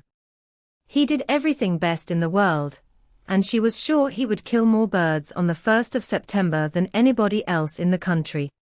One morning, soon after their arrival, as she was sitting with her 2 elder sisters, she said to Elizabeth, "Lizzie, I never gave you an account of my wedding, I believe. You were not by, when I told Mamma, and the others, all about it. Are not you curious to hear how it was managed?" "No, really," replied Elizabeth, "I think there cannot be too little said on the subject." "La! You are so strange. But I must tell you how it went off. We were married, you know, at St. Clement's, because Wickham's lodgings were in that parish. And it was settled that we should all be there by 11 o'clock. My uncle and aunt and I were to go together, and the others were to meet us at the church. Well, Monday morning came, and I was in such a fuss. I was so afraid, you know, that something would happen to put it off, and then I should have gone quite distracted. And there was my aunt. All the time I was dressing, preaching and talking away, just as if she was reading a sermon. However, I did not hear above 1 word in 10, for I was thinking, you may suppose, of my dear Wickham. I longed to know whether he would be married in his blue coat. Well, and so we breakfasted at 10 as usual. I thought it would never be over, for, by the by, you are to understand that my uncle and aunt were horrid unpleasant all the time I was with them. If you'll believe me, I did not once put my foot out of doors, though I was there a fortnight. Not one party, or scheme, or anything. To be sure, London was rather thin, but however, the little theatre was open. Well, and so, just as the carriage came to the door, my uncle was called away upon business to that horrid man Mr. Stone. And then, you know, when once they get together, there is no end of it. Well, I was so frightened I did not know what to do, for my uncle was to give me away, and if we were beyond the hour we could not be married all day. But, luckily, he came back again in 10 minutes' time, and then we all set out. However, I recollected afterwards, that if he had been prevented going, the wedding need not be put off, for Mr. Darcy might have done as well. Mr. Darcy, repeated Elizabeth, in utter amazement. Oh, yes. He was to come there with Wickham, you know. But, gracious me, I quite forgot. I ought not to have said a word about it. I promised them so faithfully. What will Wickham say? It was to be such a secret. If it was to be a secret, said Jane, say not another word on the subject. You may depend upon my seeking no further. Oh, certainly, said Elizabeth, though burning with curiosity, we will ask you no questions. Thank you, said Lydia, for if you did, I should certainly tell you all, and then Wickham would be so angry. On such encouragement to ask, Elizabeth was forced to put it out of her power, by running away. But to live in ignorance on such a point was impossible, or at least it was impossible not to try for information. Mr. Darcy had been at her sister's wedding. It was exactly a scene, and exactly among people, where he had apparently least to do, and least temptation to go. Conjectures as to the meaning of it, rapid and wild, hurried into her brain, but she was satisfied with none. Those that best pleased her, as placing his conduct in the noblest light, seemed most improbable. She could not bear such suspense, and hastily seizing a sheet of paper, wrote a short letter to her aunt, to request an explanation of what Lydia had dropped, if it were compatible with the secrecy which had been intended. You may readily comprehend, she added, what my curiosity must be to know how a person unconnected with any of us, and, comparatively speaking, a stranger to our family, should have been amongst you at such a time. Pray write instantly, and let me understand it unless it is, for very cogent reasons, to remain in the secrecy which Lydia seems to think necessary, and then I must endeavour to be satisfied with ignorance. Not that I shall, though, she added to herself, and she finished the letter, and, my dear aunt, if you do not tell me in an honourable manner, I shall certainly be reduced to tricks and stratagems to find it out. Jane's delicate sense of honour would not allow her to speak to Elizabeth privately of what Lydia had let fall. Elizabeth was glad of it, till it appeared whether her inquiries would receive any satisfaction. She had rather be without a confidant. Chapter 52. Elizabeth had the satisfaction of receiving an answer to her letter as soon as she possibly could. She was no sooner in possession of it, than hurrying into the little copse, where she was least likely to be interrupted, she sat down on one of the benches, and prepared to be happy, for the length of the letter convinced her that it did not contain a denial. Right, Gracechurch Street, September 6th, to my dear niece. I have just received your letter, and shall devote this whole morning to answering it, as I foresee that a little writing will not comprise what I have to tell you. I must confess myself surprised by your application. I did not expect it from you. Don't think me angry, however, for I only mean to let you know that I had not imagined such inquiries to be necessary on your side. If you do not choose to understand me, forgive my impertinence. Your uncle is as much surprised as I am, and nothing but the belief of your being a party concerned would have allowed him to act as he has done. But if you are really innocent and ignorant, I must be more explicit. On the very day of my coming home from Longbourn, your uncle had a most unexpected visitor. Mr. Darcy called, and was shut up with him several hours. It was all over before I arrived, so my curiosity was not so dreadfully racked as yours seems to have been. He came to tell Mr. Gardiner that he had found out where your sister and Mr. Wickham were, and that he had seen and talked with them both, Wickham repeatedly, Lydia once. From what I can collect, he left Derbyshire only one day after ourselves, and came to town with the resolution of hunting for them. The motive professed was his conviction of its being owing to himself that Wickham's worthlessness had not been so well known as to make it impossible for any young woman of character to love or confide in him. He generously imputed the whole to his mistaken pride, and confessed that he had before thought it beneath him to lay his private actions open to the world. His character was to speak for itself. He called it, therefore, his duty to step forward, and endeavor to remedy an evil which had been brought on by himself. If he had another motive, I am sure it would never disgrace him. He had been some days in town before he was able to discover them, but he had something to direct his search, which was more than we had, and the consciousness of this was another reason for his resolving to follow us. There is a lady, it seems, a Mrs. Yonge, who was some time ago governess to Miss Darcy, and was dismissed from her charge on some cause of disapprobation, though he did not say what. She then took a large house in Edward Street, and has since maintained herself by letting lodgings. This Mrs. Yonge was, he knew, intimately acquainted with Wickham, and he went to her for intelligence of him, as soon as he got to town. But it was 2 or 3 days before he could get from her what he wanted. She would not betray her trust, I suppose, without bribery and corruption, for she really did know where her friend was to be found. Wickham, indeed, had gone to her on their first arrival in London, and had she been able to receive them into her house, they would have taken up their abode with her. At length, however, our kind friend procured the wished-for direction. They were in street. He saw Wickham, and afterwards insisted on seeing Lydia.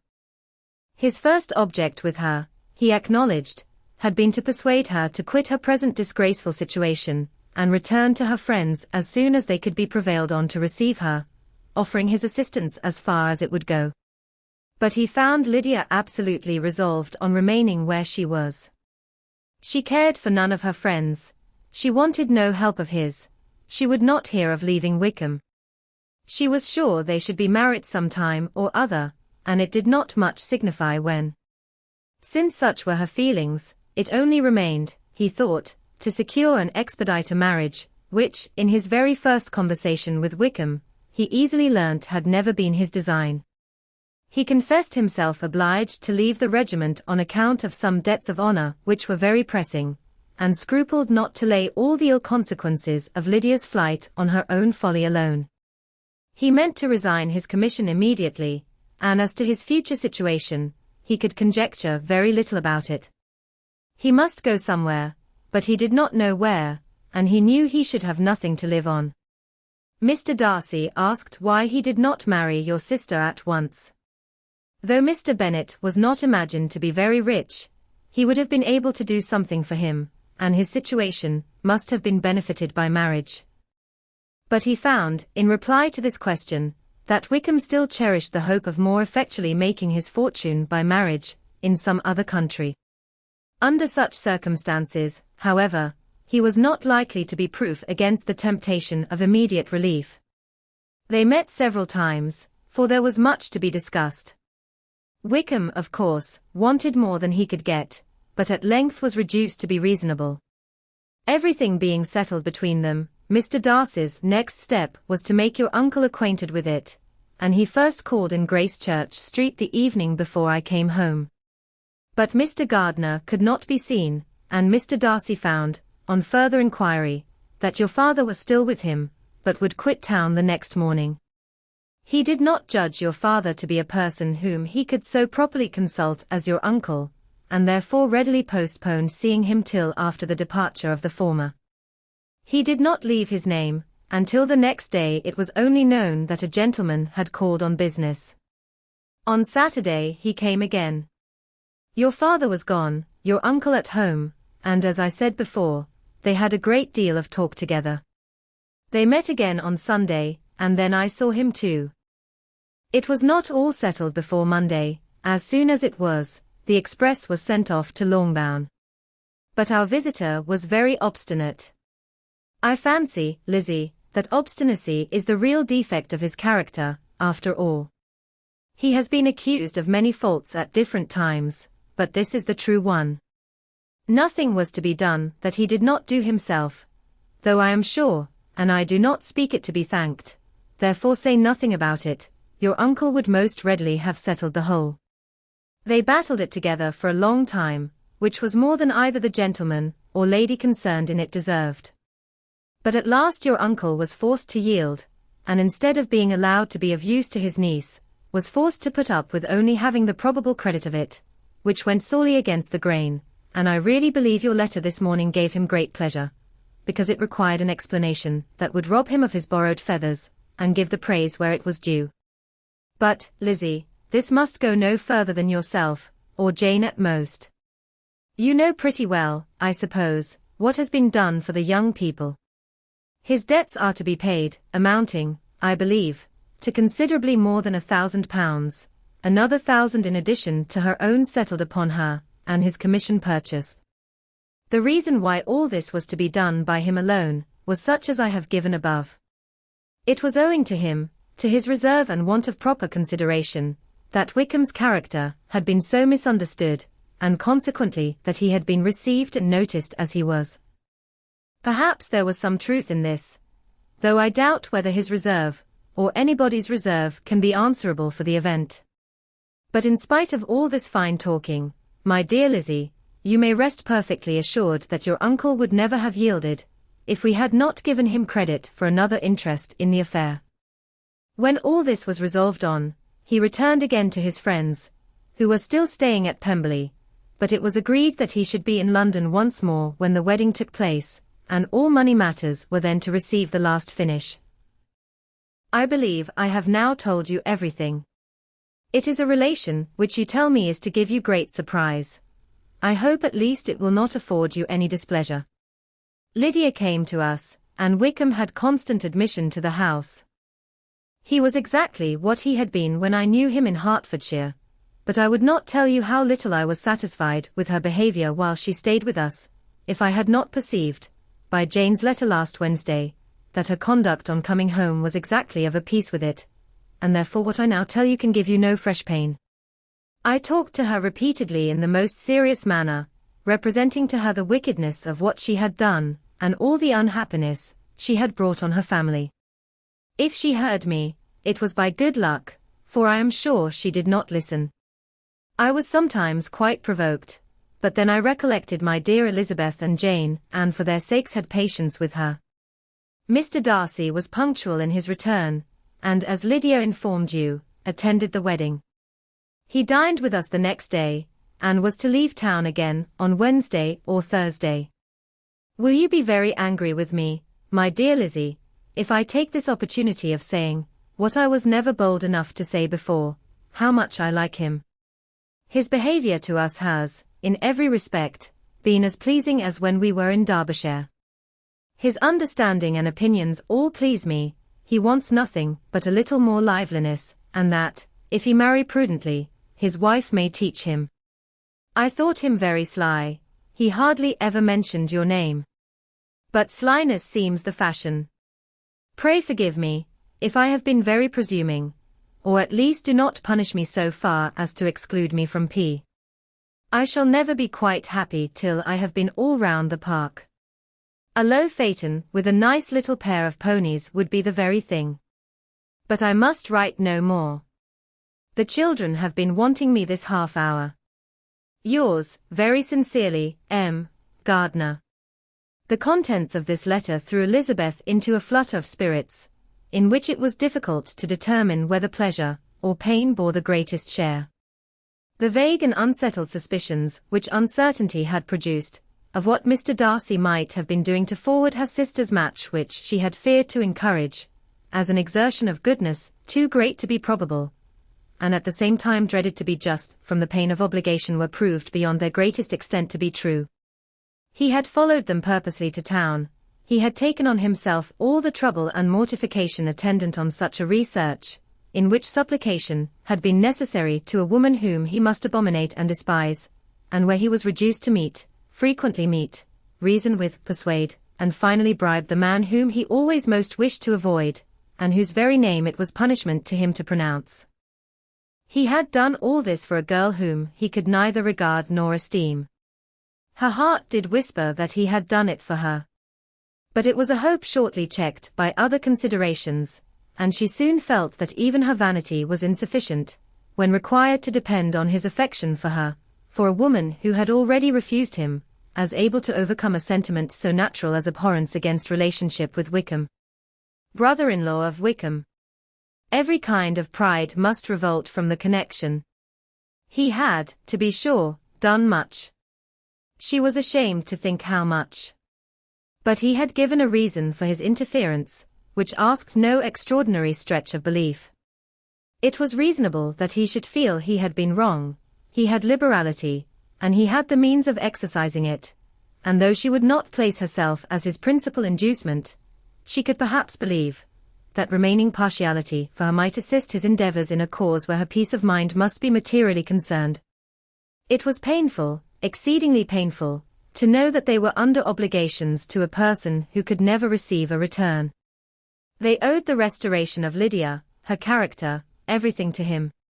Oh, how heartily did she grieve over every ungracious sensation she had ever encouraged, every saucy speech she had ever directed towards him. For herself she was humbled, but she was proud of him, proud that in a cause of compassion and honor he had been able to get the better of himself. She read over her aunt's commendation of him again and again. It was hardly enough, but it pleased her.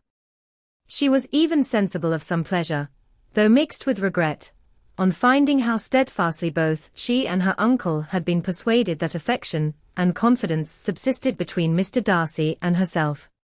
She was roused from her seat and her reflections by someone's approach, and before she could strike into another path, she was overtaken by Wickham. "I am afraid I interrupt your solitary ramble, my dear sister," said he, as he joined her. "You certainly do," she replied with a smile, "but it does not follow that the interruption must be unwelcome. I should be sorry, indeed, if it were. We were always good friends, and now we are better." "True. Are the others coming out?" "I do not know. Mrs. Bennet and Lydia are going in the carriage to Meryton. And so, my dear sister, I find, from our uncle and aunt, that you have actually seen Pemberley." She replied in the affirmative. "I almost envy you the pleasure, and yet I believe it would be too much for me, or else I could take it in my way to Newcastle." "And you saw the old housekeeper, I suppose?" "Poor Reynolds, she was always very fond of me." "But of course she did not mention my name to you." "Yes, she did." "And what did she say?" "That you were gone into the army, and she was afraid had not turned out well. At such a distance as that, you know, things are strangely misrepresented."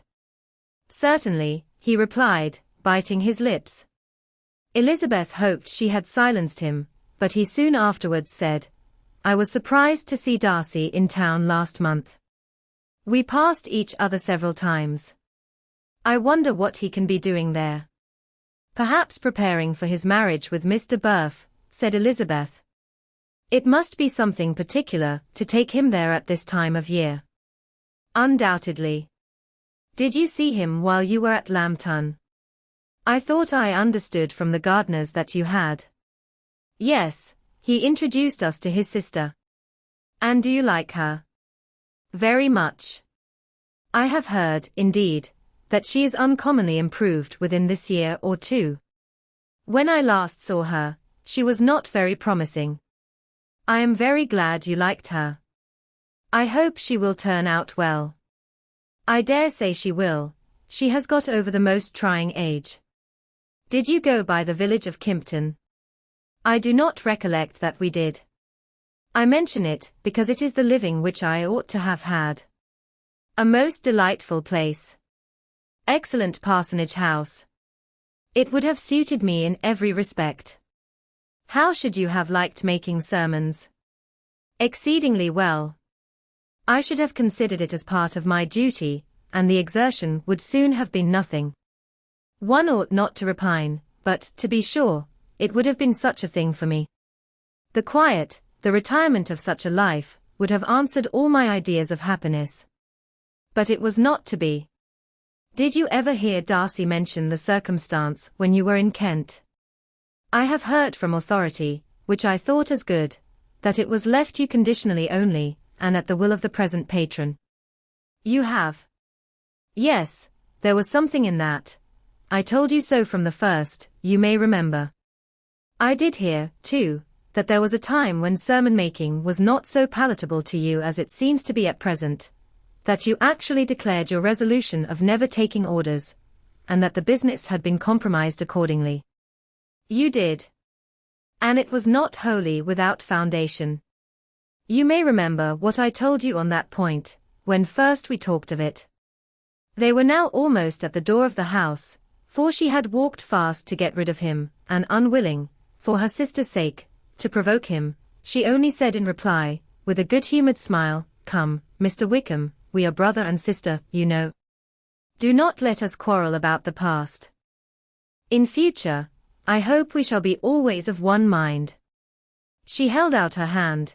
He kissed it with affectionate gallantry, though he hardly knew how to look, and they entered the house. Chapter 53. Mr. Wickham was so perfectly satisfied with this conversation, that he never again distressed himself, or provoked his dear sister Elizabeth, by introducing the subject of it, and she was pleased to find that she had said enough to keep him quiet. The day of his and Lydia's departure soon came, and Mrs. Bennet was forced to submit to a separation, which, as her husband by no means entered into her scheme of their all going to Newcastle, was likely to continue at least a 12-month. "Oh, my dear Lydia," she cried, "when shall we meet again?" "Oh, Lord! I don't know. Not these 2 or 3 years, perhaps. Write to me very often, my dear. As often as I can. But you know married women have never much time for writing. My sisters may write to me. They will have nothing else to do." Mr. Wickham's adieus were much more affectionate than his wife's. He smiled, looked handsome, and said many pretty things. "He is as fine a fellow," said Mr. Bennet, as soon as they were out of the house, "as ever I saw. He simpers, and smirks, and makes love to us all. I am prodigiously proud of him. I defy even Sir William Lucas himself to produce a more valuable son-in-law." The loss of her daughter made Mrs. Bennet very dull for several days. "I often think," said she, "that there is nothing so bad as parting with one's friends.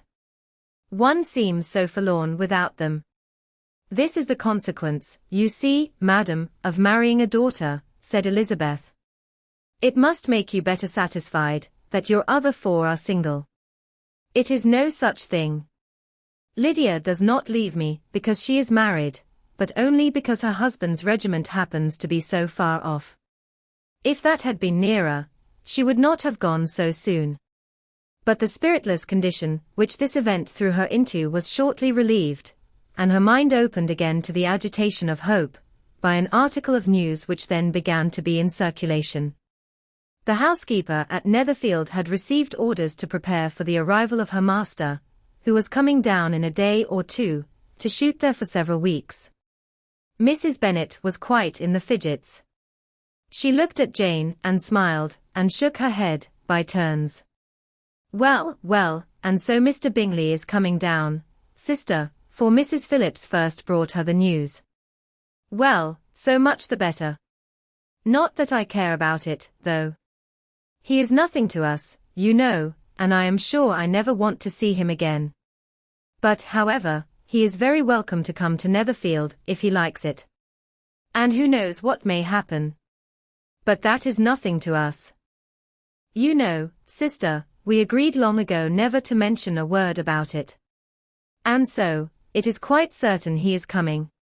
"You may depend on it," replied the other, "for Mrs. Nichols was in Meryton last night. I saw her passing by, and went out myself on purpose to know the truth of it, and she told me that it was certainly true. He comes down on Thursday, at the latest, very likely on Wednesday. She was going to the butcher's, she told me, on purpose to order in some meat on Wednesday, and she has got 3 couple of ducks, just fit to be killed." Miss Bennet had not been able to hear of his coming without changing colour. It was many months since she had mentioned his name to Elizabeth, but now, as soon as they were alone together, she said, "I saw you look at me today, Lizzie, when my aunt told us of the present report. And I know I appeared distressed, but don't imagine it was from any silly cause. I was only confused for the moment, because I felt that I should be looked at. I do assure you that the news does not affect me either with pleasure or pain. I am glad of one thing, that he comes alone, because we shall see the less of him. Not that I am afraid of myself, but I dread other people's remarks. Elizabeth did not know what to make of it. Had she not seen him in Derbyshire, she might have supposed him capable of coming there with no other view than what was acknowledged, but she still thought him partial to Jane, and she wavered as to the greater probability of his coming there with his friend's permission, or being bold enough to come without it. Yet it is hard, she sometimes thought, that this poor man cannot come to a house, which he has legally hired, without raising all this speculation. I will leave him to himself. In spite of what her sister declared, and really believed to be her feelings, in the expectation of his arrival, Elizabeth could easily perceive that her spirits were affected by it. They were more disturbed, more unequal, than she had often seen them. The subject which had been so warmly canvassed between their parents, about a 12-month ago, was now brought forward again.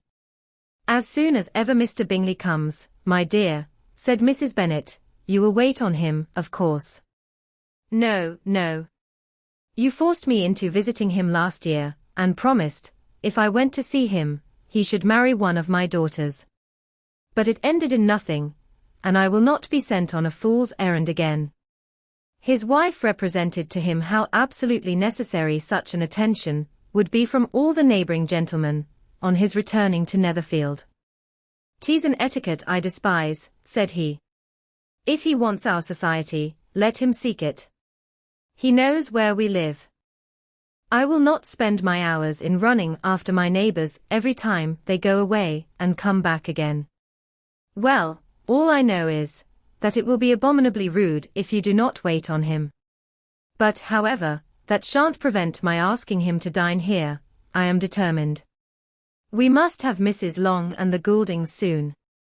That will make 13 with ourselves, so there will be just room at table for him." Consoled by this resolution, she was the better able to bear her husband's incivility, though it was very mortifying to know that her neighbours might all see Mr. Bingley, in consequence of it, before they did. As the day of his arrival drew near, "I begin to be sorry that he comes at all," said Jane to her sister. "It would be nothing.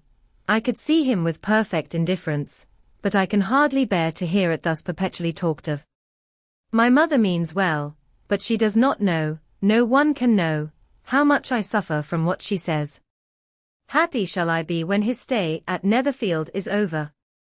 "I wish I could say anything to comfort you," replied Elizabeth, "but it is wholly out of my power. You must feel it, and the usual satisfaction of preaching patience to a sufferer is denied me, because you have always so much." Mr. Bingley arrived. Mrs. Bennet, through the assistance of servants, contrived to have the earliest tidings of it, that the period of anxiety and fretfulness on her side be as long as it could. She counted the days that must intervene, before their invitation could be sent, hopeless of seeing him before. But on the third morning after his arrival in Hertfordshire, she saw him from her dressing-room window enter the paddock, and ride towards the house. Her daughters were eagerly called to partake of her joy. Jane resolutely kept her place at the table, but Elizabeth, to satisfy her mother, went to the window. She saw Mr. Darcy with him, and sat down again by her sister. "There is a gentleman with him, mamma," said Kitty. "Who can it be?" "Some acquaintance or other, my dear, I suppose. I am sure I do not know." "La," replied Kitty, "it looks just like that man that used to be with him before. Mr. What's his name, that tall, proud man? Good gracious! Mr. Darcy, and so it does, I vow. Well, any friend of Mr. Bingley's will always be welcome here, to be sure, but else I must say that I hate the very sight of him." Jane looked at Elizabeth with surprise and concern. She knew but little of their meeting in Derbyshire, and therefore felt for the awkwardness which must attend her sister, in seeing him almost for the first time, after receiving his explanatory letter. Both sisters were uncomfortable enough. Each felt for the other, and of course for themselves, and their mother talked on of her dislike of Mr. Darcy, and her resolution to be civil to him only as Mr. Bingley's friend, without being heard by either of them. But Elizabeth had sources of uneasiness, which could not yet be suspected by Jane, to whom she had never yet had courage to show Mrs. Gardiner's letter, or to relate her own change of sentiment towards him. To Jane, he could be only a man whose proposals she had refused, and whose merits she had undervalued, but to her own more extensive information, he was the person to whom the whole family were indebted for the first of benefits, and whom she regarded herself with an interest, if not quite so tender, at least as reasonable and just, as what Jane felt for Bingley. Her astonishment at his coming to Netherfield, to Longbourn, and voluntarily seeking her again, was almost equal to what she had known on first witnessing his altered behaviour in Derbyshire. The colour which had been driven from her face returned for half a minute with an additional glow, and a smile of delight added lustre to her eyes, as she thought for that space of time that his affection and wishes must still be unshaken, but she would not be secure. "Let me first see how he behaves," said she, "it will then be early enough for expectation." She sat intently at work, striving to be composed, and without daring to lift up her eyes, till anxious curiosity carried them to the face of her sister as the servant was approaching the door. Jane looked a little paler than usual, but more sedate than Elizabeth had expected. On the gentleman's appearing, her colour increased, yet she received them with tolerable ease, and with a propriety of behaviour equally free from any symptom of resentment, or any unnecessary complaisance. Elizabeth said as little to either as civility would allow, and sat down again to her work, with an eagerness which it did not often command. She had ventured only one glance at Darcy. He looked serious as usual, and, she thought, more as he had been used to look in Hertfordshire, than as she had seen him at Pemberley.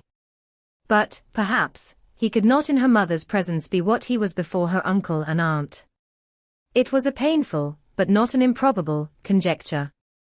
Bingley she had likewise seen for an instant, and in that short period saw him looking both pleased and embarrassed.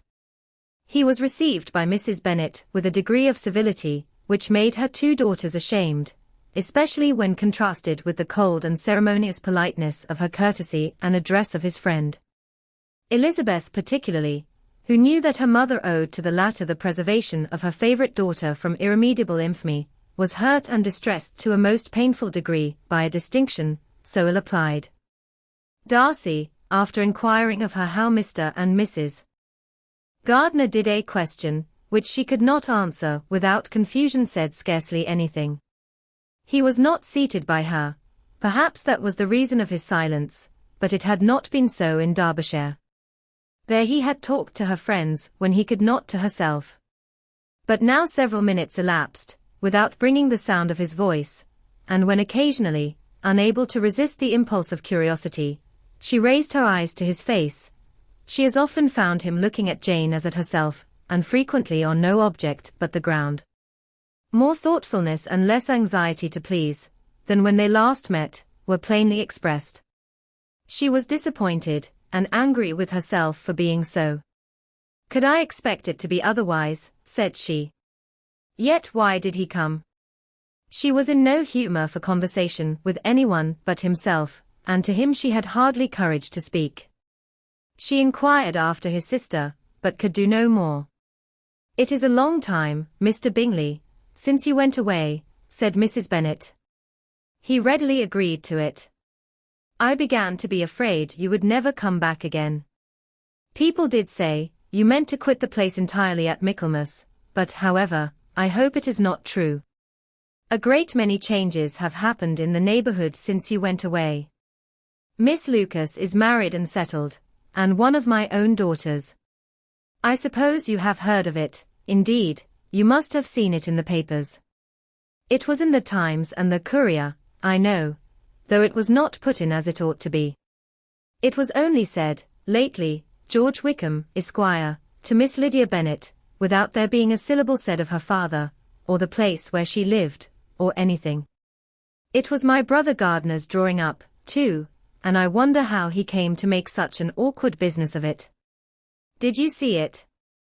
Bingley replied that he did, and made his congratulations. Elizabeth dared not lift up her eyes. How Mr. Darcy looked, therefore, she could not tell. It is a delightful thing, to be sure, to have a daughter well married, continued her mother, but at the same time, Mr. Bingley, it is very hard to have her taken away from me. They are gone down to Newcastle, a place quite northward it seems, and there they are to stay, I do not know how long. His regiment is there, for I suppose you have heard of his leaving the Shire, and of his being gone into the regulars. Thank heaven. He has some friends, though, perhaps, not so many as he deserves. Elizabeth, who knew this to be levelled at Mr. Darcy, was in such misery of shame that she could hardly keep her seat. It drew from her, however, the exertion of speaking, which nothing else had so effectually done before, and she asked Bingley whether he meant to make any stay in the country at present. A few weeks, he believed. When you have killed all your own birds, Mr. Bingley, said her mother, I beg you will come here and shoot as many as you please on Mr. Bennet's manor. I am sure he will be vastly happy to oblige you, and will save all the best of the coveys for you. Elizabeth's misery increased at such unnecessary, such officious attention. Were the same fair prospect to arise at present, as had flattered them a year ago, everything, she was persuaded, would be hastening to the same vexatious conclusion. At that instant she felt that years of happiness could not make Jane or herself amends for moments of such painful confusion. The first wish of my heart, said she to herself, is never more to be in company with either of them. Their society can afford no pleasure that will atone for such wretchedness as this. Let me never see either one or the other again. Yet the misery, for which years of happiness were to offer no compensation, received soon afterwards material relief, from observing how much the beauty of her sister rekindled the admiration of her former lover. When first he came in, he had spoken to her but little, but every 5 minutes seemed to be giving her more of his attention. He found her as handsome as she had been last year, as good-natured, and as unaffected, though not quite so chatty. Jane was anxious that no difference should be perceived in her at all, and was really persuaded that she talked as much as ever, but her mind was so busily engaged, that she did not always know when she was silent. When the gentleman rose to go away, Mrs. Bennet was mindful of her intended civility, and they were invited and engaged to dine at Longbourn in a few days' time. You are quite a visit in my debt, Mr. Bingley, she added, for when you went to town last winter, you promised to take a family dinner with us as soon as you returned. I have not forgot, you see, and I assure you I was very much disappointed that you did not come back and keep your engagement. Bingley looked a little silly at this reflection, and said something of his concern at having been prevented by business. They then went away. Mrs. Bennet had been strongly inclined to ask them to stay and dine there that day, but, though she always kept a very good table, she did not think anything less than 2 courses could be good enough for a man on whom she had such anxious designs, or satisfy the appetite and pride of one who had 10,000 a year. Chapter 54. As soon as they were gone, Elizabeth walked out to recover her spirits, or, in other words, to dwell without interruption on those subjects which must deaden them more. Mr. Darcy's behaviour astonished and vexed her. Why, if he came only to be silent, grave, and indifferent, said she, did he come at all? She could settle it in no way that gave her pleasure. He could be still amiable, still pleasing to my uncle and aunt, when he was in town, and why not to me? If he fears me, why come hither? If he no longer cares for me, why silent? Teasing man. I will think no more about him. Her resolution was for a short time involuntarily kept by the approach of her sister, who joined her with a cheerful look which showed her better satisfied with their visitors than Elizabeth. Now, said she, that this first meeting is over, I feel perfectly easy. I know my own strength, and I shall never be embarrassed again by his coming. I am glad he dines here on Tuesday. It will then be publicly seen that on both sides we meet only as common and indifferent acquaintance. Yes, very indifferent, indeed," said Elizabeth, laughingly. "Oh, Jane. Take care. My dear Lizzie, you cannot think me so weak as to be in danger now. I think you are in very great danger of making him as much in love with you as ever." They did not see the gentleman again till Tuesday, and Mrs. Bennet, in the meanwhile, was giving way to all the happy schemes which the good humour and common politeness of Bingley, in half an hour's visit, had revived. On Tuesday there was a large party assembled at Longbourn, and the two who were most anxiously expected, to the credit of their punctuality as sportsmen, were in very good time. When they repaired to the dining-room, Elizabeth eagerly watched to see whether Bingley would take the place which, in all their former parties, had belonged to him by her sister. Her prudent mother, occupied by the same ideas, forbore to invite him to sit by herself. On entering the room, he seemed to hesitate, but Jane happened to look round, and happened to smile. It was decided. He placed himself by her. Elizabeth, with a triumphant sensation, looked towards his friend. He bore it with noble indifference, and she would have imagined that Bingley had received his sanction to be happy, had she not seen his eyes likewise turned towards Mr. Darcy, with an expression of half-laughing alarm. His behaviour to her sister was such during dinner-time as showed an admiration of her, which, though more guarded than formerly, persuaded Elizabeth, that, if left wholly to himself, Jane's happiness, and his own, would be speedily secured. Though she dared not depend upon the consequence, she yet received pleasure from observing his behaviour. It gave her all the animation that her spirits could boast, for she was in no cheerful humour. Mr. Darcy was almost as far from her as the table could divide them. He was on one side of her mother. She knew how little such a situation would give pleasure to either, or make either appear to advantage. She was not near enough to hear any of their discourse, but she could see how seldom they spoke to each other, and how formal and cold was their manner whenever they did. Her mother's ungraciousness made the sense of what they owed him more painful to Elizabeth's mind, and she would, at times, have given anything to be privileged to tell him that his kindness was neither unknown nor unfelt by the whole of the family. She was in hopes that the evening would afford some opportunity of bringing them together, that the whole of the visit would not pass away without enabling them to enter into something more of conversation than the mere ceremonious salutation attending his entrance. Anxious and uneasy, the period which passed in the drawing-room before the gentleman came, was wearisome and dull to a degree that almost made her uncivil. She looked forward to their entrance as the point on which all her chance of pleasure for the evening must depend. "If he does not come to me, then," said she, "I shall give him up forever." The gentleman came, and she thought he looked as if he would have answered her hopes, but, alas! The ladies had crowded round the table, where Miss Bennet was making tea, and Elizabeth pouring out the coffee, in so close a confederacy, that there was not a single vacancy near her which would admit of a chair. And on the gentleman's approaching, one of the girls moved closer to her than ever, and said, in a whisper, "The men shan't come and part us, I am determined. We want none of them, do we?" Darcy had walked away to another part of the room.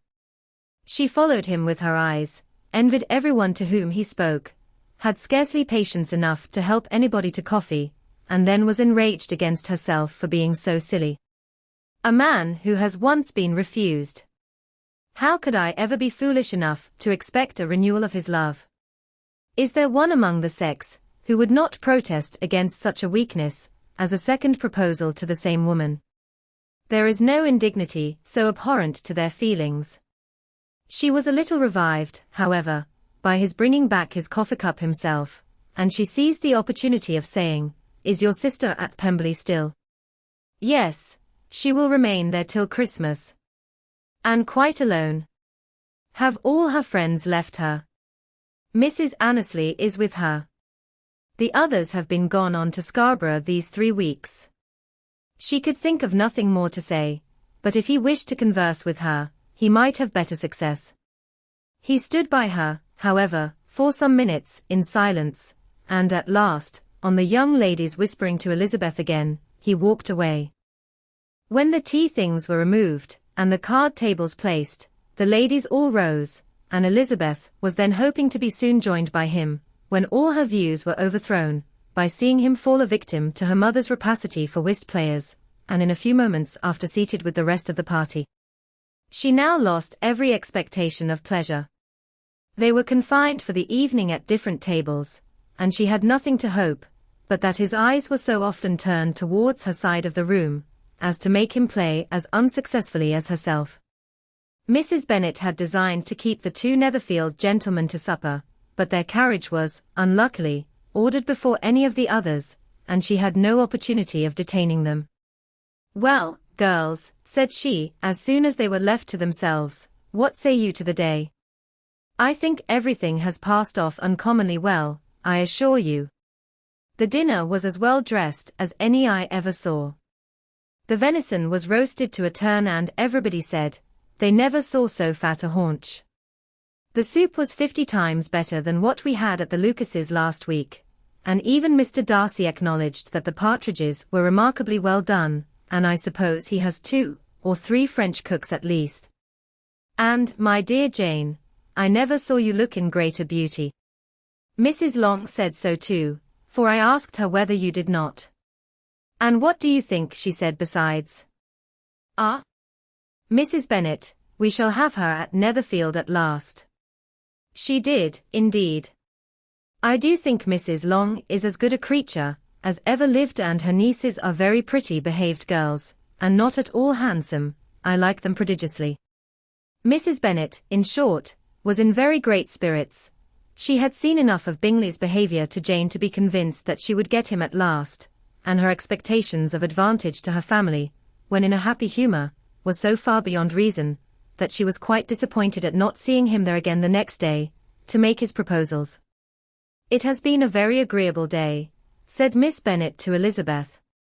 "The party seemed so well selected, so suitable one with the other. I hope we may often meet again." Elizabeth smiled. "Lizzie, you must not do so. You must not suspect me. It mortifies me.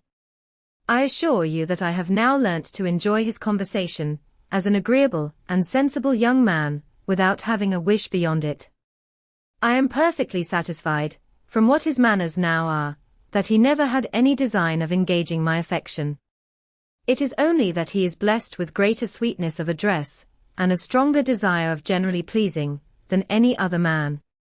"You are very cruel," said her sister, "you will not let me smile, and are provoking me to it every moment. How hard it is in some cases to be believed, and how impossible in others. But why should you wish to persuade me that I feel more than I acknowledge? That is a question which I hardly know how to answer.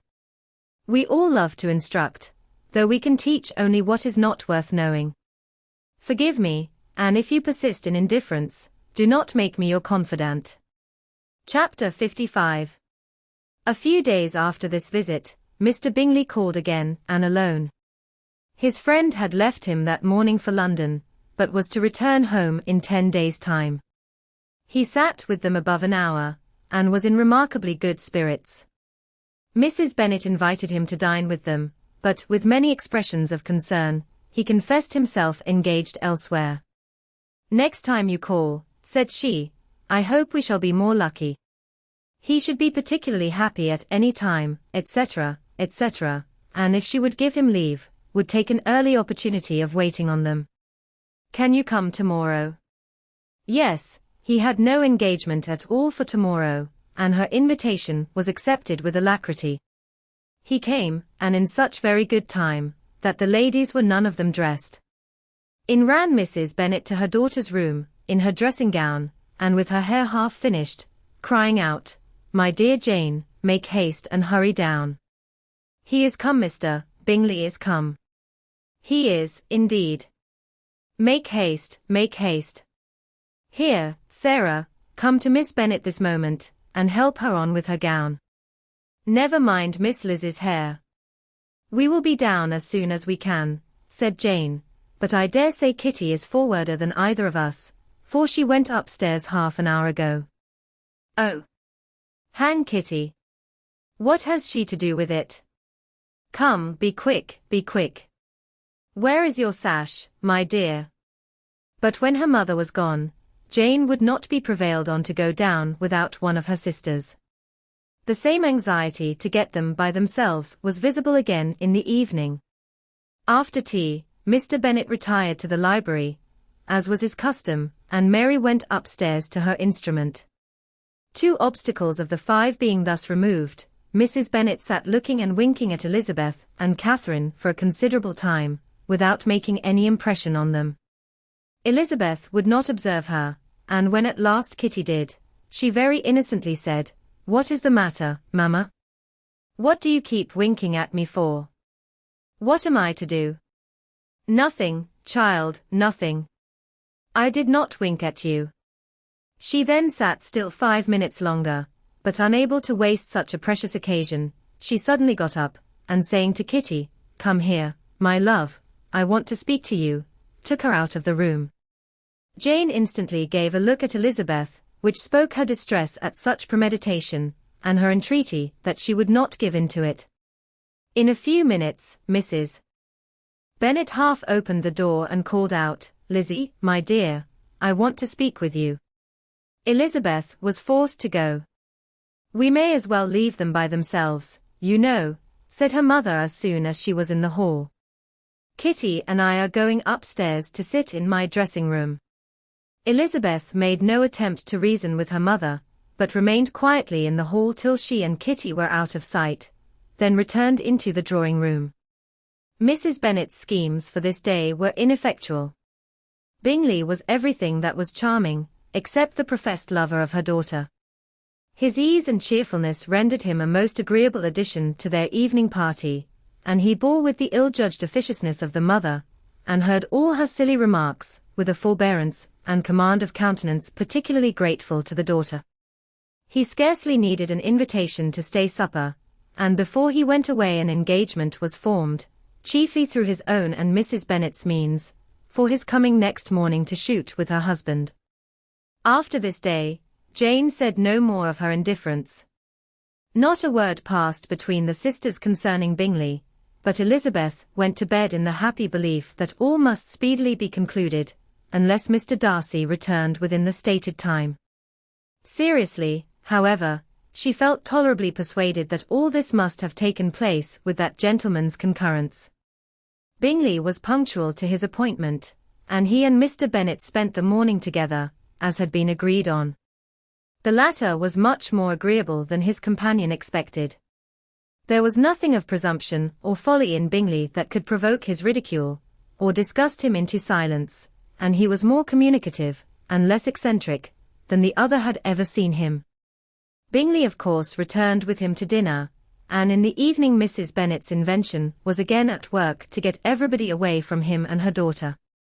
Elizabeth, who had a letter to write, went into the breakfast-room for that purpose soon after tea, for as the others were all going to sit down to cards, she could not be wanted to counteract her mother's schemes. But on her returning to the drawing-room, when her letter was finished, she saw, to her infinite surprise, there was reason to fear that her mother had been too ingenious for her. On opening the door, she perceived her sister and Bingley standing together over the hearth, as if engaged in earnest conversation, and had this led to no suspicion, the faces of both, as they hastily turned round and moved away from each other, would have told it all. Their situation was awkward enough, but hers she thought was still worse. Not a syllable was uttered by either, and Elizabeth was on the point of going away again, when Bingley, who as well as the other had sat down, suddenly rose, and whispering a few words to her sister, ran out of the room. Jane could have no reserves from Elizabeth, where confidence would give pleasure, and instantly embracing her, acknowledged, with the liveliest emotion, that she was the happiest creature in the world. "'Tis too much," she added, "by far too much. I do not deserve it. Oh, why is not everybody as happy?" Elizabeth's congratulations were given with a sincerity, a warmth, a delight, which words could but poorly express. Every sentence of kindness was a fresh source of happiness to Jane. But she would not allow herself to stay with her sister, or say half that remained to be said, for the present. I must go instantly to my mother, she cried.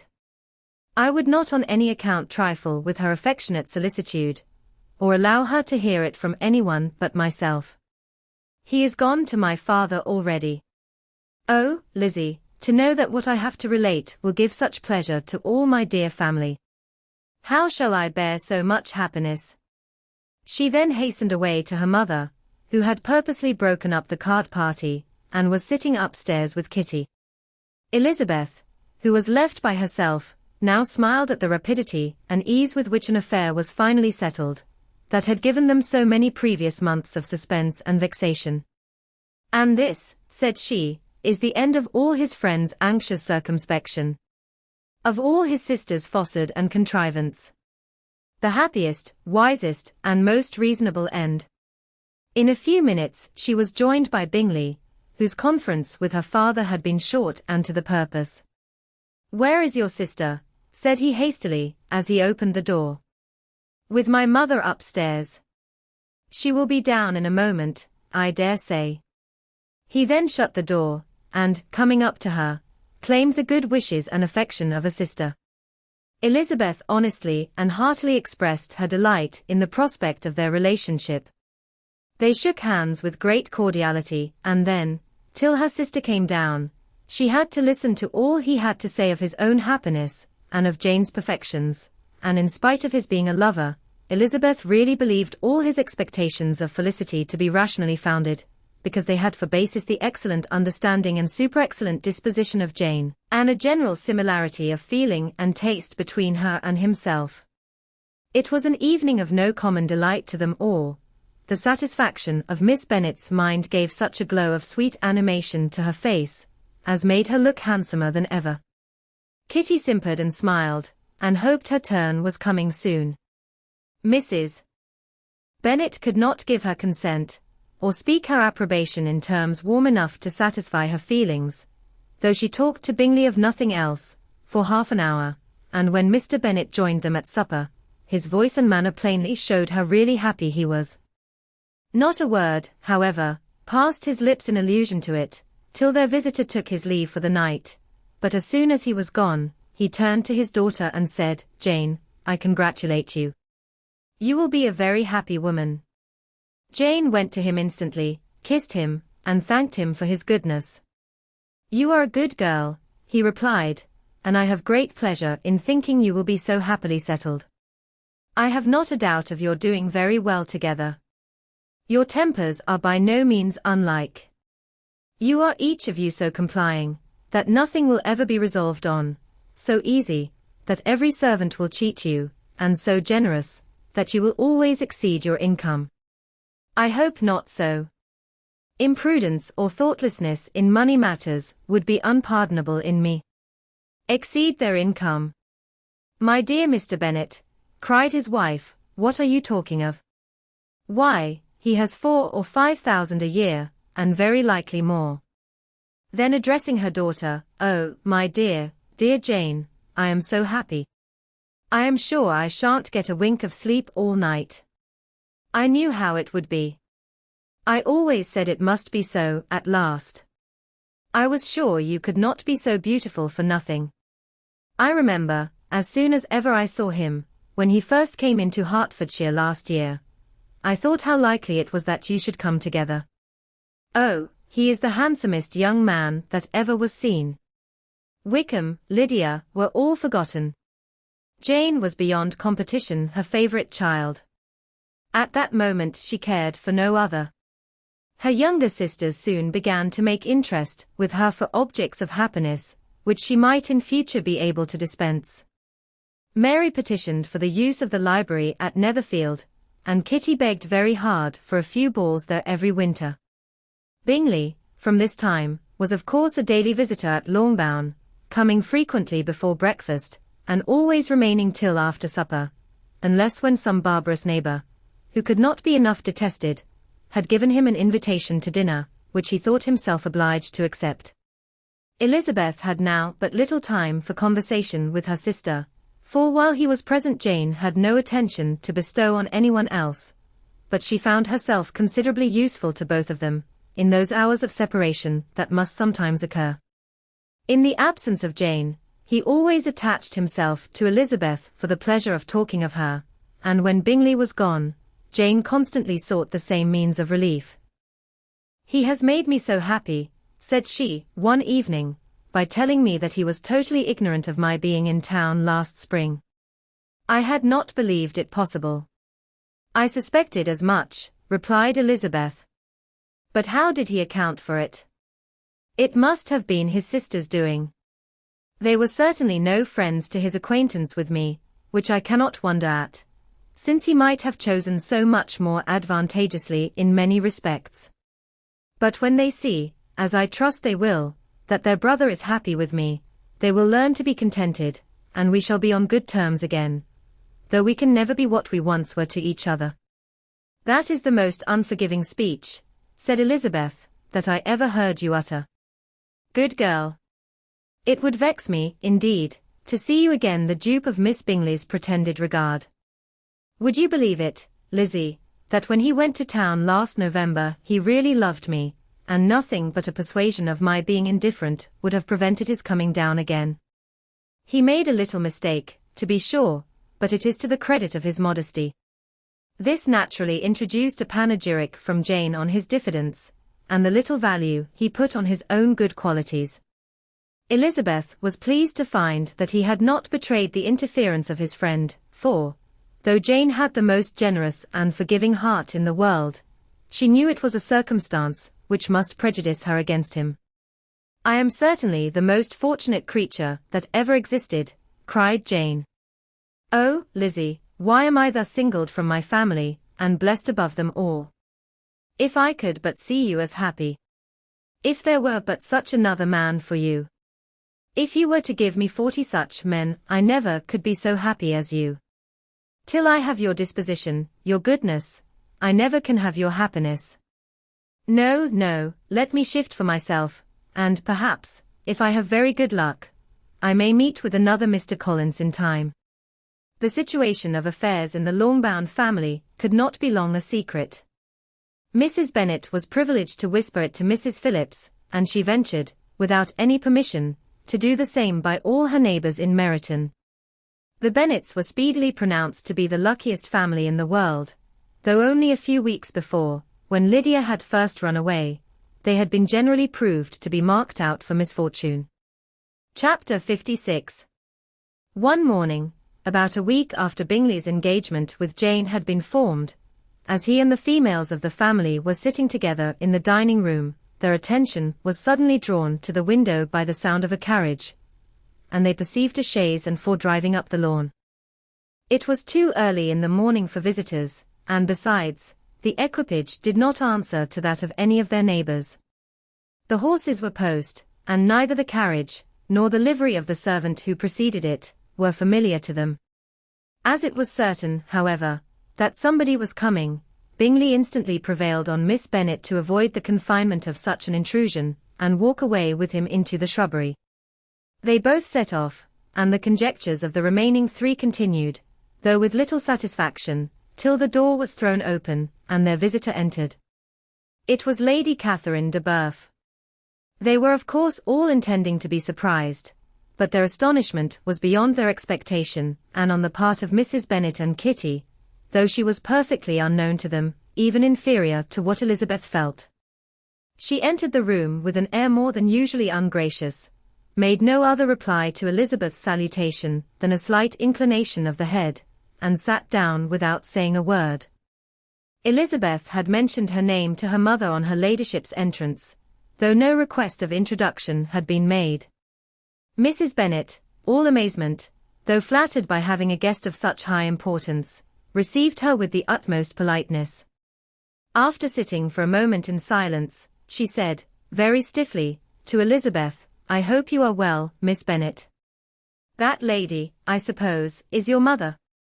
Elizabeth replied very concisely that she was. "And that, I suppose, is one of your sisters?" "Yes, madam," said Mrs. Bennet, delighted to speak to a Lady Catherine. "She is my youngest girl, but one. My youngest of all is lately married, and my eldest is somewhere about the ground, walking with a young man, who, I believe, will soon become a part of the family. You have a very small park here, returned Lady Catherine, after a short silence. It is nothing in comparison of Rosings, my lady, I dare say, but, I assure you, it is much larger than Sir William Lucas's. This must be a most inconvenient sitting room for the evening in summer, the windows are full west. Mrs. Bennet assured her that they never sat there after dinner, and then added, May I take the liberty of asking your ladyship whether you left Mr. and Mrs. Collins well? Yes, very well. I saw them the night before last. Elizabeth now expected that she would produce a letter for her from Charlotte, as it seemed the only probable motive for her calling. But no letter appeared, and she was completely puzzled. Mrs. Bennet, with great civility, begged her ladyship to take some refreshment, but Lady Catherine very resolutely, and not very politely, declined eating anything, and then, rising up, said to Elizabeth, Miss Bennet, there seemed to be a prettyish kind of a little wilderness on one side of your lawn.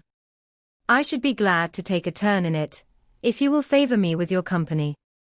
Go, my dear, cried her mother, and show her ladyship about the different walks. I think she will be pleased with the hermitage. Elizabeth obeyed, and, running into her own room for her parasol, attended her noble guest downstairs. As they passed through the hall, Lady Catherine opened the doors into the dining parlour and drawing room, and pronouncing them, after a short survey, to be decent-looking rooms, walked on. Her carriage remained at the door, and Elizabeth saw that her waiting woman was in it. They proceeded in silence along the gravel walk that led to the copse. Elizabeth was determined to make no effort for conversation with a woman who was now more than usually insolent and disagreeable. How could I ever think her like her nephew, said she, as she looked in her face.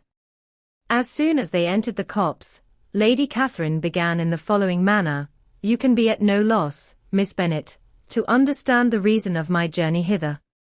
Your own heart, your own conscience, must tell you why I come.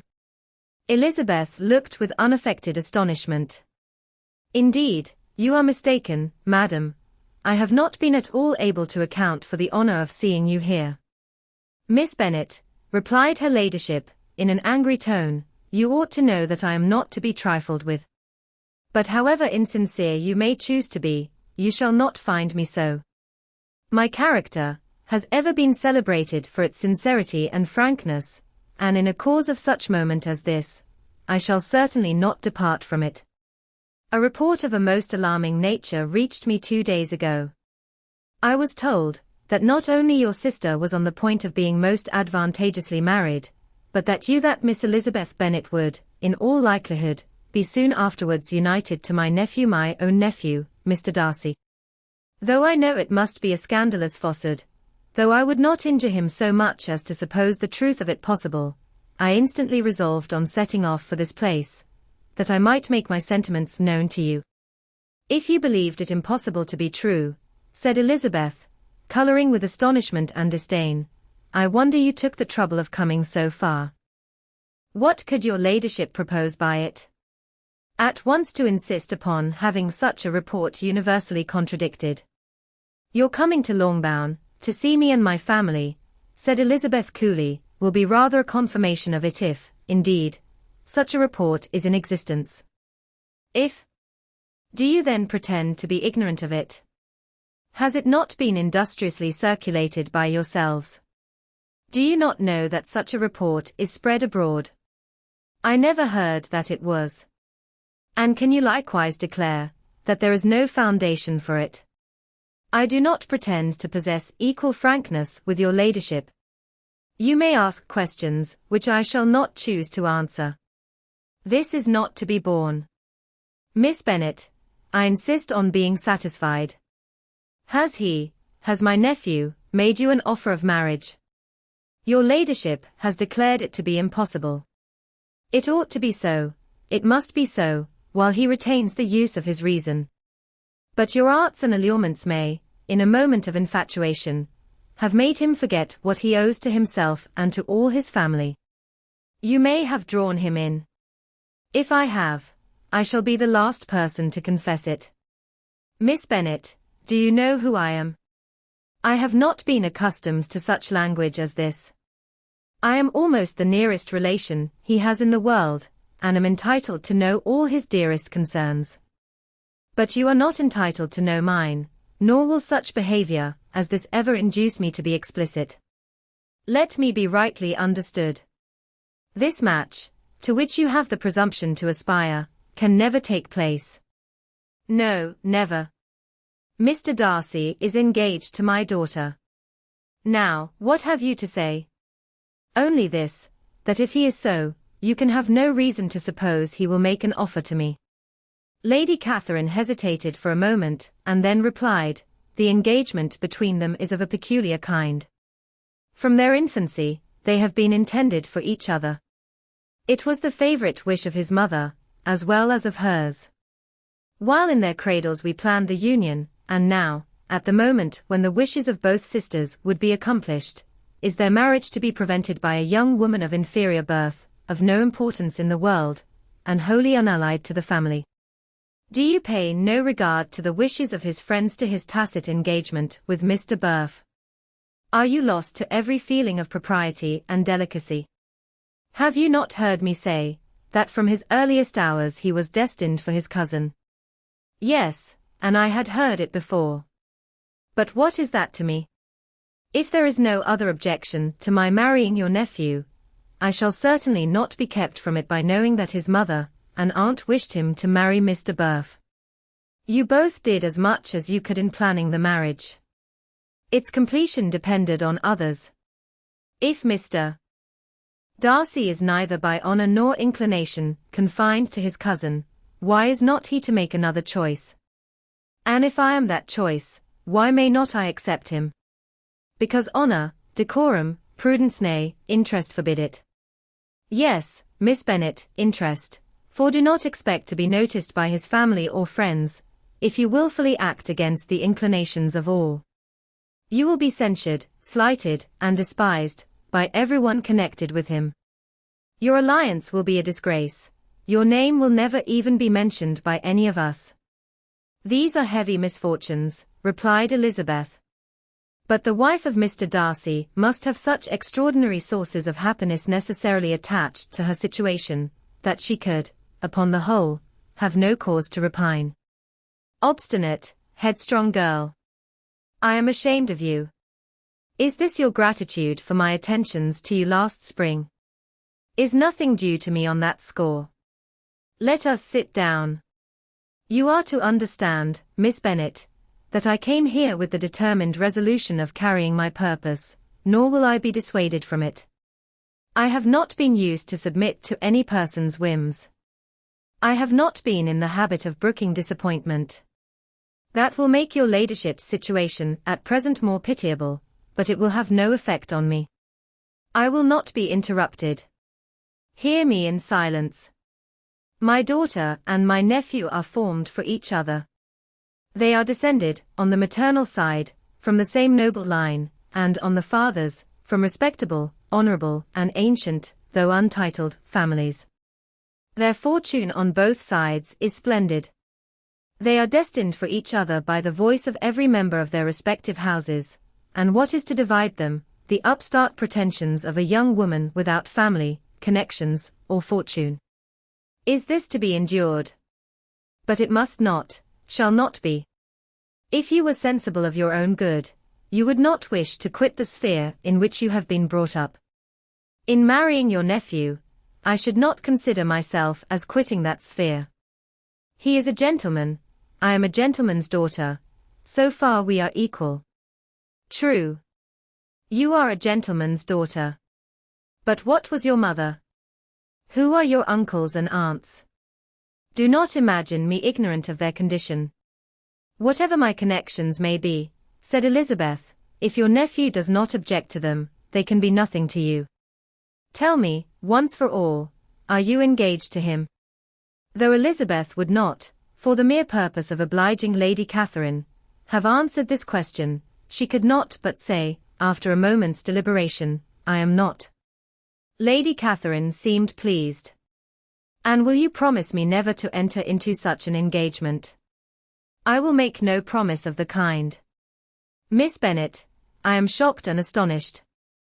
I expected to find a more reasonable young woman. But do not deceive yourself into a belief that I will ever recede. I shall not go away till you have given me the assurance I require. And I certainly never shall give it. I am not to be intimidated into anything so wholly unreasonable. Your ladyship wants Mr. Darcy to marry your daughter, but would my giving you the wished-for promise make their marriage at all more probable? Supposing him to be attached to me, would my refusing to accept his hand make him wish to bestow it on his cousin?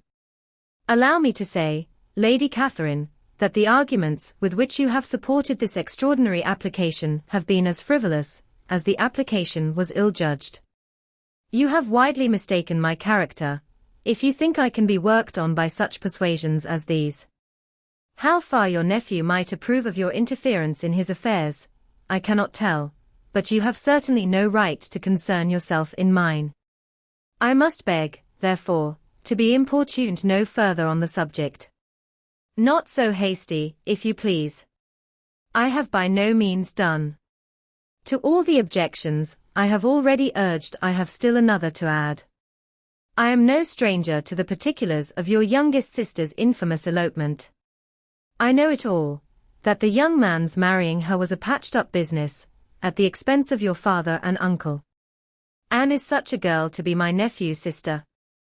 Is her husband, who is the son of his late father's steward, to be his brother?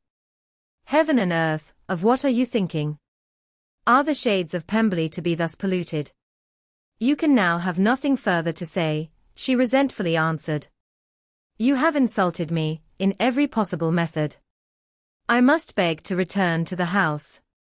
And she rose as she spoke. Lady Catherine rose also, and they turned back. Her ladyship was highly incensed. You have no regard, then, for the honor and credit of my nephew. Unfeeling, selfish girl.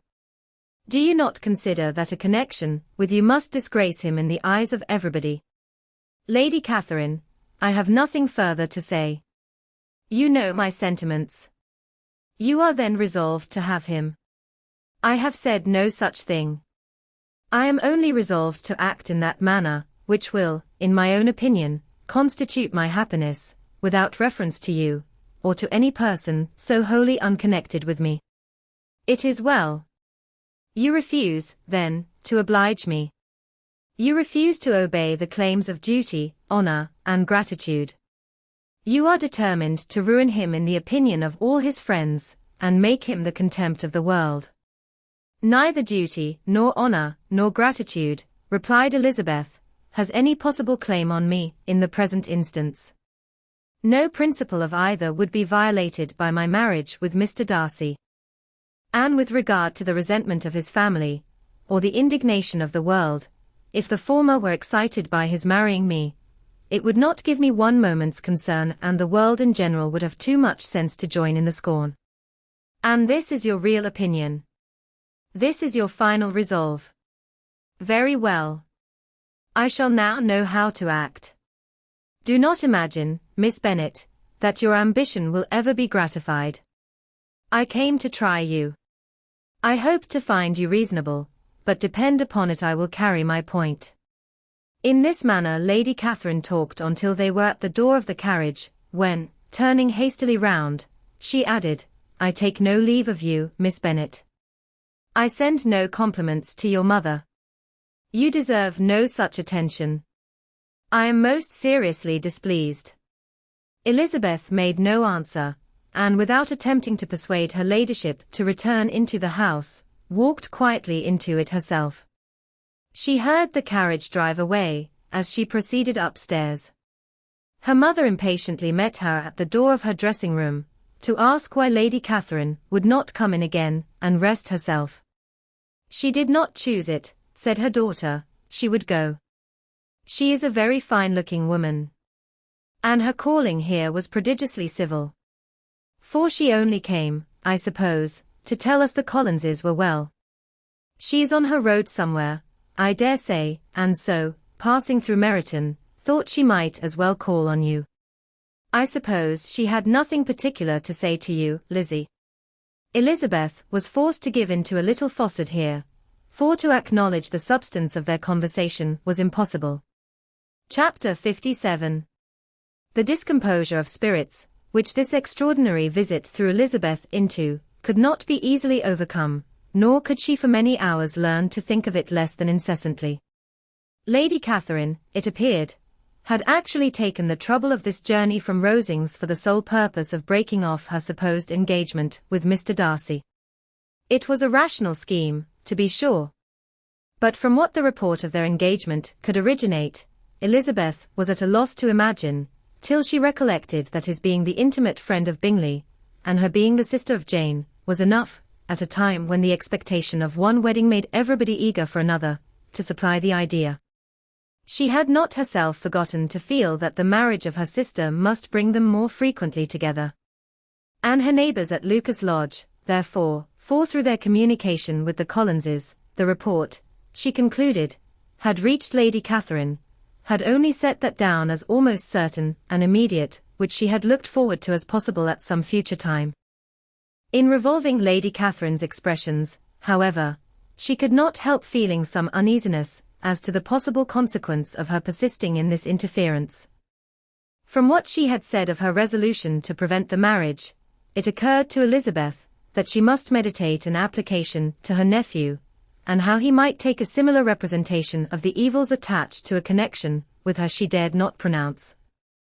She knew not the exact degree of his affection for his aunt, or his dependence on her judgment, but it was natural to suppose that he thought much higher of her ladyship than she could do, and it was certain, that in enumerating the miseries of a marriage with one whose immediate connections were so unequal to his own, his aunt would address him on his weakest side.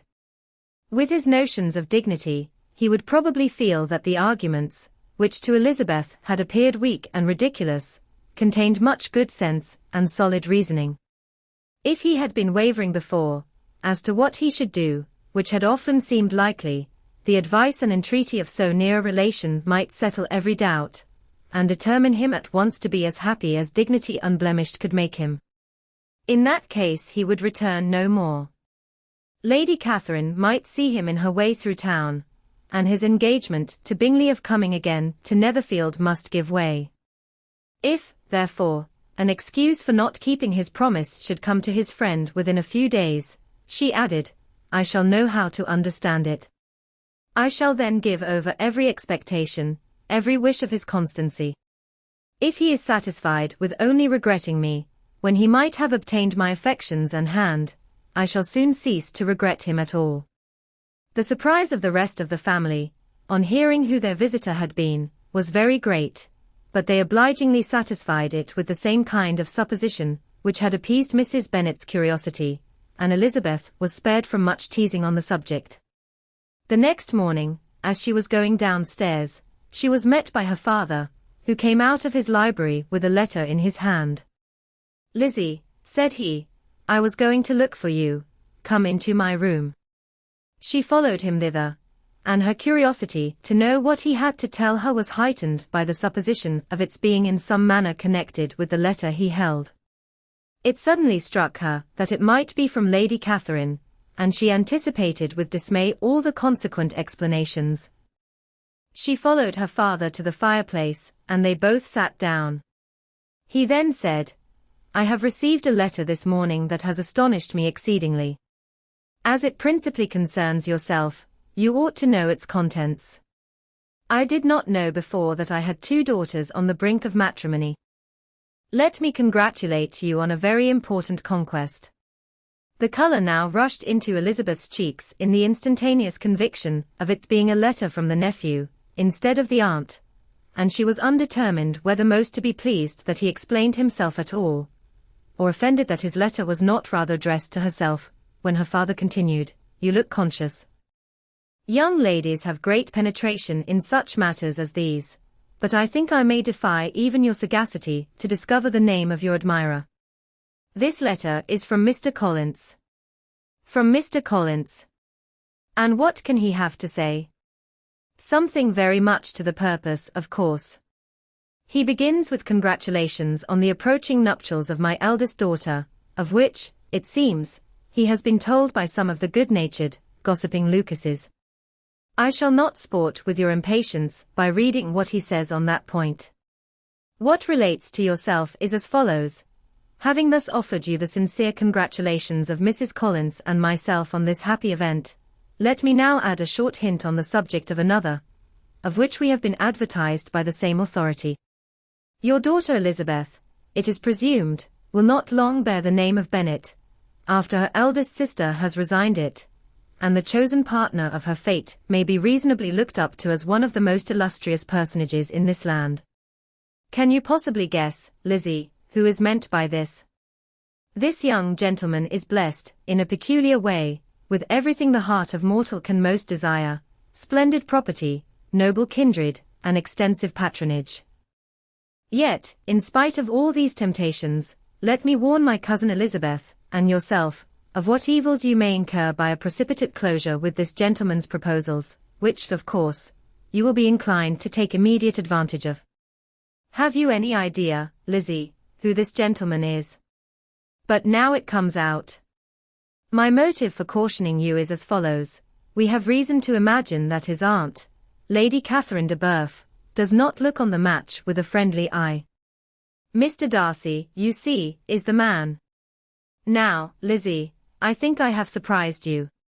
Could he, or the Lucases, have pitched on any man, within the circle of our acquaintance, whose name would have given the lie more effectually to what they related? Mr. Darcy, who never looks at any woman, but to see a blemish, and who probably never looked at you in his life. It is admirable. Elizabeth tried to join in her father's pleasantry, but could only force one most reluctant smile. Never had his wit been directed in a manner so little agreeable to her. Are you not diverted? Oh, yes. Pray read on. After mentioning the likelihood of this marriage to her ladyship last night, she immediately, with her usual condescension, expressed what she felt on the occasion, when it became apparent that, on the score of some family objections on the part of my cousin, she would never give her consent to what she termed so disgraceful a match. I thought it my duty to give the speediest intelligence of this to my cousin, that she and her noble admirer may be aware of what they are about, and not run hastily into a marriage which has not been properly sanctioned. Mr. Collins, moreover, adds, I am truly rejoiced that my cousin Lydia's sad business has been so well hushed up, and am only concerned that their living together, before the marriage took place, should be so generally known. I must not, however, neglect the duties of my station, or refrain from declaring my amazement, at hearing that you received the young couple into your house as soon as they were married. It was an encouragement of vice, and had I been the rector of Longbourn, I should very strenuously have opposed it.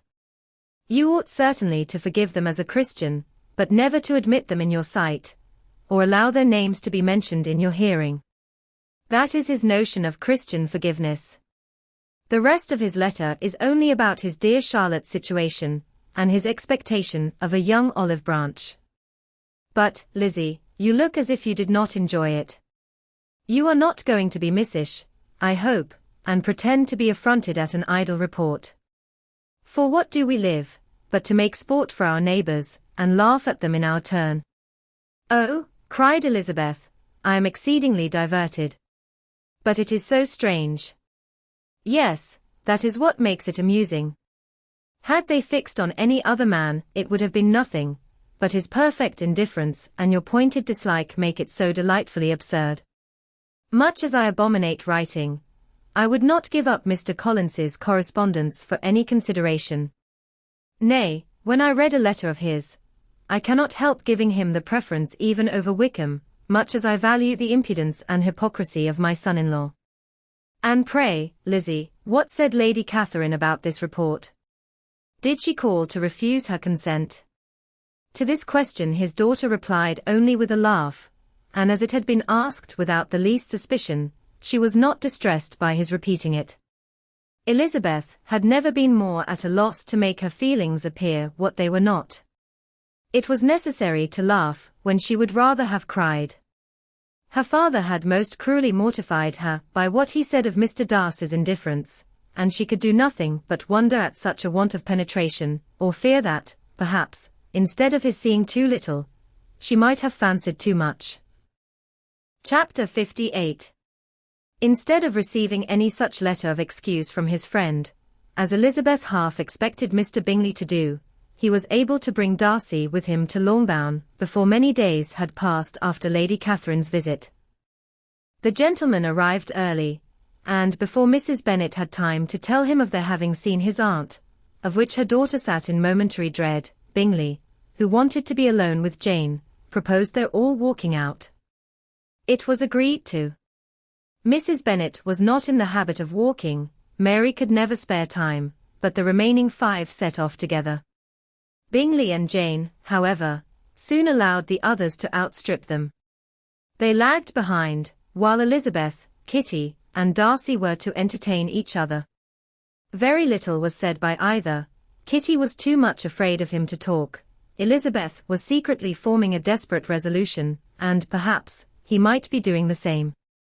They walked towards the Lucases, because Kitty wished to call upon Maria, and as Elizabeth saw no occasion for making it a general concern, when Kitty left them she went boldly on with him alone. Now was the moment for her resolution to be executed, and while her courage was high, she immediately said, "Mr. Darcy, I am a very selfish creature, and for the sake of giving relief to my own feelings care not how much I may be wounding yours. I can no longer help thanking you for your unexampled kindness to my poor sister. Ever since I have known it I have been most anxious to acknowledge to you how gratefully I feel it. Were it known to the rest of my family, I should not have merely my own gratitude to express." "I am sorry, exceedingly sorry," replied Darcy, in a tone of surprise and emotion, "that you have ever been informed of what may, in a mistaken light, have given you uneasiness. I did not think Mrs. Gardiner was so little to be trusted. You must not blame my aunt. Lydia's thoughtlessness first betrayed to me that you had been concerned in the matter, and of course, I could not rest till I knew the particulars. Let me thank you again and again, in the name of all my family, for that generous compassion, which induced you to take so much trouble, and bear so many mortifications, for the sake of discovering them. If you will thank me," he replied, "let it be for yourself alone. That the wish of giving happiness to you might add force to the other inducements which led me on, I shall not attempt to deny. But your family owe me nothing. Much as I respect them, I believe I thought only of you." Elizabeth was too much embarrassed to say a word. After a short pause, her companion added, "You are too generous to trifle with me. If your feelings are still what they were last April, tell me so at once. My affections and wishes are unchanged, but one word from you will silence me on this subject forever." Elizabeth, feeling all the more than common awkwardness and anxiety of his situation, now forced herself to speak, and immediately, though not very fluently, gave him to understand that her sentiments had undergone so material a change since the period to which he alluded, as to make her receive with gratitude and pleasure his present assurances. The happiness which this reply produced was such as he had probably never felt before, and he expressed himself on the occasion as sensibly and as warmly as a man violently in love can be supposed to do. Had Elizabeth been able to encounter his eyes, she might have seen how well the expression of heartfelt delight diffused over his face became him, but though she could not look she could listen, and he told her of feelings which, in proving of what importance she was to him, made his affection every moment more valuable. They walked on without knowing in what direction. There was too much to be thought, and felt, and said, for attention to any other objects. She soon learnt that they were indebted for their present good understanding to the efforts of his aunt, who did call on him in her return through London, and there relate her journey to Longbourn, its motive, and the substance of her conversation with Elizabeth, dwelling emphatically on every expression of the latter, which, in her ladyship's apprehension, peculiarly denoted her perverseness and assurance, in the belief that such a relation must assist her endeavours to obtain that promise from her nephew which she had refused to give. But, unluckily for her ladyship, its effect had been exactly contrariwise. "It taught me to hope," said he, "as I had scarcely ever allowed myself to hope before. I knew enough of your disposition to be certain that had you been absolutely, irrevocably decided against me, you would have acknowledged it to Lady Catherine frankly and openly. Elizabeth coloured and laughed as she replied, "Yes, you know enough of my frankness to believe me capable of that. After abusing you so abominably to your face, I could have no scruple in abusing you to all your relations. What did you say of me that I did not deserve? For though your accusations were ill-founded, formed on mistaken premises, my behaviour to you at the time had merited the severest reproof. It was unpardonable. I cannot think of it without abhorrence. We will not quarrel for the greater share of blame annexed to that evening," said Elizabeth. "The conduct of neither, if strictly examined, will be irreproachable, but since then we have both, I hope, improved in civility. I cannot be so easily reconciled to myself. The recollection of what I then said, of my conduct, my manners, my expressions during the whole of it, is now, and has been many months, inexpressibly painful to me. Your reproof, so well applied, I shall never forget. Had you behaved in a more gentlemanlike manner. Those were your words. You know not, you can scarcely conceive, how they have tortured me, though it was some time, I confess, before I was reasonable enough to allow their justice. I was certainly very far from expecting them to make so strong an impression. I had not the smallest idea of their being ever felt in such a way. I can easily believe it. You thought me then devoid of every proper feeling, I am sure you did. The turn of your countenance I shall never forget, as you said that I could not have addressed you in any possible way that would induce you to accept me. Oh, do not repeat what I then said. These recollections will not do at all. I assure you that I have long been most heartily ashamed of it. Darcy mentioned his letter. Did it, said he, did it soon make you think better of me? Did you, on reading it, give any credit to its contents? She explained what its effects on her had been, and how gradually all her former prejudices had been removed. I knew, said he, that what I wrote must give you pain, but it was necessary. I hope you have destroyed the letter. There was one part, especially the opening of it, which I should dread your having the power of reading again. I can remember some expressions, which might justly make you hate me. The letter shall certainly be burnt, if you believe it essential to the preservation of my regard, but, though we have both reason to think my opinions not entirely unalterable, they are not, I hope, quite so easily changed as that implies. When I wrote that letter, replied Darcy, I believed myself perfectly calm and cool, but I am since convinced that it was written in a dreadful bitterness of spirit. The letter, perhaps, began in bitterness, but it did not end so. The adieu is charity itself. But think no more of the letter. The feelings of the person who wrote and the person who received it are now so widely different from what they were then, that every unpleasant circumstance attending it ought to be forgotten. You must learn some of my philosophy. Think only of the past as its remembrance gives you pleasure. I cannot give you credit for any philosophy of the kind.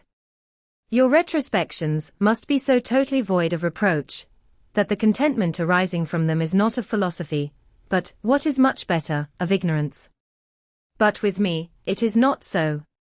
Painful recollections will intrude, which cannot, which ought not to be repelled. I have been a selfish being all my life, in practice, though not in principle.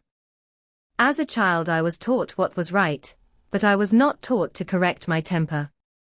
I was given good principles, but left to follow them in pride and conceit. Unfortunately an only son, for many years an only child, I was spoiled by my parents, who, though good themselves, my father particularly, all that was benevolent and amiable, allowed, encouraged, almost taught me to be selfish and overbearing, to care for none beyond my own family circle, to think meanly of all the rest of the world, to wish at least to think meanly of their sense and worth compared with my own. Such I was, from 8 to 28, and such I might still have been but for you, dearest, loveliest Elizabeth. What do I not owe you? You taught me a lesson, hard indeed at first, but most advantageous. By you, I was properly humbled. I came to you without a doubt of my reception. You showed me how insufficient were all my pretensions to please a woman worthy of being pleased. Had you then persuaded yourself that I should? Indeed I had. What will you think of my vanity? I believed you to be wishing, expecting my addresses. My manners must have been in fault, but not intentionally, I assure you. I never meant to deceive you, but my spirits might often lead me wrong. How you must have hated me after that evening. Hate you? I was angry, perhaps, at first, but my anger soon began to take a proper direction. I am almost afraid of asking what you thought of me when we met at Pemberley. You blamed me for coming. No, indeed, I felt nothing but surprise. Your surprise could not be greater than mine in being noticed by you. My conscience told me that I deserved no extraordinary politeness, and I confess that I did not expect to receive more than my due.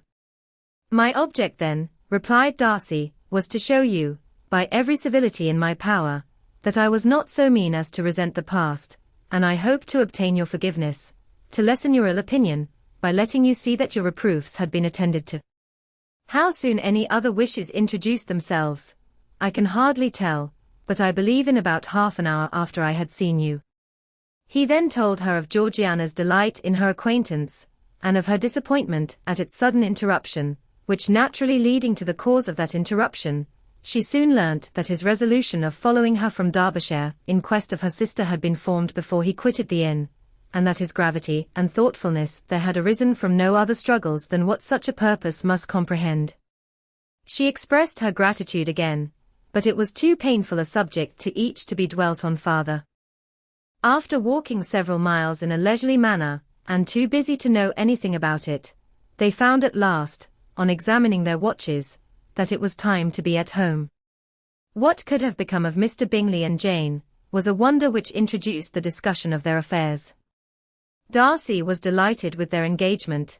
His friend had given him the earliest information of it. I must ask whether you were surprised, said Elizabeth. Not at all. When I went away, I felt that it would soon happen. That is to say, you had given your permission. I guessed as much. And though he exclaimed at the term, she found that it had been pretty much the case.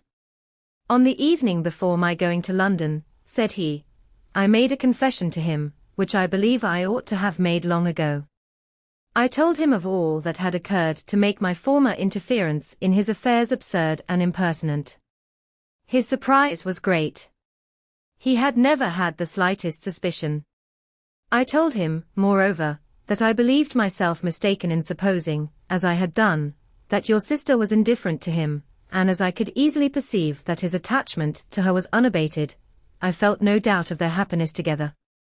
Elizabeth could not help smiling at his easy manner of directing his friend. Did you speak from your own observation, said she, when you told him that my sister loved him, or merely from my information last spring? From the former.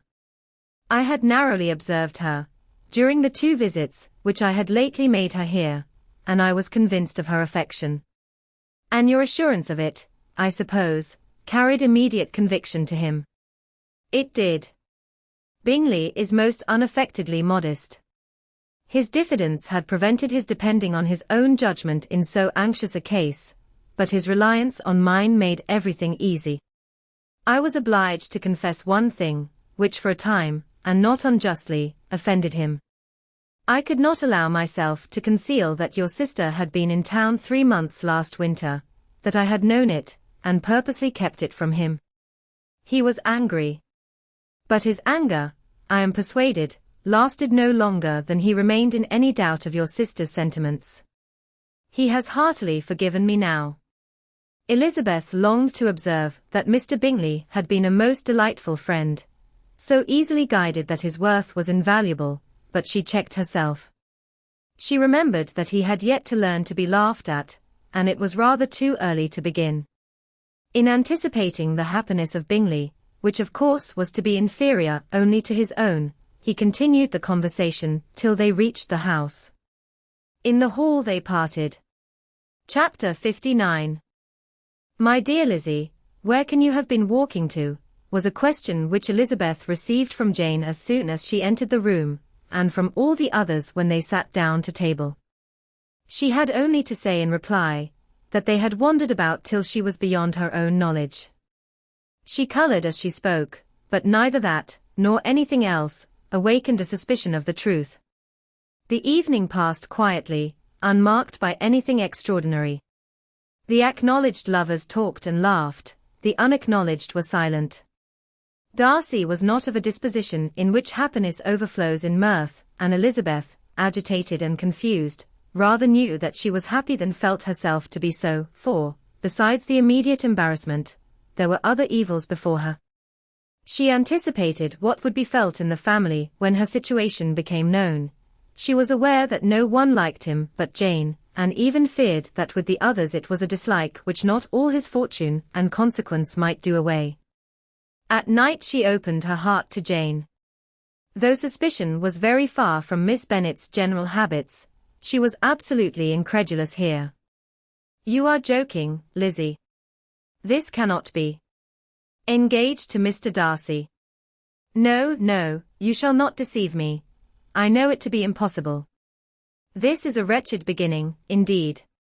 My sole dependence was on you, and I am sure nobody else will believe me, if you do not. Yet, indeed, I am in earnest. I speak nothing but the truth. He still loves me, and we are engaged. Jane looked at her doubtingly. Oh, Lizzie. It cannot be. I know how much you dislike him. You know nothing of the matter. That is all to be forgot. Perhaps I did not always love him so well as I do now, but in such cases as these a good memory is unpardonable. This is the last time I shall ever remember it myself. Miss Bennet still looked all amazement. Elizabeth again, and more seriously, assured her of its truth. Good heaven! Can it be really so? Yet now I must believe you, cried Jane. My dear, dear Lizzie, I do congratulate you, but are you certain? Forgive the question, are you quite certain that you can be happy with him? There can be no doubt of that. It is settled between us already that we are to be the happiest couple in the world. But are you pleased, Jane? Shall you like to have such a brother? Very, very much. Nothing could give either Bingley or myself more delight. But we considered it, we talked of it as impossible. And do you really love him quite well enough? Oh, Lizzie. Do anything rather than marry without affection. Are you quite sure that you feel what you ought to do? Oh, yes. You will only think I feel more than I ought to do when I tell you all. What do you mean? Why, I must confess that I love him better than I do Bingley. I am afraid you will be angry. My dearest sister, now be serious. I want to talk very seriously. Let me know everything that I am to know without delay. Will you tell me how long you have loved him? It has been coming on so gradually, that I hardly know when it began, but I believe I must date it from my first seeing his beautiful grounds at Pemberley. Another entreaty that she would be serious, however, produced the desired effect, and she soon satisfied Jane by her solemn assurances of attachment. When convinced on that article, Miss Bennet had nothing further to wish. Now I am quite happy, said she, for you will be as happy as myself. I always had a value for him. Were it for nothing but his love of you, I must always have esteemed him, but now, as Bingley's friend and your husband, there can be only Bingley and yourself more dear to me. But, Lizzie, you have been very sly, very reserved with me. How little did you tell me of what passed at Pemberley and Lambton? I owe all that I know of it to another, not to you. Elizabeth told her the motives of her secrecy. She had been unwilling to mention Bingley, and the unsettled state of her own feelings had made her equally avoid the name of his friend, but now she would no longer conceal from her his share in Lydia's marriage. All was acknowledged, and half the night spent in conversation. Good gracious!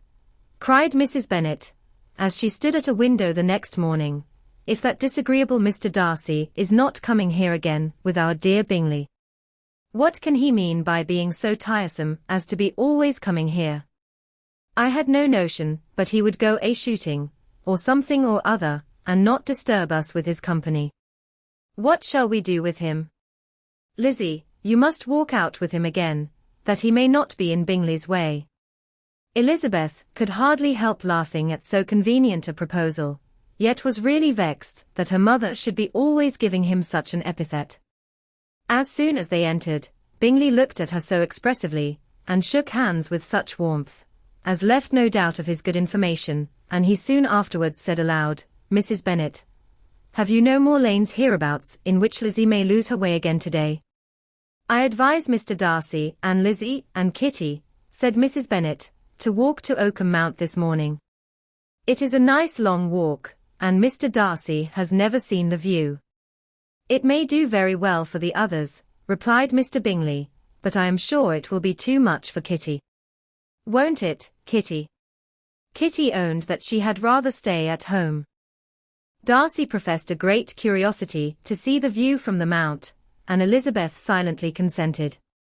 As she went upstairs to get ready, Mrs. Bennet followed her, saying, I am quite sorry, Lizzie, that you should be forced to have that disagreeable man all to yourself, but I hope you will not mind it.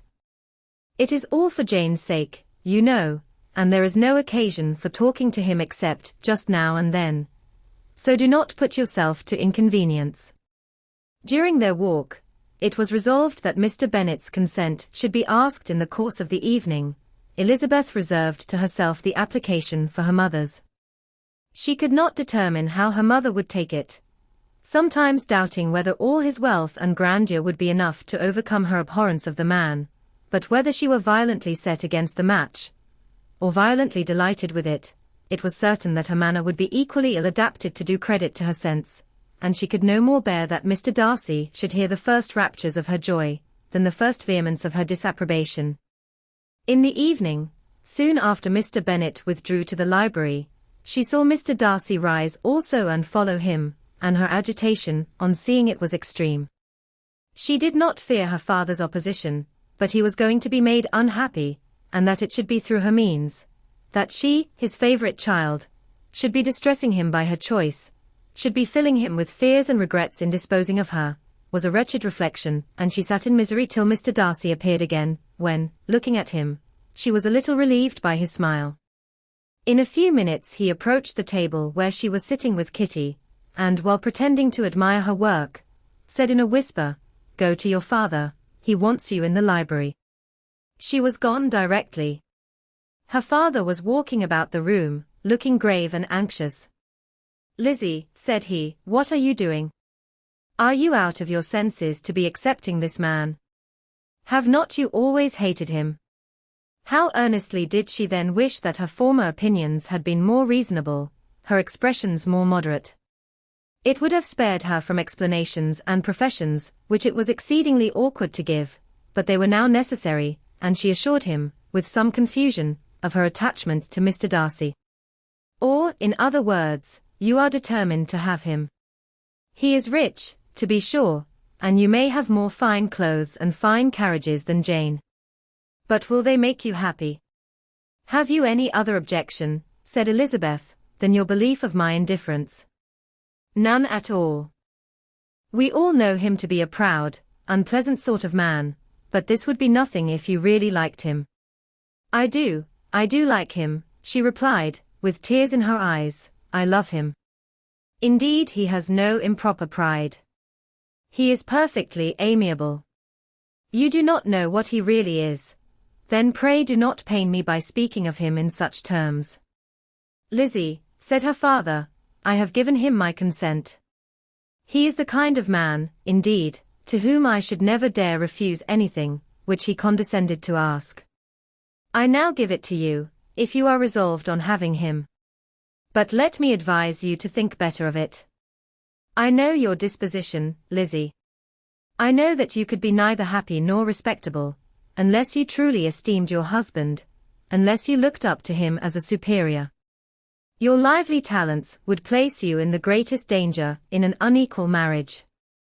You could scarcely escape discredit and misery. My child, let me not have the grief of seeing you unable to respect your partner in life. You know not what you are about. Elizabeth, still more affected, was earnest and solemn in her reply, and at length, by repeated assurances that Mr. Darcy was really the object of her choice, by explaining the gradual change which her estimation of him had undergone, relating her absolute certainty that his affection was not the work of a day, but had stood the test of many months' suspense, and enumerating with energy all his good qualities, she did conquer her father's incredulity, and reconcile him to the match. "Well, my dear," said he, when she ceased speaking, "I have no more to say.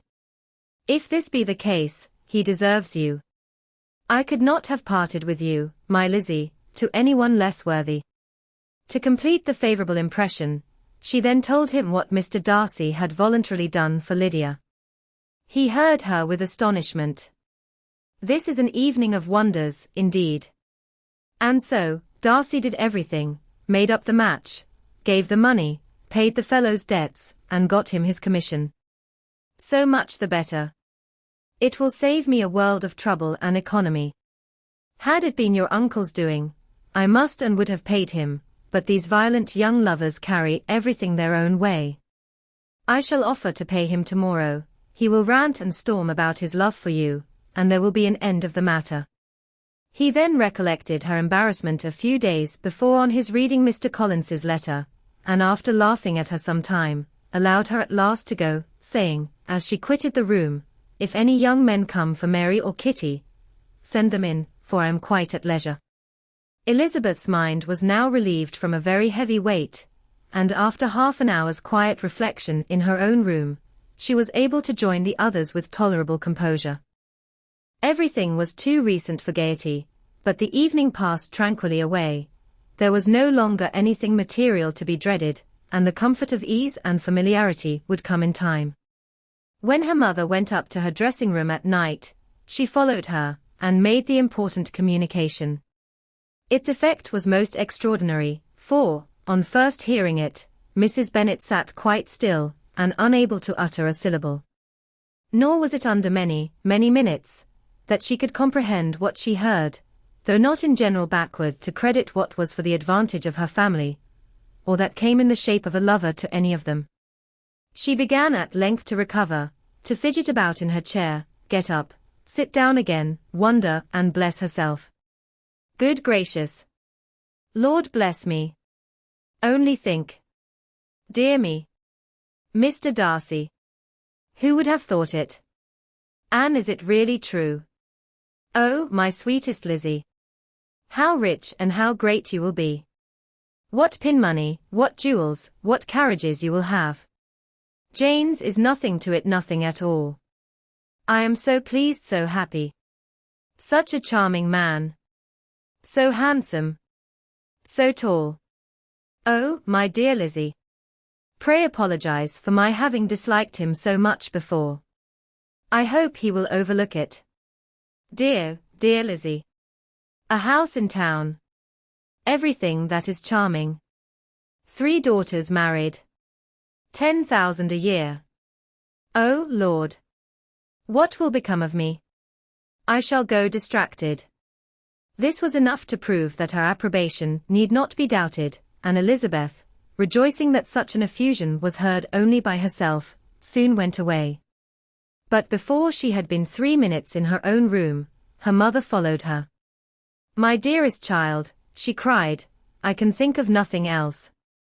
10,000 a year, and very likely more. 'Tis as good as a lord. And a special license you must, and shall be married by a special license. But, my dearest love, tell me what dish Mr. Darcy is particularly fond of, that I may have it tomorrow." This was a sad omen of what her mother's behaviour to the gentleman himself might be, and Elizabeth found that, though in the certain possession of his warmest affection, and secure of her relations' consent, there was still something to be wished for. But the morrow passed off much better than she expected, for Mrs. Bennet luckily stood in such, or of her intended son-in-law, that she ventured not to speak to him, unless it was in her power to offer him any attention, or mark her deference for his opinion. Elizabeth had the satisfaction of seeing her father taking pains to get acquainted with him, and Mr. Bennet soon assured her that he was rising every hour in his esteem. "I admire all my 3 sons-in-law highly," said he. "Wickham, perhaps, is my favourite, but I think I shall like your husband quite as well as Jane's." Chapter 60. Elizabeth's spirits soon rising to playfulness again, she wanted Mr. Darcy to account for his having ever fallen in love with her. "How could you begin?" said she. "I can comprehend your going on charmingly, when you had once made a beginning, but what could set you off in the first place? I cannot fix on the hour, or the spot, or the look, or the words, which laid the foundation. It is too long ago. I was in the middle before I knew that I had begun. My beauty you had early withstood, and as for my manners my behavior to you was at least always bordering on the uncivil, and I never spoke to you without rather wishing to give you pain than not. Now, be sincere, did you admire me for my impertinence? For the liveliness of your mind I did. You may as well call it impertinence at once. It was very little less. The fact is, that you were sick of civility, of deference, of officious attention. You were disgusted with the women who were always speaking, and looking, and thinking for your approbation alone. I roused and interested you, because I was so unlike them. Had you not been really amiable you would have hated me for it, but in spite of the pains you took to disguise yourself, your feelings were always noble and just, and in your heart you thoroughly despised the persons who so assiduously courted you. There I have saved you the trouble of accounting for it, and really, all things considered, I begin to think it perfectly reasonable. To be sure you know no actual good of me, but nobody thinks of that when they fall in love. Was there no good in your affectionate behaviour to Jane, while she was ill at Netherfield? Dearest Jane! Who could have done less for her? But make a virtue of it by all means. My good qualities are under your protection, and you are to exaggerate them as much as possible, and in return, it belongs to me to find occasions for teasing and quarrelling with you as often as may be, and I shall begin directly, by asking you what made you so unwilling to come to the point at last. What made you so shy of me, when you first called, and afterwards dined here? Why, especially, when you called, did you look as if you did not care about me? Because you were grave and silent, and gave me no encouragement. But I was embarrassed. And so was I. You might have talked to me more when you came to dinner. A man who had felt less might. How unlucky that you should have a reasonable answer to give, and that I should be so reasonable as to admit it. But I wonder how long you would have gone on, if you had been left to yourself. I wonder when you would have spoken if I had not asked you. My resolution of thanking you for your kindness to Lydia had certainly great effect. Too much, I am afraid, for what becomes of the moral, if our comfort springs from a breach of promise, for I ought not to have mentioned the subject. This will never do. You need not distress yourself. The moral will be perfectly fair. Lady Catherine's unjustifiable endeavours to separate us were the means of removing all my doubts. I am not indebted for my present happiness to your eager desire of expressing your gratitude. I was not in a humour to wait for an opening of yours. My aunt's intelligence had given me hope, and I was determined at once to know everything. Lady Catherine has been of infinite use, which ought to make her happy, for she loves to be of use. But tell me, what did you come down to Netherfield for? Was it merely to ride to Longbourn and be embarrassed? Or had you intended any more serious consequences? My real purpose was to see you, and to judge, if I could, whether I might ever hope to make you love me. My avowed one, or what I avowed to myself, was to see whether your sister was still partial to Bingley, and if she were, to make the confession to him which I have since made. Shall you ever have courage to announce to Lady Catherine what is to befall her? I am more likely to want time than courage, Elizabeth. But it ought to be done, and if you will give me a sheet of paper, it shall be done directly.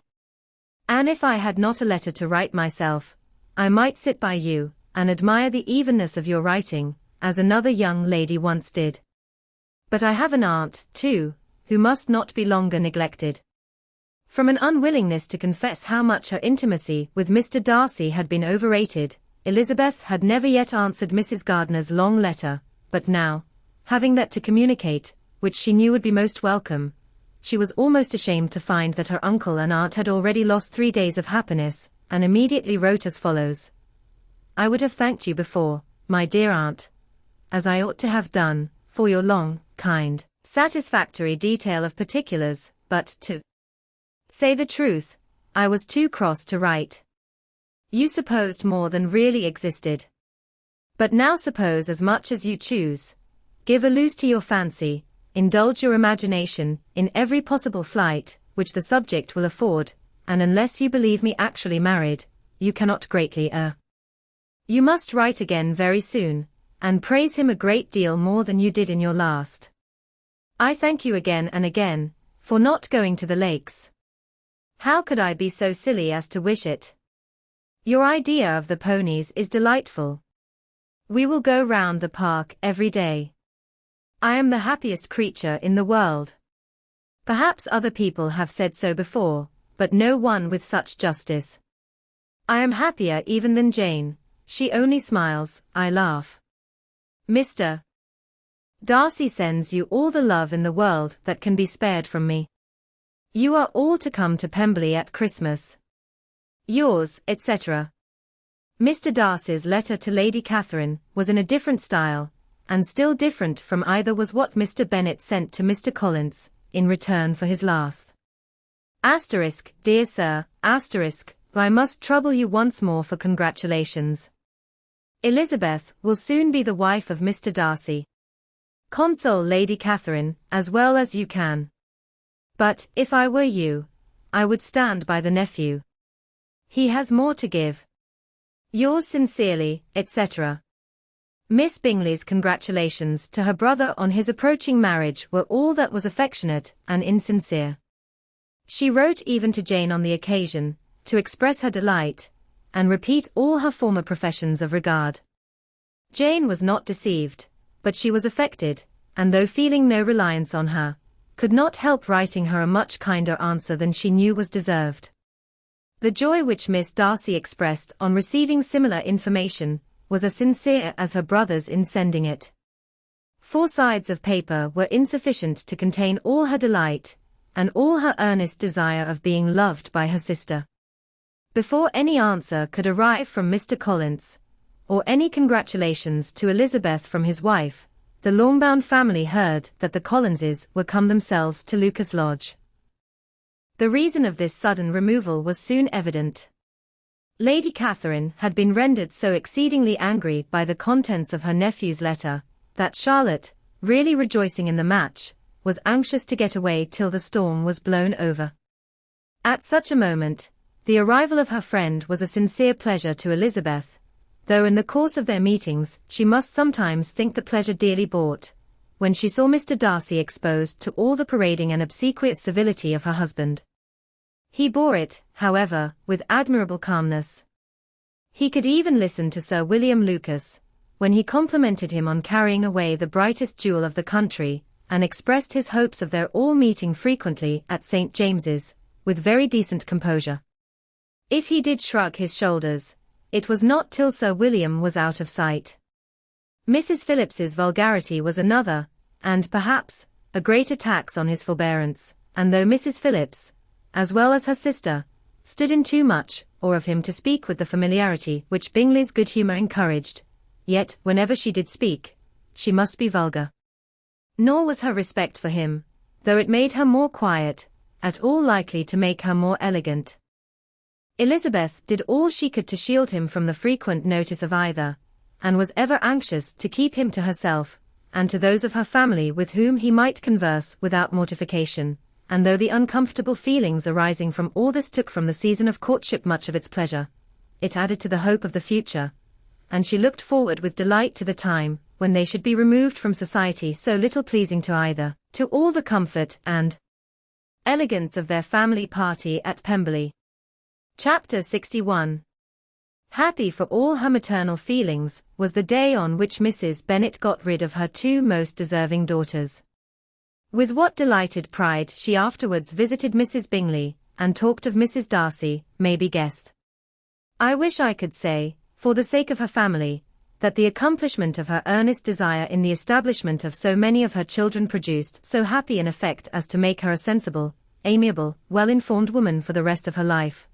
Though, perhaps, it was lucky for her husband, who might not have relished domestic felicity in so unusual a form, that she still was occasionally nervous and invariably silly. Mr. Bennet missed his second daughter exceedingly. His affection for her drew him oftener from home than anything else could do. He delighted in going to Pemberley, especially when he was least expected. Mr. Bingley and Jane remained at Netherfield only a 12-month. So near a vicinity to her mother and Meryton relations was not desirable even to his easy temper, or her affectionate heart. The darling wish of his sisters was then gratified. He bought an estate in a neighbouring county to Derbyshire, and Jane and Elizabeth, in addition to every other source of happiness, were within 30 miles of each other. Kitty, to her very material advantage, spent the chief of her time with her two elder sisters. In society so superior to what she had generally known, her improvement was great. She was not of so ungovernable a temper as Lydia, and, removed from the influence of Lydia's example, she became, by proper attention and management, less irritable, less ignorant, and less insipid. From the further disadvantage of Lydia's society, she was of course carefully kept, and though Mrs. Wickham frequently invited her to come and stay with her, with the promise of balls and young men, her father would never consent to her going. Mary was the only daughter who remained at home, and she was necessarily drawn from the pursuit of accomplishments, by Mrs. Bennet's being quite unable to sit alone. Mary was obliged to mix more with the world, but she could still moralize over every morning visit, and as she was no longer mortified by comparisons between her sister's beauty and her own, it was suspected by her father that she submitted to the change without much reluctance. As for Wickham and Lydia, their characters suffered no revolution from the marriage of her sisters. He bore with philosophy the conviction that Elizabeth must now become acquainted with whatever of his ingratitude and falsehood had before been unknown to her, and in spite of everything, was not wholly without hope that Darcy might yet be prevailed on to make his fortune. The congratulatory letter which Elizabeth received from Lydia on her marriage explained to her that, by his wife at least, if not by himself, such a hope was cherished. The letter was to this effect: My dear Lizzie, I wish you joy. If you love Mr. Darcy half so well as I do my dear Wickham, you must be very happy. It is a great comfort to have you so rich, and when you have nothing else to do, I hope you will think of us. I am sure Wickham would like a place at court very much, and I do not think we shall have quite money enough to live upon without some help. Any place would do of about 300 or 400 a year, but, however, do not speak to Mr. Darcy about it, if you had rather not. Yours, etc. As it happened that Elizabeth had much rather not, she endeavoured in her answer to put an end to every entreaty and expectation of the kind. Such relief, however, as it was in her power to afford, by the practice of what might be called economy in her own private expenses, she frequently sent them. It had always been evident to her that such an income as theirs, under the direction of two persons so extravagant in their wants, and heedless of the future, must be very insufficient to their support. And whenever they changed their quarters, either Jane or herself were sure of being applied to for some little assistance towards discharging their bills. Their manner of living, even when the restoration of peace dismissed them to a home, was unsettled in the extreme.